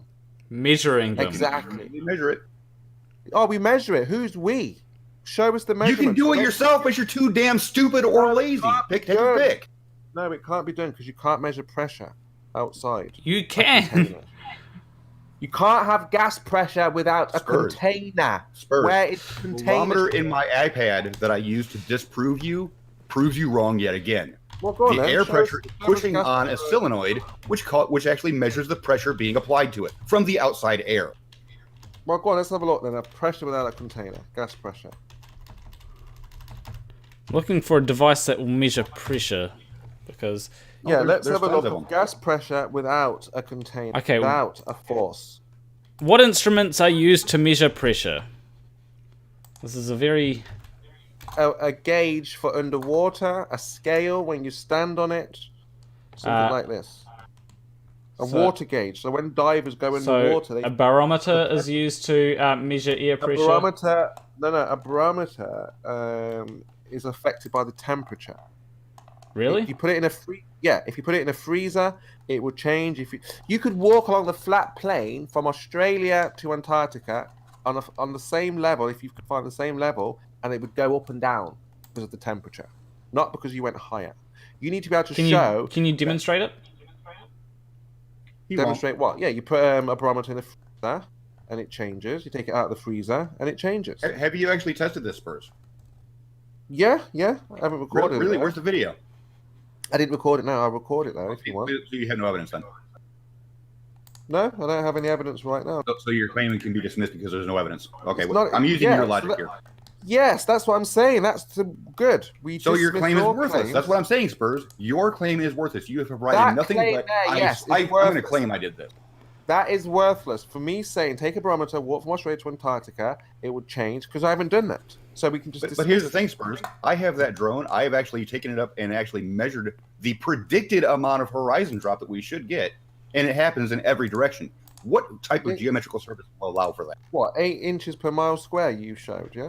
No, globe earthers don't use 8 inches per mile square. That was Samuel Robotham. Yeah, Thank you very much. We demand. No. Flat earthers require an equation that does not represent the globe. Do Yeah. you see So what is the equation then? What is it per mile inch? What is it? You don't know. We need to know so we can test it, and that's why we say But see, you guys Spurs, should make. again, you've heard this equation from Res Rhetoric. You've heard this equation from Fight the Flat Earth. You've heard this from Team Skeptic, and you're acting like it's never been told you again. Again, why proving don't my Flat point Earth- that you are a pope. So why don't the flat earthers know this? Why doesn't Anthony know this? Why doesn't Nathan know? Why doesn't Quantum Because Erasers know? they are frauds. Nathan actually acknowledges that it is a globe, but he doesn't like that to be So public. which But flat he earther did then that knows on actually streaming that live in his private Skype conversation Which with flat Anthony Riley. earther, Or did you Sean, forget about that knows too? Per inches per mile. Which flat earther? Point me to that one. I'll go and speak to it. Which flat earther doesn't use 8 inches per mile squared? No, None no, of them, which because they flat all earther follow knows- Robotham. Which flat earther knows how many inches per mile square it is? Which one? It's We've been told not- so many times. It's a false equation, Spurs. Why is Inches it? per mile squared, period, is a false equation. Why is it? Because Samuel Robotham literally pulled it out of his ass to try to push flat Earth. So the Earth doesn't curve every so often, every mile. So the way that it works is you use trigonometry on a curve calculator. I'm not asking that. I didn't ask that. Is the You Earth did. curving? No, is the Earth curving everywhere?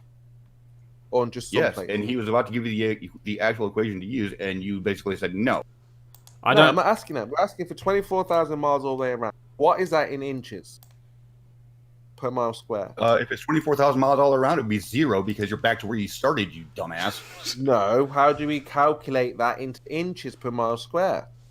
You don't calculate it in inches per mile squared. You use a different calculation. Which is what? How many inches does the Earth curve from your standing point? It would depend how far it is, and I can't remember the equation off the top of my head. I know that it involves a bit of trigonometry. Nobody knows the equation. That's the point. Yes, they do. And you're acting like nobody I've been told told. you. Spurs. This is why you're a pro. I mean, I don't know if Baldy Cats is still in the live chat, but he literally did the calculation in a video, showed you the exact calculation you can use. Oh, I get that, and we'll test it. We need something to work on. We don't have a thank you, number to Spurs, work for with. acknowledging the fact that anytime you're told something, you conveniently forget you've ever been told about it, even though you've been told it No, I several don't times. forget. I always Then remember. why are you saying nobody's ever told you it when you've been told by at least 3 people that I know of? We're talking about shown, seen. We've never seen Cavendish in a vacuum, ever. No one has ever shown this to be true.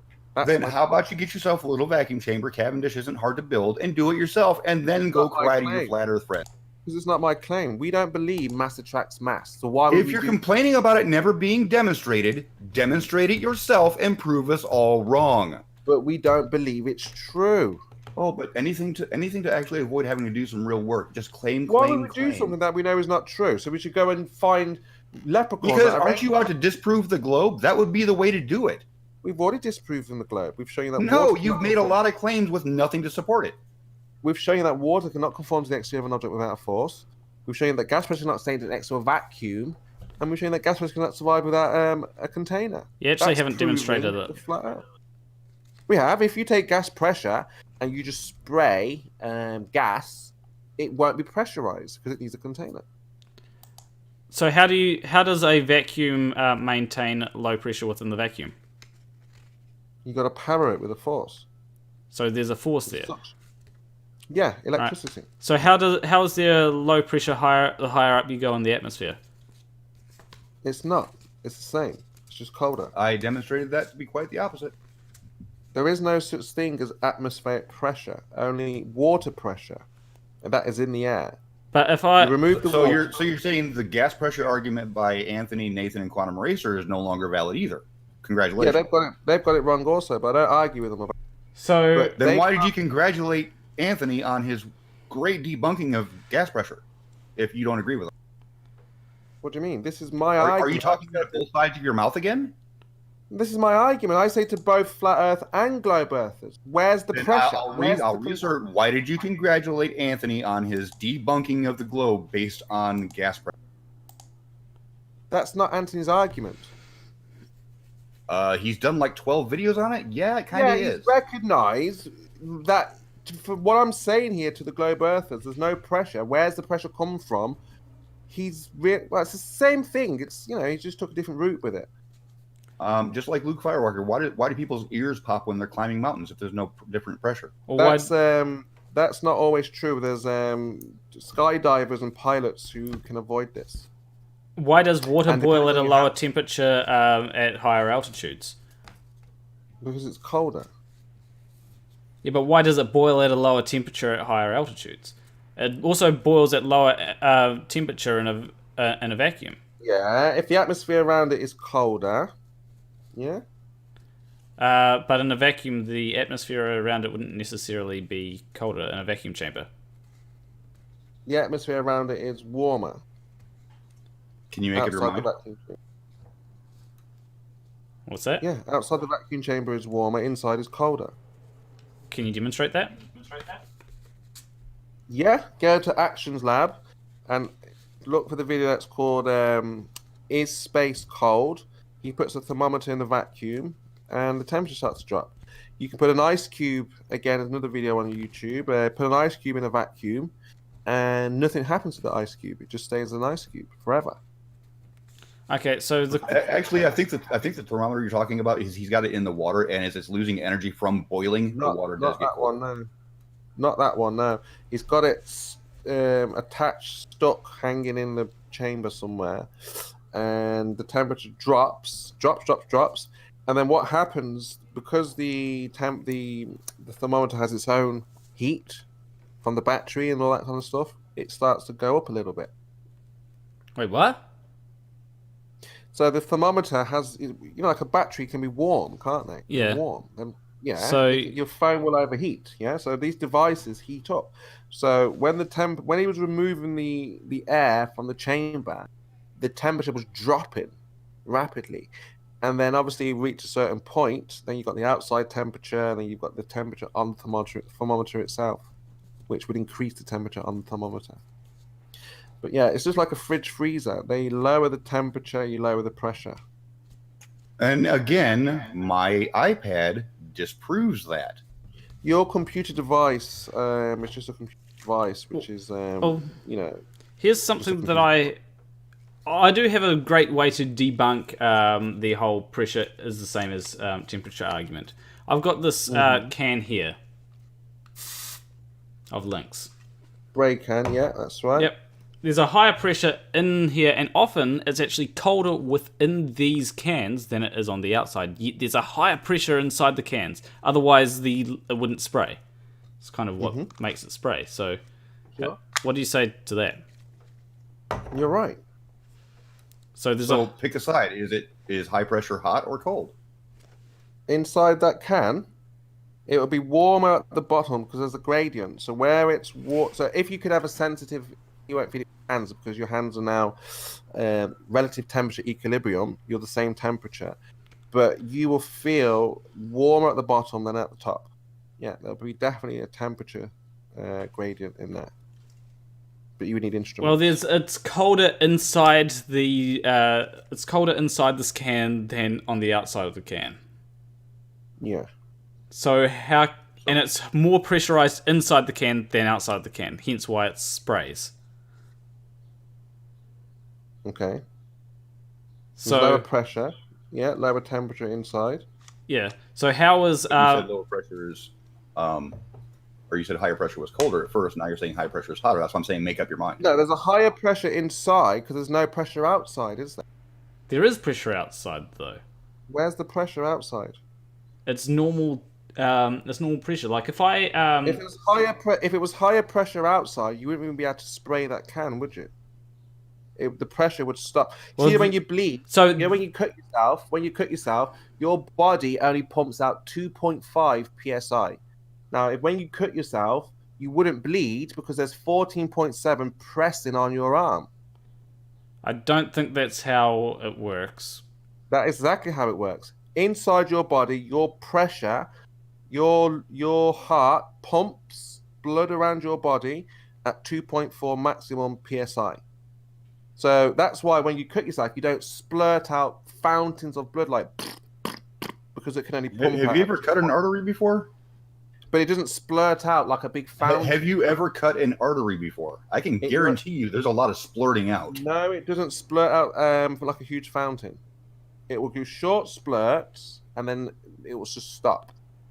It won't continue to pump. And that's because the heart only pumps at 2.5 psi. Now outside is 14.7 psi pressing on your little cut. How is that your 2.5 overcoming 14.7? Not possible. You see? I think so guys, it's perfectly fine to cut your jugular because Spurs says that the pressure will make sure you don't bleed out. No, the pressure, there's no pressure, so you will bleed out. That's the point. If there was real pressure, you really love talking out of both sides of your mouth, don't you? If there was pressure outside, when you cut yourself, you have to apply pressure. You put pressure on the wound. There's supposed to be pressure on you already. 14.7. But you have to apply 14.7 on the wound to stop the bleeding. Wouldn't you only have to if things were working the way that you thought, wouldn't you only have to apply like 3 psi of pressure to your wound? Because it depends how bad the cut is. Right, how bad you're bleeding. Sometimes you apply pressure with a cloth and the blood. Now, Spurs, where did you get this? Where did you get this 2-point-something psi for blood pressure? Science. You can look it up. Biology. It's between 1.4 and the maximum is 2.4. 1.5. That's the minimum, I think, and the highest is 2.4. So I just want the maximum to show that it doesn't go higher than 2.4 psi. So that just debunks any atmospheric pressure of any kind.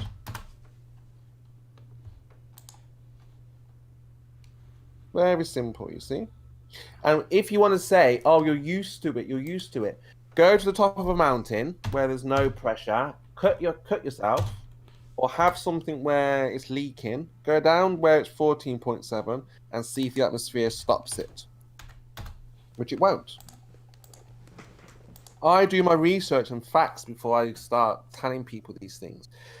The same thing is with flat Earth. Like I said, I don't really argue flat Earth about this too much now, because it's not really an argument against flat Earth. But you cannot have pressure without a force or a container.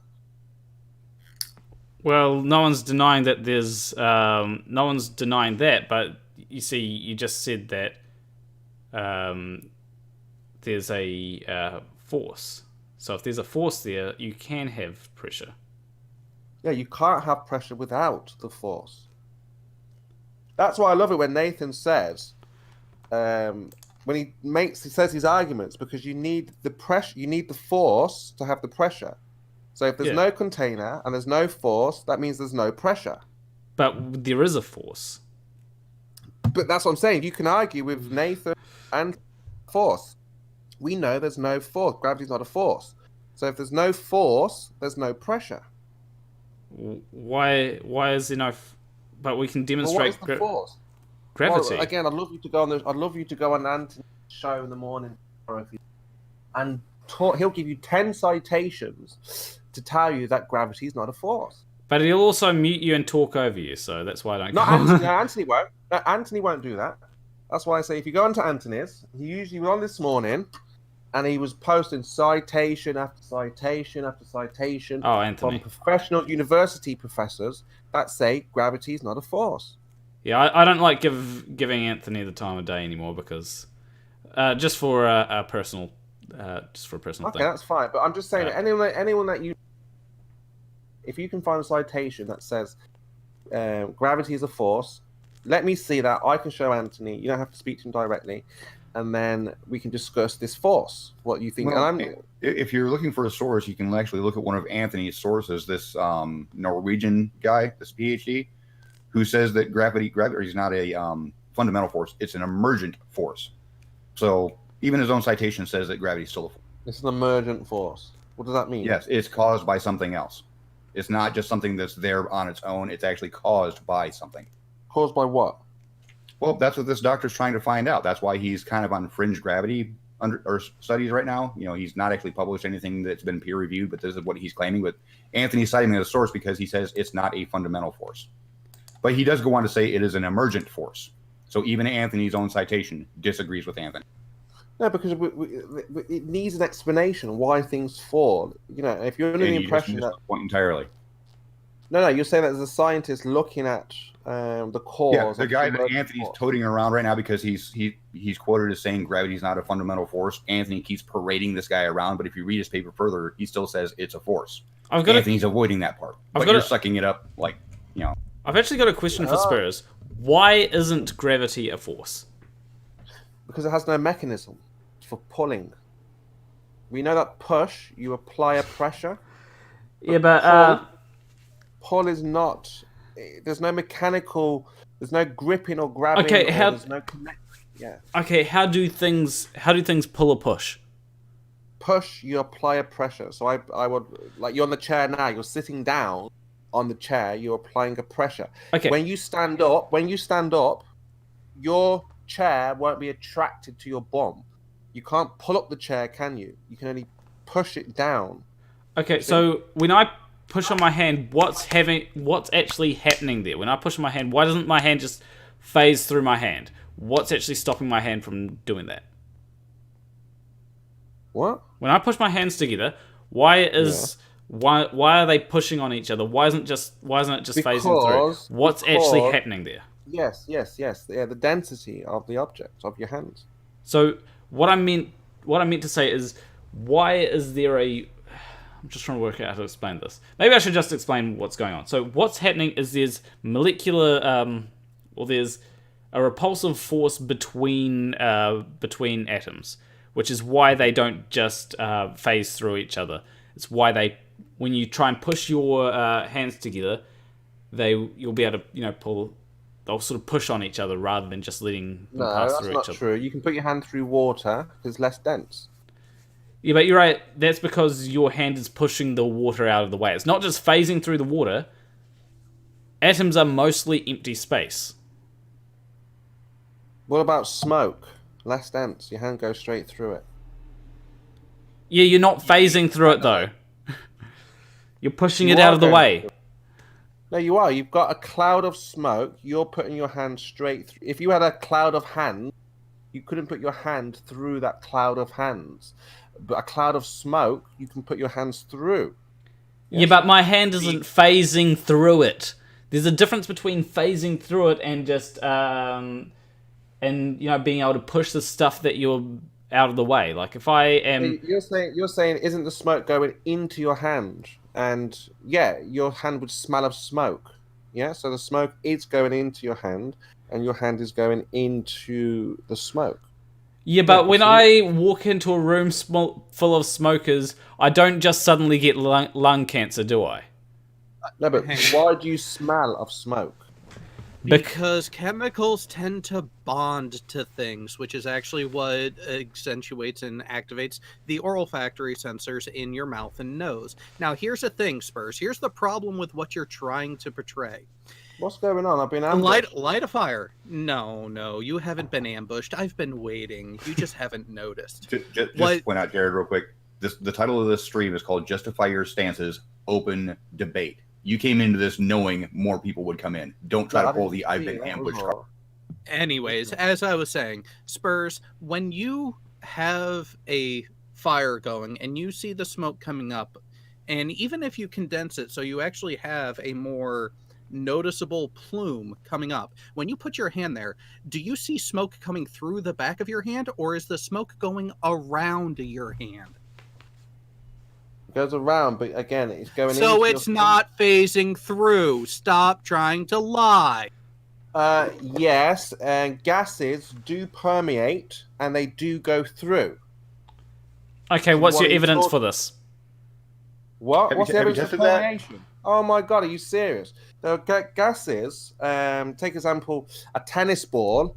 When they used to fill them with air, just air, the gases would permeate through the ball, and they changed it to nitrogen, I think, or something, or hexafluor. There's a different gas that they use in tennis balls, simply because the gases were going through the ball. Yeah, so the same thing with gas, with smoke. Your hand is full of smoke, and it's going through your hand. Don't you think that it might be because the ball could be porous? Yeah, and the same as your hand, and the smoke goes into your hand. Yeah, but if something's porous, it's not phasing through it, it's just moving through pores. No, again, even because I've looked at these gas pressure things, but like if I pump up a tire, right? It's not phasing through the tire. Or anything. Yes, it is. Your tire will go down after a certain period. Yeah, but that's because of small pores in the tire. It's not because it's phasing through it. And if I put a hole in the tire, it's going to go down. Yeah, even if you don't put a hole in the tire. Yeah, but if I put a hole in the tire, it's going to go down. If it was just phasing through the tire, it would just it wouldn't even be contained. Yeah, it's just slower, that's all. Yes, because the rubber is permeable, which means it is a porous material. It is not completely solid.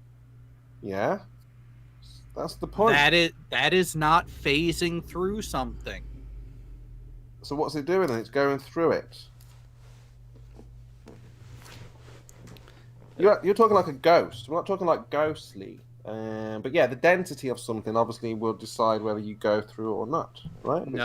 No, the ability, whether or not the material is porous or malleable, actually has a greater effect on them.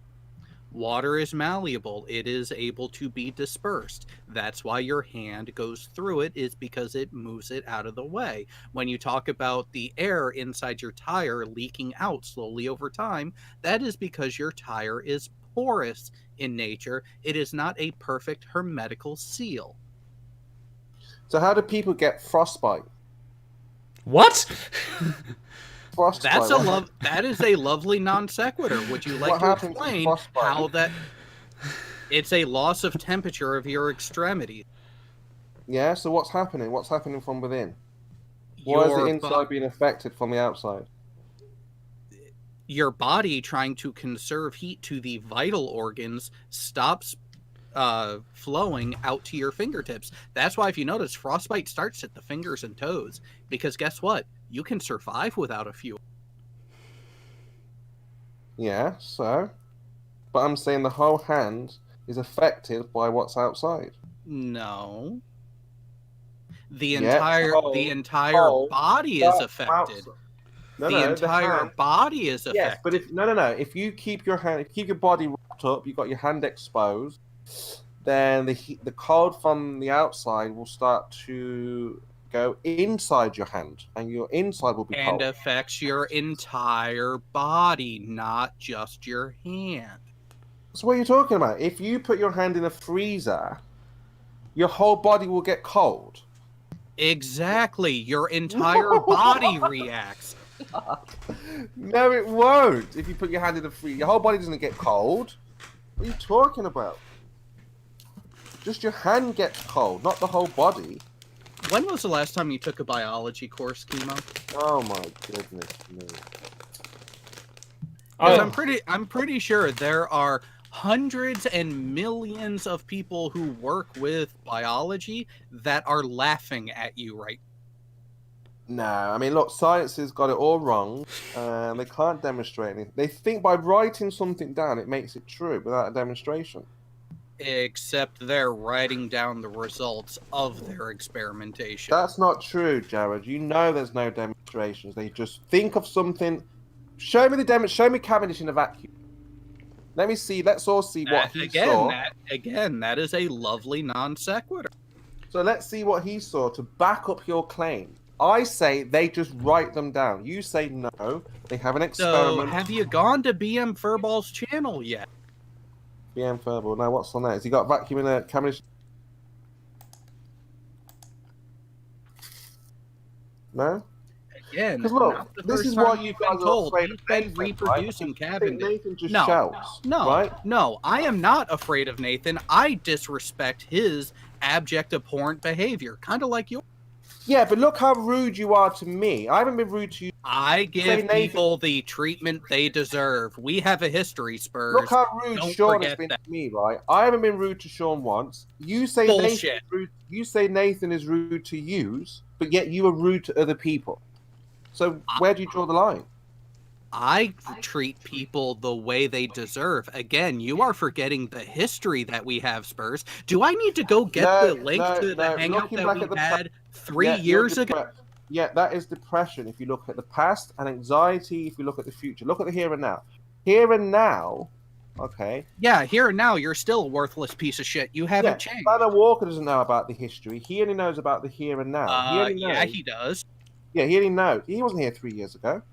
He wasn't there when we were discussing this back and forth. He only knows right now. So, because he wasn't a part of... hang on. I want to make sure I'm following your logic. Just because someone wasn't a part of the panel discussion, it doesn't matter whether or not they were watching. Yeah, that's right. So if somebody wasn't... Lovely disingenuous position there, Spurs. He's not interested in the past. He's interested in what can be done now. You guys are focused on the past. Really? You're inside his head? You know what he wants and what he desires and what he thinks? That's quite the stretch there, Spurs. Well, most people today who get involved, they want to know why flat earthers think the way they do, why they believe what they believe, and they want to talk about it. You guys have been in this for many, many years. You know all of what we say, and you should know that we say you haven't provided any information, anything that's compelling.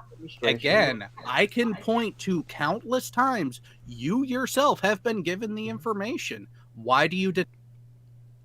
Because information is not a demonstration. You may as well read the Bible if you want information. There's more information in that Bible than on any scientific paper. If I want to learn how to be genocidal, hold up, got a question. Do you think that the Bible is scientifically accurate? No, it's not a science book. No, it's a history book. Okay, I just had to make sure you didn't think. I don't think it's a history book either, but I was God is faith and belief, and well, we know it now because the Earth is flat. But, you know, if you want to believe in something, you may as well believe in the Bible. And why just believe in what these scientists tell you? Because you can't even verify what they tell you. Because there's this thing called the peer review process. And the peer review process gives rise to, if someone has done an experiment, generally what will happen is another person will repeat that experiment to see if they can get the same results. If they cannot get the same results, then the results of the first experiment are generally dismissed, unless there was a condition that led to the first result, and they show, okay, this is the condition, and then they'll repeat it. And until they work out, okay, this is the results, and this is why we get the results. Mm-hmm. And no, but that's it. It hasn't been repeated. I've asked you to show me something that's been repeated. You haven't done it yet. Except Cavendish has been repeated multiple times. Yeah, but why would you tell me that over and over again, and then next year you'll say, we told you last year that someone has done it, and I'm like, well, but did we see it? No. Oh no, Spurs. What we have told you, what I have told you, is the Cavendish's experiment is repeated every year at multiple universities across the world. That's not true, Jared. You know that's not bullshit. True. Why do you give false information? Really? So when I did it when I was in my undergrad isn't evidence of it taking place, and the fact that you can contact universities, contact their science departments, and find out what they're actually doing isn't way you can verify whether or not what I have informed you of is correct.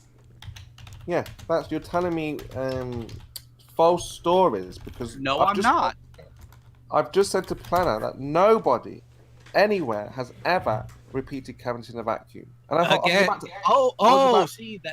see, that's where you're fucking it up, kiddo. You're going to in a vacuum. Here's the thing. Whether it's done in a vacuum or not doesn't matter to the result. Well, yes, it does if it's science. No, it doesn't. Yeah, did you not hear me and Planner talking about it could be heat? We're looking for variables of the cause. We need to eliminate that, so it does matter. We're not interested in your pseudoscience. You want to know how you factor out the whole heat and wind and everything like that? Yeah, we know how. Prolonged exposure with adjustments to those variables to see if that changes what happens. Guess what? You don't need to be in a vacuum chamber to do that. No, that doesn't work. You need to be able to manipulate, wiggle the variable, the independent variable, to find your cause. Yeah, I hope you paid Quantum Eraser enough for the coaching he's given you. Also, when it comes to no, you're not full of shit. So the arguments are, we understand what you believe. Then why didn't you start that drivel until a few years ago after you had a talk with Quantum Eraser? No, because like I said, we've refined them. We've looked again. I hope you paid him well for his coaching. One thing I want to ask Spurs is when it comes to you're saying about removing variables, right? When it comes to doing it in a vacuum chamber, you might as well remove things like light and all that, you know, so that you can get. And if you've got no light, you can't get a video of it. So, and as I said, you know, we've got this thing here which has removed variables like air pressure and all that, so you can get an accurate. I forgot what one it was. Here we go. So you can get an accurate reading, regardless of whether there's something in the air that's causing it or not. So no, you can't. You can't. That's not science. You can only get an accurate reading by manipulating the independent variable. What's the problem with the independent? Why don't you guys like that? Okay, what is the independent variable in Cavendish? Which one? Because the independent variable is the cause to the effect. Now, no, it's not. Yes, it is. A change in the independent variable can cause a change in the dependent variable or the effect. Of course it is. Yeah. So this is the problem that they're. So what do you think might be the independent variable in Cavendish? So the independent variable would be gravity. No. The independent variable wouldn't be gravity. There's two possible independent variables you can have. You can have either mass or distance. Now, what caused the balls to move? Okay, so as I said, there's two independent variables you can have in the Cavendish experiment. You can have mass or distance, right? No, I'm not interested in that now. I see a phenomenon. See things moving. Is it ghost? Is it magic? Is it magnets? Is it electric? Why are they moving? That's why we test it. So, as I said, you can have either mass or distance as your independent variable. Both of them work as an independent variable. So what is causing that then? If mass is causing these things to move, then we can go, okay, it's mass. But also, as it turns out, distance is also causing these things to move. So what is it? Is it mass or distance? Mass or distance is a cause. What are you talking about? So when it comes to these balls, they're moving. There's some force here. Is it mass or distance? Both of these things work, but which one is it? What if it was magnets? Well, we use something that isn't. We use a material that isn't magnetic. So hold on. When did distance become one of the 4 fundamental forces? No. I'm not saying that distance is one of the 4 fundamental forces. You're misunderstanding what I'm getting at. So the reason why I ask whether it's distance or mass that's causing these things to move is because both of these things are causing it to move. So yes, it is. There's a force. Things don't just move. So the smaller the distance between two objects, the greater the force of attraction between these two objects. The greater the mass. That force, if we remove that force, they won't move. Yeah? Yes, if gravity wasn't a thing, you would not have any movement of one of the set of bodies in the Cavendish experiment when you manipulate the location of the other. So how do you manipulate the cause, the gravity? Well, as I just said, that there's two things. There's mass, so you can change the mass, right? And with bigger masses, there is more force there, right? With more force. Yes. Force. What force are you talking about? So there'd be more magnetism or electric? No. Magnetism is not dependent on the mass of. Magnetism is not dependent on the mass of an object. Magnetism, just because you've got a bigger object doesn't. Just because you've got an object that has more mass doesn't mean that it's going to have more magnetism, even if it is magnetic. But that's what I'm saying. So it has to do with the size of the object, is it? I can't make I can't make the magnetic force stronger or weaker by changing the size or the distance, right? Exactly. Well, you can actually change distance, but by changing the size... No. If I change the distance, that magnetic force in the magnet will always be there. So even if I remove an object from a magnet, the magnet is still a magnet. Okay, yeah? But the force... Okay, so the force here between these two magnets, right, is there will be a small force. It's not quite greater. As I move these magnets closer, there's a bit more of a force. As I move them closer, there's a bit more of a force. I can actually really feel the force. I can start to feel the force now. As I move them closer, there's a bit more of the force. The force is getting stronger. As I move them closer, there's a bit more of a force, and it starts getting hard to keep them apart now. As I move them closer, it's really hard to keep them apart. And that means that there is more force being applied as they get closer. And that's all right. So let's say we've got the two balls like 2 inches apart, magnetism, and they're moving to each other. I can turn off the magnetism, electric magnetism, and they'll stop moving. I can turn it on, they'll start moving.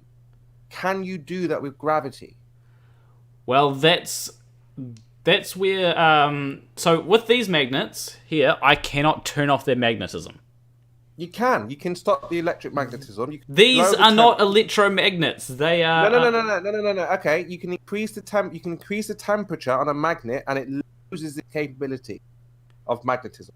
If you lower the temperature, you're also adding other energy sources, which result in other effects. I thought you wanted to minimize the variables, not make them more. Yes, that's what I'm saying. Temperature is the cause of a magnet. If you increase the temperature, it loses its magnetism. If you cool it down, it becomes stronger. No, not all magnets get stronger with cold all temperatures. Magnets do the same. If you increase the temperature of a magnet, it loses its capability. If you lower the temperature, it increases its magnetism. That's why the North Pole. Always. That's why the North Pole is the coldest place, and it's a very strong pull. If you were to heat up the North Pole, it would lose the magnetism that it has. So that's what I'm saying to you. I can turn off by manipulating temperature, and those magnets will stop. And again, in relation to a Cavendish experiment, by using a superheated magnet in there, you are inducing more energy into the system, into the setup, that is going to have other effects. Again, I thought you wanted to reduce the variables, not increase them.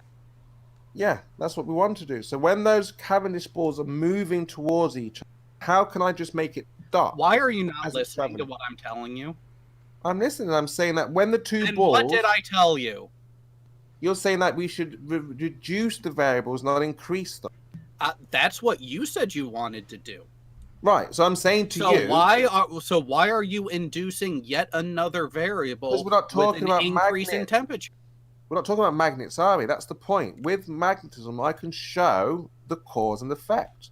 I can manipulate the variable. Now, with gravity, the balls are moving. How do I get them to stop moving and then get them to move again? So change the distance and or change the mass. No, you keep the balls. I want to change the force. So keep the size keep the distance. With the magnets, I can keep the distance and keep the size and turn the force on or off. But with gravity, when the balls are moving, it's almost like gravity is a function of mass and distance, because it doesn't matter what else you change. The only things that will change the measured force between the objects is the mass of the objects or the distance between them. Huh. So the cause of gravity, you're saying, is the size of something. Is a function of the mass and its distance to another object. Okay, so we have the cause. The bigger the object is, the stronger the force. Yes. Depending on the distance. No, there's two factors. It's not just one or the other. It is both. both. You can't have two independent variables. It's not independent. Independent means one, single. Independent on its own. Yeah, see, the very word. Here is the thing, own. dipshit. Here is the thing, dipshit. You can keep the distance the same, and once you go past a certain limit, then yes, it will get you the result based on mass alone. However, you can also change the distance by itself and get the same results from not changing the mass. It's not the cause then. It's not the sole independent on your own cause. Oh, you think everything just has to have a singular cause to get? That's what independent means. Yeah. Okay. Here's a question. If I want to test that A is equal to F over M, right? So A is acceleration. A would be my dependent variable. What's my independent variable? That's not. Acceleration is not a cause. Acceleration is an effect. So what is my independent variable here? What, for the acceleration? Yeah, I want to figure out what causes acceleration. I want to know whether it's force or mass. Yeah, that's force. Okay, so I can change the force that's applied to an object, and I find that if I add more force, then look, we can take let's take a car. A child, if they take the handbrake off, a child may or may not be able to push that car. We've changed the force. Yeah. I or you could push the car easily. So child, we changed the force. You see? Yeah. So yeah. Let me finish. Someone's echoing. Okay, it's gone. So if we have an object, I move that object with different levels of force, right? And I find that if I apply more force, it moves faster, so it accelerates. It accelerates faster. If I apply less force, it accelerates slower. Then someone wants to come ahead and replicate that experiment to try and get the same results. But they use an object with more mass, so they don't get the exact same results. They get similar results. They find that if they use more force, they the object moves faster. If they use less force, the object moves slower. But they find that it's slower than than what I was doing, right? So it wasn't accelerating as fast. That means that there's a second factor within that. So you could actually have your independent variable as mass, right? So as you've got, so you apply the same amount of force. No, you're wrong again. The cause of the car moving is you. That's it. You remove you, and the car will never move. If it moves on its own, then you would say it's the wind or it's rolling down a hill. You would never just say it's miraculously just moving on its own. So you know the cause. So does mass have an effect on the car? Mass? Yeah. Does the mass of the car have an effect on how fast it moves? No, because you could get a magnet to pull it. So mass. If I were to throw two objects of differing masses, right? Do you think they would move with this? Do you think they'd move with? If I were to use the same amount of force to move them, do you think they'd move at the same speed? Depends on the medium. Let's just say same medium as well. Well, then no, obviously. Why? If mass can't be an independent variable, then if masses can't be an independent variable of it, then that means that there is no independent variable. The cause of the balls flying further or shorter was because you wasn't able to throw as far. Why? Well, there's no phenomena here for a start. There's no need for science here. Well, I find that if I throw a shot put with the same amount of with the same force as if I throw these two magnets, I find that these magnets go a lot further. That's my observed phenomenon. I want to know why. This is not an observed phenomenon. Where do you see this in nature? We see it all the time. If I like, where in nature do you see things just being thrown? Monkeys. Yeah. Yeah, yeah. Do we need to get Jump Monk, the drunk monkey, in here? He'll throw some shit at you. So the animal is the cause, then. Well, the force is the would be. We're just talking about natural things in nature, like, for example, there's those two rocks, or not two. There's a few rocks in the desert, and they just start sliding along the ground. Okay, yeah, we can find. Scientists wanted to know how did this happen, right? Well, so they studied it. Okay, so there's a couple of rocks, and the wind is blowing. One has more mass than the other, and one moves faster than the other. No, but it's not the wind, is it? They said it's not the wind. They said it's something to do with ice on the ground. Well, it might have something to do with the wind. Yeah. Well, I'm proposing a hypothetical here. Let's say that there's a couple of rocks on the ground, right? And the wind is moving these rocks along, but one has more mass than the other, and the other has one has more mass than the other, and the one with less mass is moving faster than the one with more mass. Why? Well, that depends on the surface. If the surface is smoother, then it will slide easier. Yeah. So you want to give a what if they're moving on the same surface though? If they're moving on the same surface. Yeah. Then everything's the same. Yeah. So what could be? There is a difference here in what's moving, and there's a difference here in the amount of acceleration that they have. Right? There's also a difference in the amount of mass. There is only one thing that's changed here, and that is the amount of mass. Yeah. So it needs more force. Yeah. Yeah. So what is your independent variable here? What the force? No. The amount of the thing that's changing here is the amount of mass in each of the objects. Only the mass is affecting it. The same amount of force is being applied either way. It's just the mass that is changing. Yeah. It became more dense. It's heavier. So now your mass is the independent variable. No. If the mass is... If the mass is the only thing that's being changed, then by definition it is the independent variable. Planet, mass doesn't cause anything. It's not the cause of something. Okay, here's the problem that you've got. You think that independent variables have to be the cause, right? The cause, you've got it. Only the cause.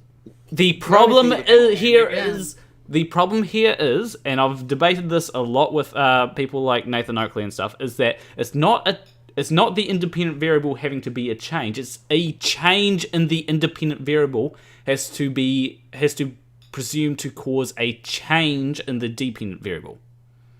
So if the independent variable changes, then the dependent variable will change in your hypothesis. No, that's incorrect. Why? Oh, damn! Sounds like you need a refund then. I don't know where you're getting this. I know you could never demonstrate what you're. I have literally a few months ago, I was literally talking to my old school teachers about this, and they were like, they literally told me that I was right, and that the people that were saying that it has to be the cause are trying to use, fancy little, trying to use technical. Your teacher's wrong because she has an agenda that she's not aware of.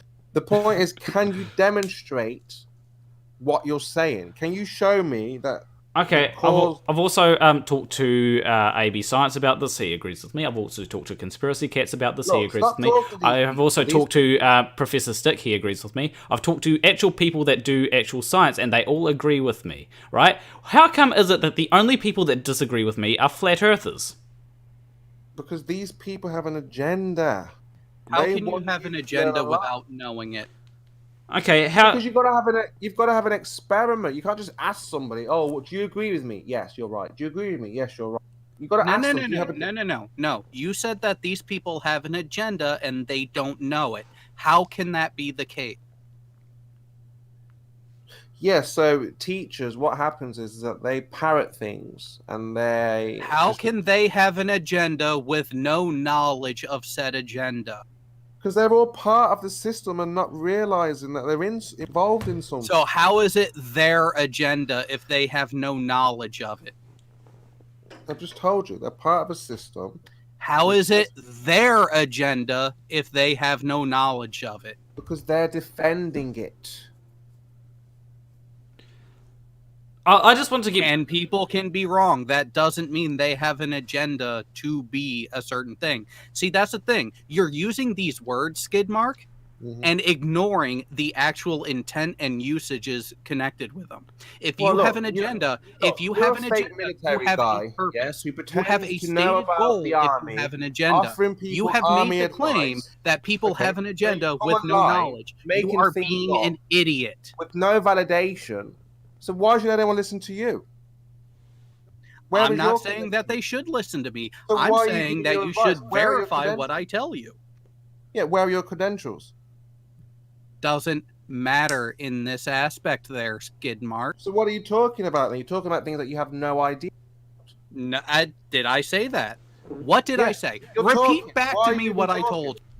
Yes, but repeat back to me what I told you. Talking about. You don't know anything about science. Repeat back to me what I told you, Skidmark. You've never done an experiment. You've never validated an experiment. Repeat back to me what I told you, Skidmark. You just lied and said I've done an experiment. Repeat back to me what I told you, Skidmark. You've never had a vacuum. Repeat back to me what I told you, Skidmark. Why? Why should anyone take what you say seriously? You just lie. Repeat back to me what I told you, Skidmark, and you'll have your answer. How can I remember what you've lied about? You lie. You can't remember what I told you 2 minutes ago. No, you're lying constantly. Every time you say you have an experiment, you need to stop looking in the mirror there, Skidmark. Well, I don't have an experiment that I say that I have done and I haven't done it. Where you said you do one every single year. Where is it? Spurs, I just want again. Oh, no. I need to correct his lie right there. I did not say that I repeat it every year. I said that the Cavendish experiment is repeated every year at multiple universities across the world. Then show me that it's a lie. Not my claim. It's your claim. I have... And I'm telling you that you can verify what I am telling you. No, I cannot. Yes, you can. If you no, hold up. Are you capable of contacting a university, contacting their science department, and asking them what they? No, I can't. If you can't do it, then I can't do it. It's clear that nobody can. Oh God, dude, I am so glad you don't have kids. Well, you see, I can actually talk to AB Science, and he confirms that he does repeat the Cavendish experiment every year with his undergrads. No, I spoke to AB Science, and he also cannot demonstrate his claims. He could not demonstrate it at the time because you were in the middle of the street. That's like me saying, right now I want you to demonstrate the Earth is flat. Go. We don't know what the shape of the Earth is. Nobody does. Or demonstrate the shape of the Earth right now. Go. We don't know what it is. Nobody. Oh, knows. therefore you can't demonstrate the shape of the Earth right now. Because nobody knows what the shape is. Oh, we're trying to figure it out.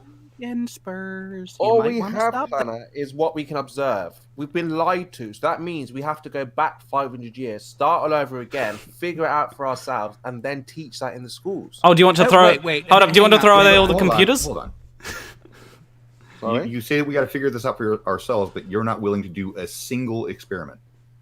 No, sir. Yeah, what experiment? There's no observed phenomena. Can't have an experiment without an observed phenomena. What's the phenomena? Exactly. So you don't need for what? There's no phenomena here. For what? What are we experimenting for? Why would you just have a random experiment? You need an observed phenomena so you can test what you see. Yeah, but what are we trying to experiment on? Well, that's what Sean's talking about, experiments. What he said in what experiment have you done? Why would we do an experiment? You don't just do random experiments. Well, you're the one that said that we need to go back and test all this stuff, but you're not willing to do any of it. So yeah, why are so you? When we observe two suns, if we get that observation in reality, if we get a sun that goes around the edge quicker or slower, if we observe that, then we can test it, right? We can find out the cause and what's going on. But right now, we don't have any observed phenomena. We just have lights in the sky. They move. So what? Isn't that an observed phenomena? No, what's the phenomena? It's just a light moving. Yeah, that's an observed phenomenon. So how are you going to test that? You go ahead and do take different observations at different times. Hold on, what's the question? Either sun what's the question? Well, you could see, okay, how far? What is the angular size? Right? You could see the relationship between the angular size and the time of day. What causes the angular size? Is asking. Well, we could say, okay, does the angular size get better? Does the angular size get lower? Why would you ask that? Is there something you see that you don't understand? Well, it appears that the angular size of the sun stays the same throughout the day. Now we can angular size. What angular? Where in nature do we see angular size? Everywhere. It's called perspective. Okay. So essentially, so what's the cause of perspective? It's generally size and distance. Is the cause of perspective? Yeah, size and distance is the cause of perspective. So if you remove size and distance, you'll have no perspective. Pretty much. What will it be? It wouldn't be anything, because you wouldn't be able to see anything. Yeah, there would be no such thing as perspective if there was no such thing as size and distance. In fact, the universe would be completely different if there was no such thing as size and distance. Because. So what about color is the cause then? If there was no color, there would be no nothing, right? Not necessarily. I could. Yeah? Oh, because color is just a property that emerges from light. Different wavelengths. If there was no color, there would be no light. There'd be no nothing. Not necessarily. There could still be. You've heard of color blindness, haven't you? Color blindness. What is that? They can't see particular colors. Yeah. But they can see other colors. Well, it's not. So when it comes to color blindness, it's usually they can't see particular colors, or particular colors don't stand out. For example, I apparently have a form of color blindness, which I can't remember exact. I think it's something to do with oranges So what do you and see reds. in place? You say blind. You don't see anything. No, it's not that you don't see anything. It's just that those colors don't stand out particularly in comparison to other colors. What color? What color do you see? I see things as the colors that I experience. It's like what? So if you saw yellow, if it's really yellow, what do you really see? I see yellow. At least so if it's green, what do you see? I see green. It's not that we don't see particular colors. It's that we. No, I'm asking about colorblind people. I don't know how it works. What are they? We're not. Okay, so blue. If I see blue, what do you see? So colorblind people, certain colors don't stand out in comparison. So I know, I'm asking might be which that. So for example, I have trouble differentiating between certain shades of red and brown. I can't tell the difference between them.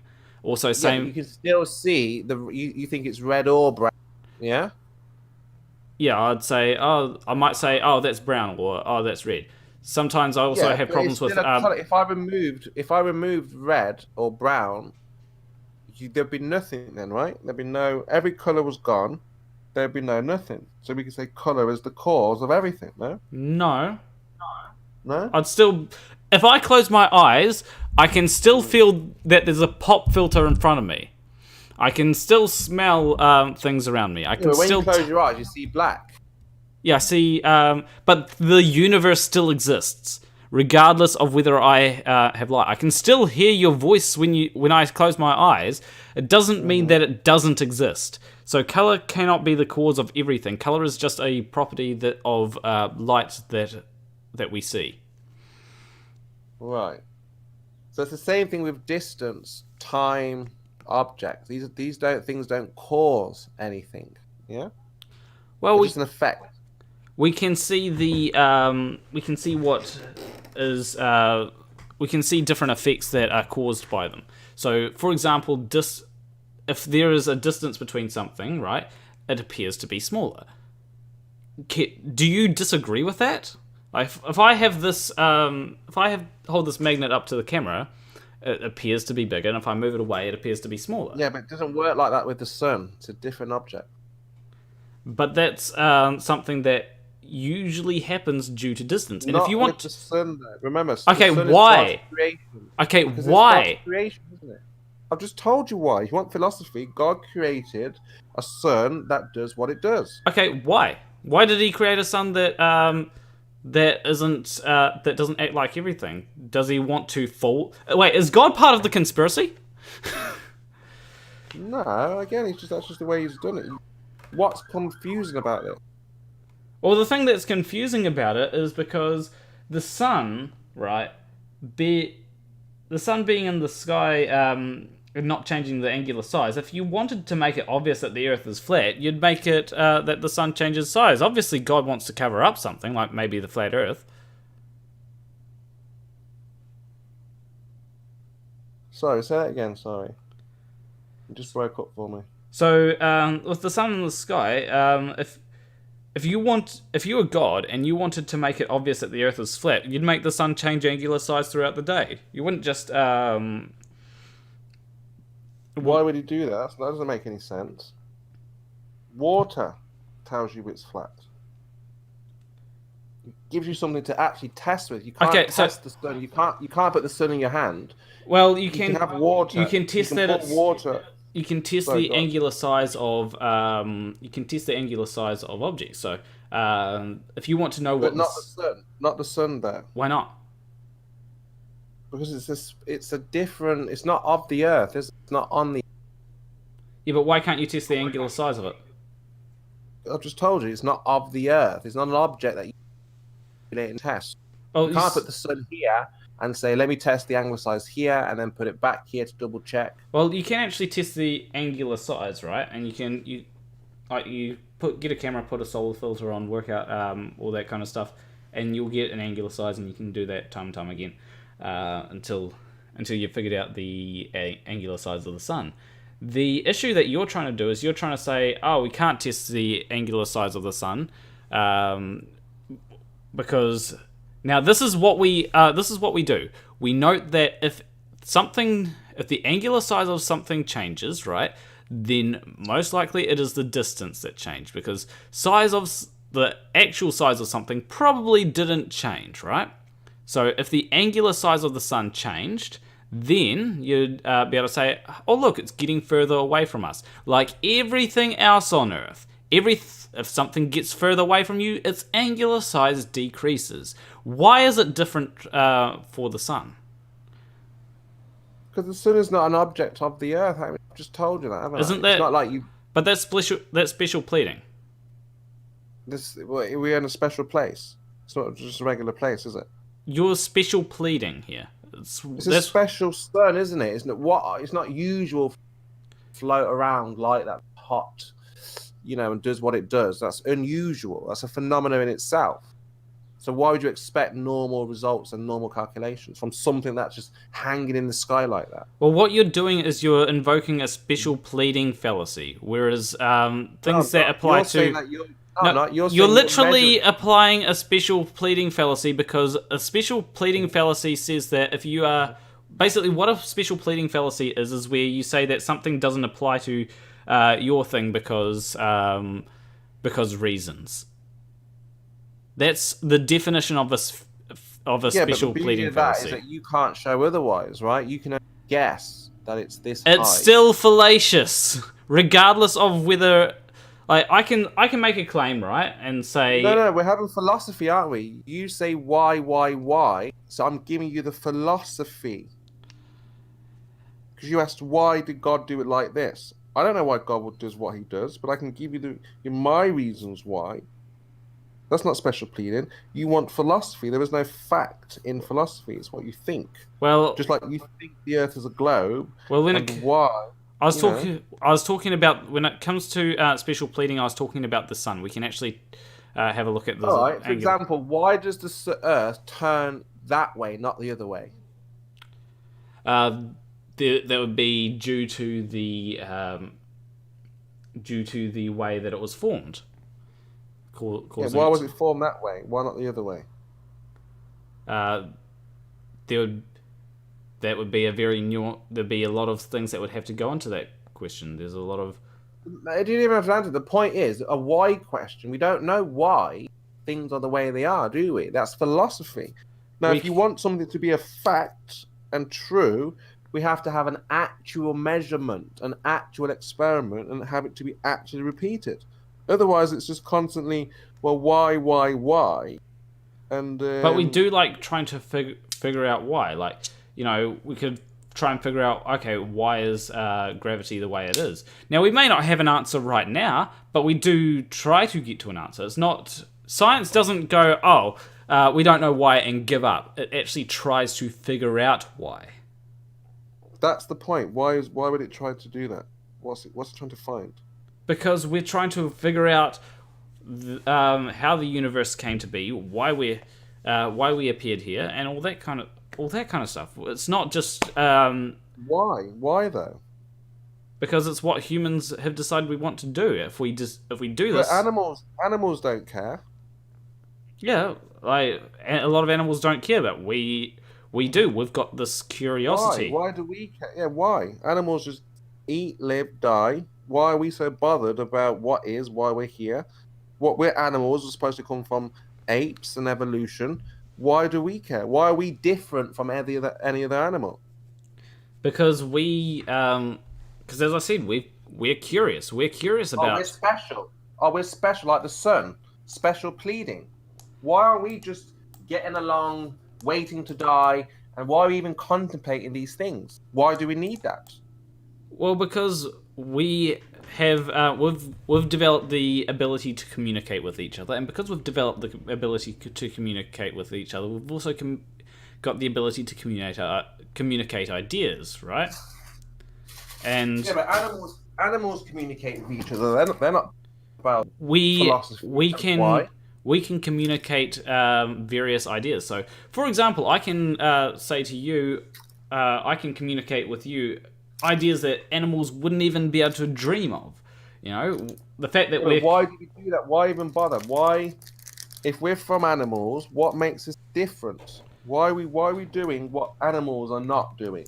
Because we are special. Not necessarily because we're special. In a way, you could say that we technically are, but we can. We want to make life better for ourselves, right? We've figured out that if we do things in a certain way, we can make life better. Much in the Who cares? Animals don't care. Yes, they do. No, they don't. Yes, they do. Have you never owned a cat? Yeah, I've had a cat. Yeah, cats can be pretty lazy. They just want to. Exactly. They're not bothered about anything. They're not wondering, why am I a cat? Why am I here? But humans are lazy. That's why we've got a lot of the advancements that we do, because every advancement towards automated farming, automated this, that, and the next thing, is more lazy that we can be even lazier. Evolution doesn't need to ask, why are we here? Evolution is random. It just does. We shouldn't have to contemplate, who we are, where we're going, how do we get here. But like a tree. But we're just... A tree would just... But we're curious. We want to know. Evolution doesn't have curiosity. It just does. It has no reason or rhyme. Yeah, but curiosity is a byproduct of us having a brain that can think, why is this a thing? And you'll notice that if you've got if you've ever had a cat, you know what they say, curiosity killed the cat, because cats are also curious. It's not something that it may not be advantageous. Like there's a lot of, I think there's evolutional psychology as a field of science. I'm not sure which it is, but they try and explain why we evolved certain features or certain psychological things, like like our need to ask questions.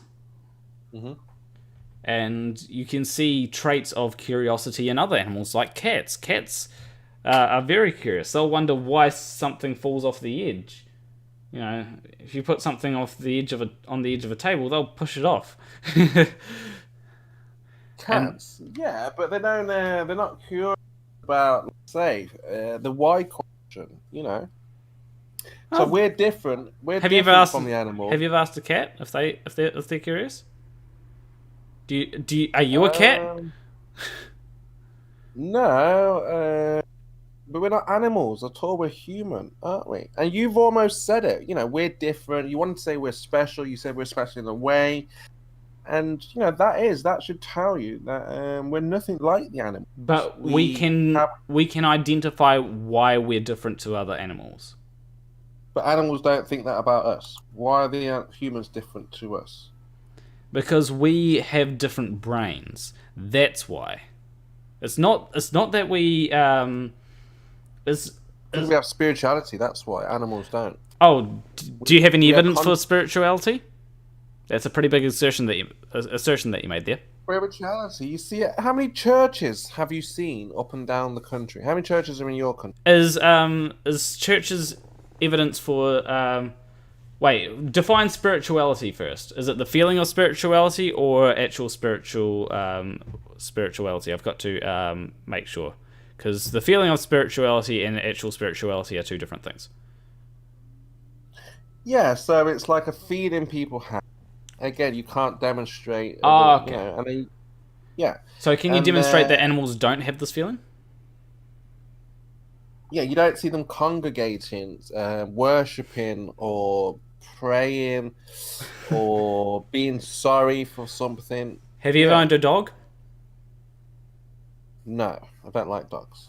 Okay, because dogs seem to have some kind of spirituality complex in a way, thinking that humans are really great. They'll whimper when humans are away, and they have another sense, don't they? They'll whimper when humans are away, and when we come back, they'll be really excited. That could be construed as spirituality, and Come on, Planner. Dog has spirituality. That's funny. Can you prove that it doesn't? We're gonna see a dog congregation A dog minister. I mean, we've just developed different ways to express spirituality. If we ever saw that, let's say we saw a group of dogs, and then one dog, like, barking at the other dogs. You don't see that, do we? I mean, you've got things where there is a leader and it's just different ways of communication as well. You know, dogs don't have the ability to communicate like humans, so they aren't able to communicate in spirituality in the same way that humans would. Would you expect things to happen? Do you expect dogs to act exactly like humans to express the same concepts when they don't have the exact same? Dogs, animals are animals. All animals understand each other, and we don't understand animals. If we were really connected to animals, we would still be able to talk animal and understand animal. You know, have you ever owned a dog? Dogs... No, I don't like dogs. Cats and dogs talk to each other. Oh, then animals talk to each other. Then if you owned a dog, you'd be able to understand at least some parts of a dog, like or some things that dogs do. Like if a dog's whimpering, we can tell that the dog is sad. If a dog is, sometimes you can tell when a dog is happy because it's, it might be panting, or sometimes you can tell different emotions that a dog might have. That's normal, yeah. That's not a big deal there. I mean, that would be a form of them communicating their emotions to us, wouldn't it? Would it not? No, look, listen. If you've got your dog at home and you say to the dog, I'm going away for 2 weeks, I'll be back. The dog will not understand. It will just be sad because it feels it's not going to get fed, it's not going to be able to play. Because it doesn't understand. It doesn't exactly like you can tell it to sit, right, and it will understand that because it has. No, it won't. Not until you smack it on the nose or on the bum or give it a treat. Yeah, but babies don't. You need to teach a baby to understand what words mean as well. We aren't born with any innate understanding of language, much like you've got to teach a dog sit. You can't just expect a baby to pop out and go, "How's it going, mate?" But a baby can learn how to bark. It can learn how to meow. It can learn how to talk. But a dog can only bark. I know you get dogs that. But that's more due to how it's. But look, we genetics. have a range. Yeah, but we have a range of animal sounds. But they only have one sound. It's also down to how we hear sound. Like, dogs might be able. Imagine if dogs had like 5 different barks that they could do. Humans wouldn't be able to tell the difference, but they can. We can also see this sort of phenomenon within humans. Like if you meet 5 dogs that are all of the same breed, you probably wouldn't be able to tell them apart until you were to spend time with it. It's because you're familiar. It's also you can recognize this within language. If you were to hear a different language, like let's just say you were to hear Japanese, for example, and you didn't understand Japanese, it wouldn't sound all that different when people are speaking Japanese. You wouldn't be able to distinguish, whereas you can with English, right? And it's also when you get like Japanese people can't tell the difference between R's. When there was an Antarctic trip, they took Russian dogs, and only the owner could talk to the dogs and tell them, hush or mush or whatever it is that you tell them to go. And so I understand all that, but the point is that we're different. You even said it yourself. We are special. We're a special creation from God. I didn't say that we're a special creation. I just said that I think a better word to use than special would be different. We are different to other animals, but in the same way that other animals are different to other animals. Like a cat is different to a dog. A human is different to a... a cat is different to a dog. A human is different to a dog. A human is also different to a cat. We are not... but a cat doesn't care whether it goes to heaven or hell. It doesn't care whether it lives or dies. Whereas you do. You want life, if you could go to heaven, if you knew there was heaven, you'd go. Cats don't know all that stuff, right? But You just don't believe in the God cats because haven't been able to communicate that idea between different generations. We have. You know, someone Yeah, came but up the only with... reason why you don't believe in God is because no one's shown you proof of God, right? Yeah. Yeah, you want to see God directly, and that's never going to happen. Why? So because God deals with signs. Why can't it be obvious? Why? Like, if God shows himself, isn't that a sign? Because you still wouldn't believe. If it takes that much, you still wouldn't believe. If God came in front of you right now, you would start telling God to do things like, do this, prove you're God, and then you would be God's master, and that wouldn't happen. Well, couldn't you have to wait until the end. Wait, is God all knowing? Yeah, of course, yeah. Then he'd know what it would take to convince me, wouldn't he? Yeah, of course he does, yeah. So why doesn't he convince me? Because you're not a robot. Are you sure that I'm not a robot? Absolutely, you have a heart, don't you? Yeah, I have a heart, but you know, robots could probably have some. You know, wouldn't take much to program a robot that has some kind of emotion. No, robots always think with their head, not with the heart. What? A robot would always think with their head, like a programmed response. When people think with their heart, it's emotional, isn't it? It's what you feel. Yeah, but there's a lot of humans that do try and think more logically rather than. But that's the problem. That's the problem. You see, you need to use your intuition. God has given you your senses for a reason. They may not be perfect, but if you're not sure about something, then just test it yourself. Don't wait on somebody else. Use your senses. Use your intuition. And again, if you have a feeling about something, go with it. And if, say, for example, it doesn't feel right, you don't do it. Also, isn't it better to go with facts over feelings? Right, if I feel the Earth is a globe... Facts, yeah, of course, definitely, absolutely, yeah. That's what I just said. If your feeling is not 100%, get the facts before you just believe it.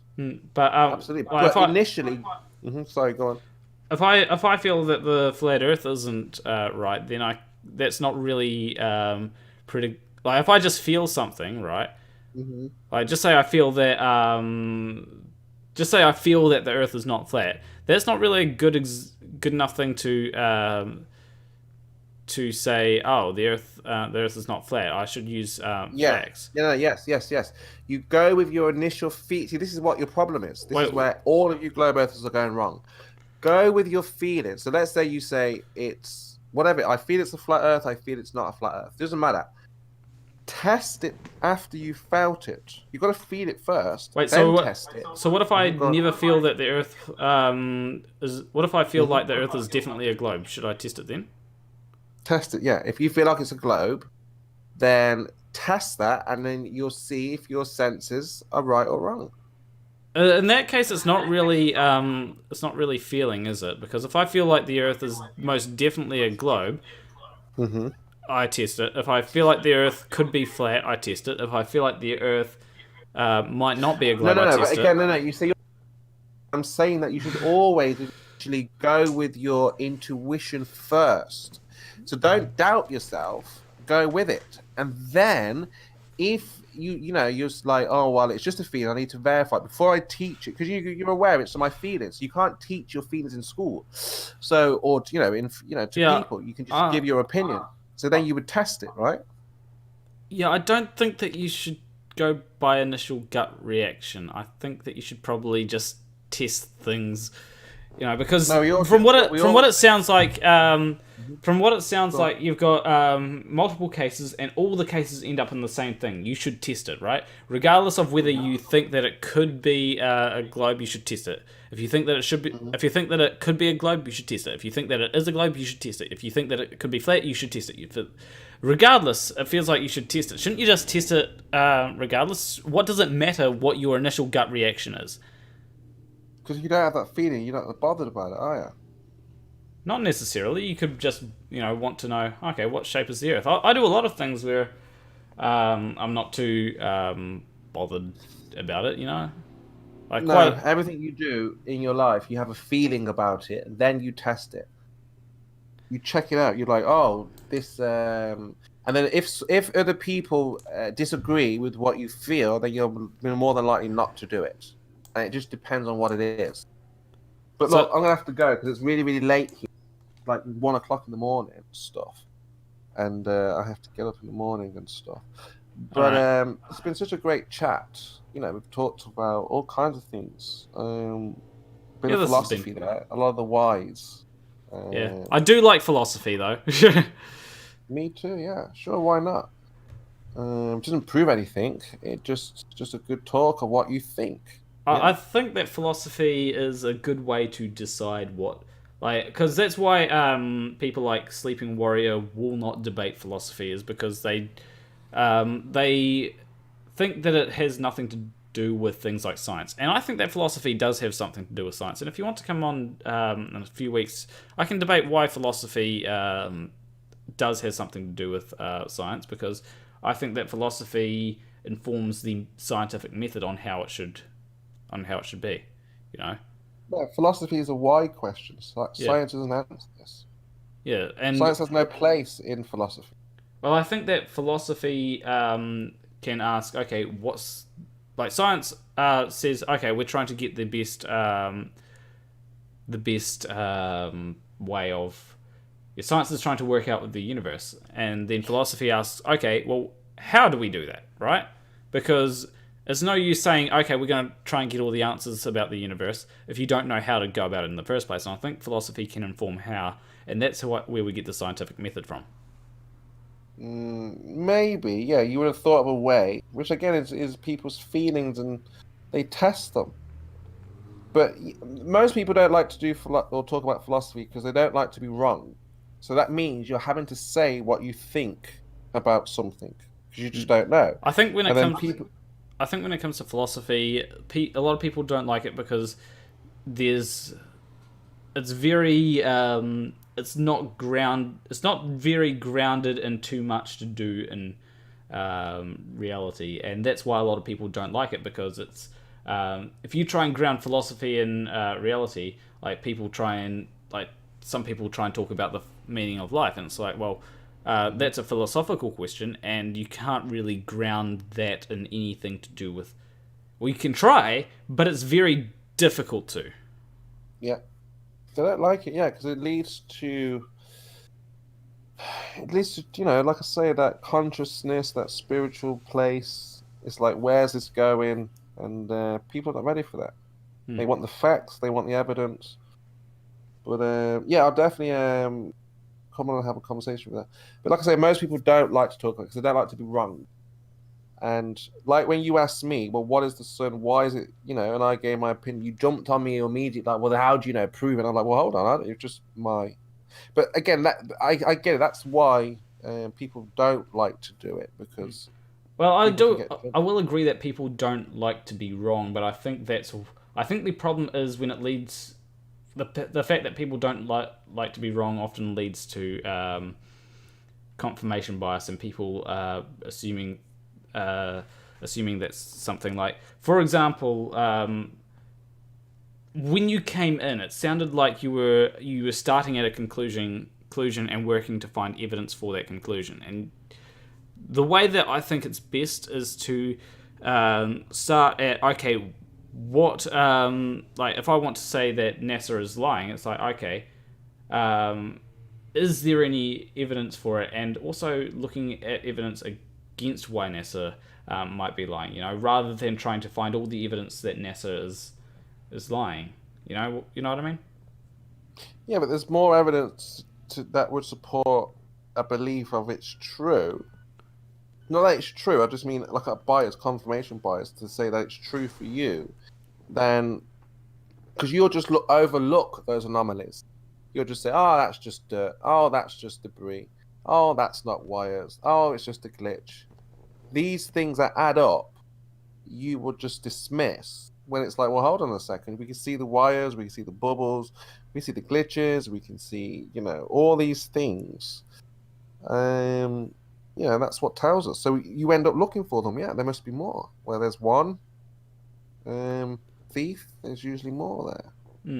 But you you also seem to be, any small thing. So even if it doesn't really, even if it really isn't evidence, like the sun, for example, that's not really evidence. Like that one where you wanted to zoom up on the on that thing, it wasn't evidence for anything really. Yeah, it proves that cannot work on a globe. It doesn't though. Like, but you'd taken this and thought that it was evidence for your position, and that's not really a good way to go about it. I think that I think there's probably some word for it. I think it might be something cherry picking or something. But yeah. Anyway, I'll let you. I'll let you go. Thank you very much, Planner. Great show as usual. I'll catch you later on. All right. See ya. Bye. Bye. Yeah.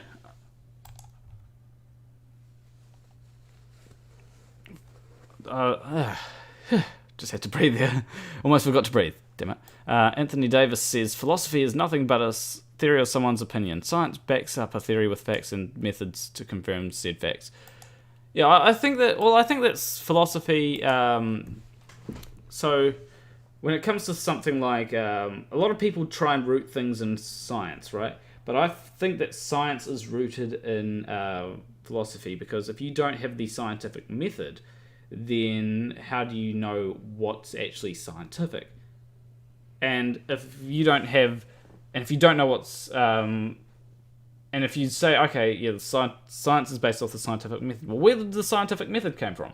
Eventually, you lead back to philosophy, because there is nothing you can prove 100%. You don't know that you're not a brain in a vat, but you've got to have some form of axioms that are self-evident, like the fact that you exist, right?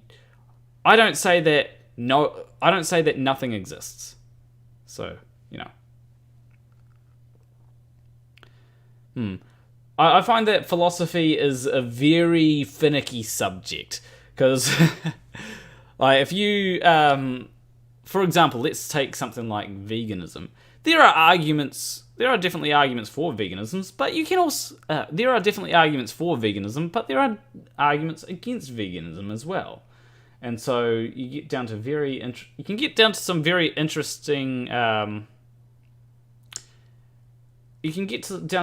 interesting ideas if you discuss philosophy, I find. But anyway, super chats. Jordan Lundqvist. I don't know how. Jorgen Lundqvist. I don't know how to read that. But he says, keep up the good work, Planet Walk. And yes, I will. That's for 100. I think it's Norwegian kroners or something. I just call the K1s Nokias. Because Nokia's great. And Aaron Armstrong was saying bad echo when you talk Planet Walk for $2 And yeah, that's only because other people tend not to use headphones or something,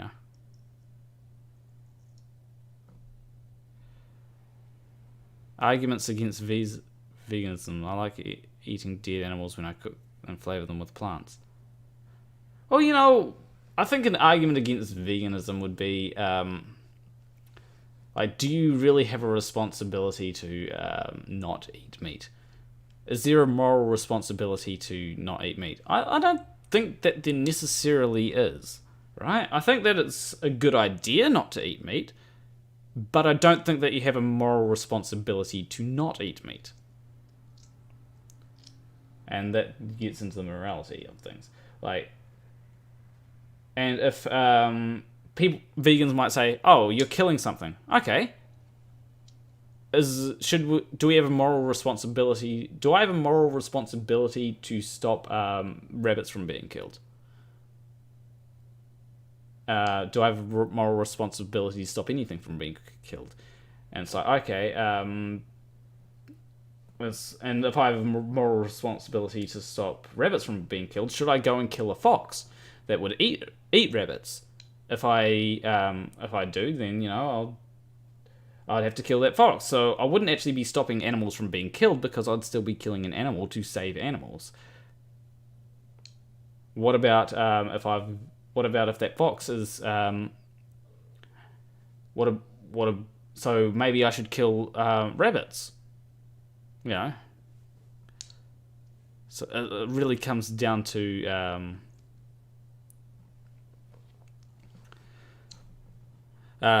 so yeah, it really comes down to what the reasons are. But I think that it's a good idea to eat less meat, right? I think that's a good idea. I just don't think I have a moral responsibility to not eat meat.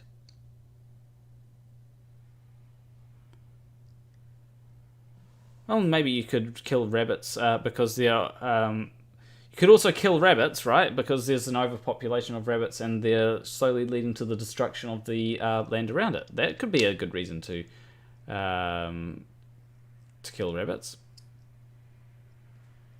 There's heaps of reasons why you can justify the killing of animals, and I don't think a lot of vegans and vegetarians take it as self-evident that killing is bad. And I will say that, yeah, killing, you shouldn't kill, right? But I don't. I can give a reason why killing humans is wrong, right? But then when it comes to nature, right? When it comes to killing a fox or something, and I do disagree with raising cattle just to kill them, because it's kind of by killing them, you're not actually by killing a cattle, you're not actually protecting anything from dying. But I'm still gonna eat meat. But it's not so much. I do try and cut down my meat content, but I have reasons. My reasons for eating meat would probably be, generally, it's probably like, for me, quite often there's no good vegetarian options, unfortunately. But if there were vegetarian options, I would eat it.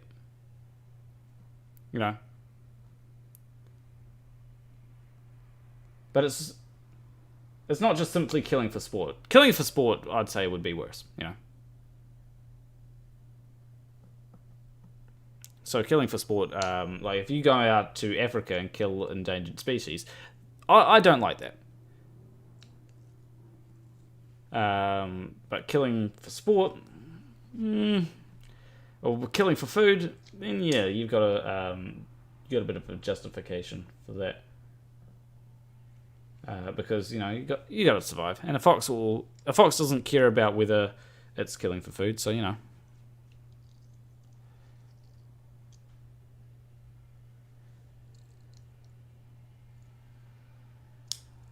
Yeah, dollar is not part of vegan versus meat. Yeah, I think that there are like so rather than eating mince, I have this TVP stuff, because it's actually cheaper than mince. So that's what I eat. But when it comes to like a burger at a restaurant, if I want to go to McDonald's and get a burger, it's like, do they have any good salad burgers?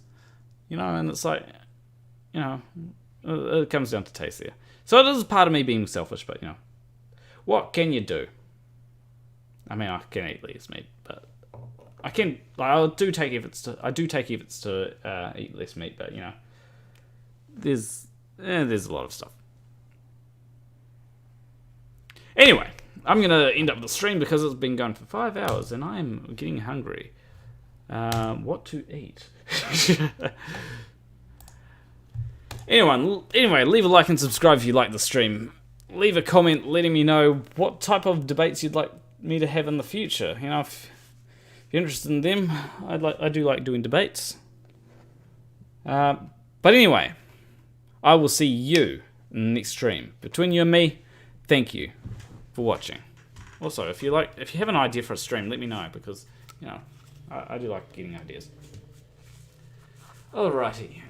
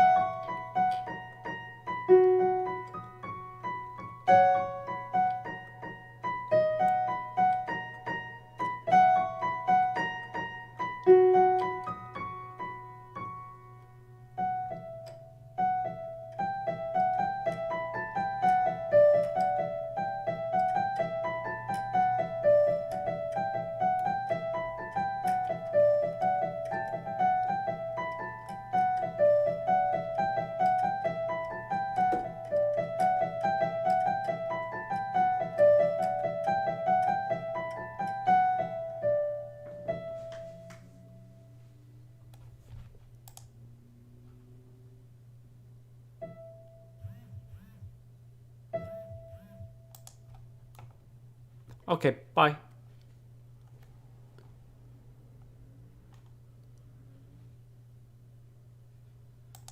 Ah, where's the stop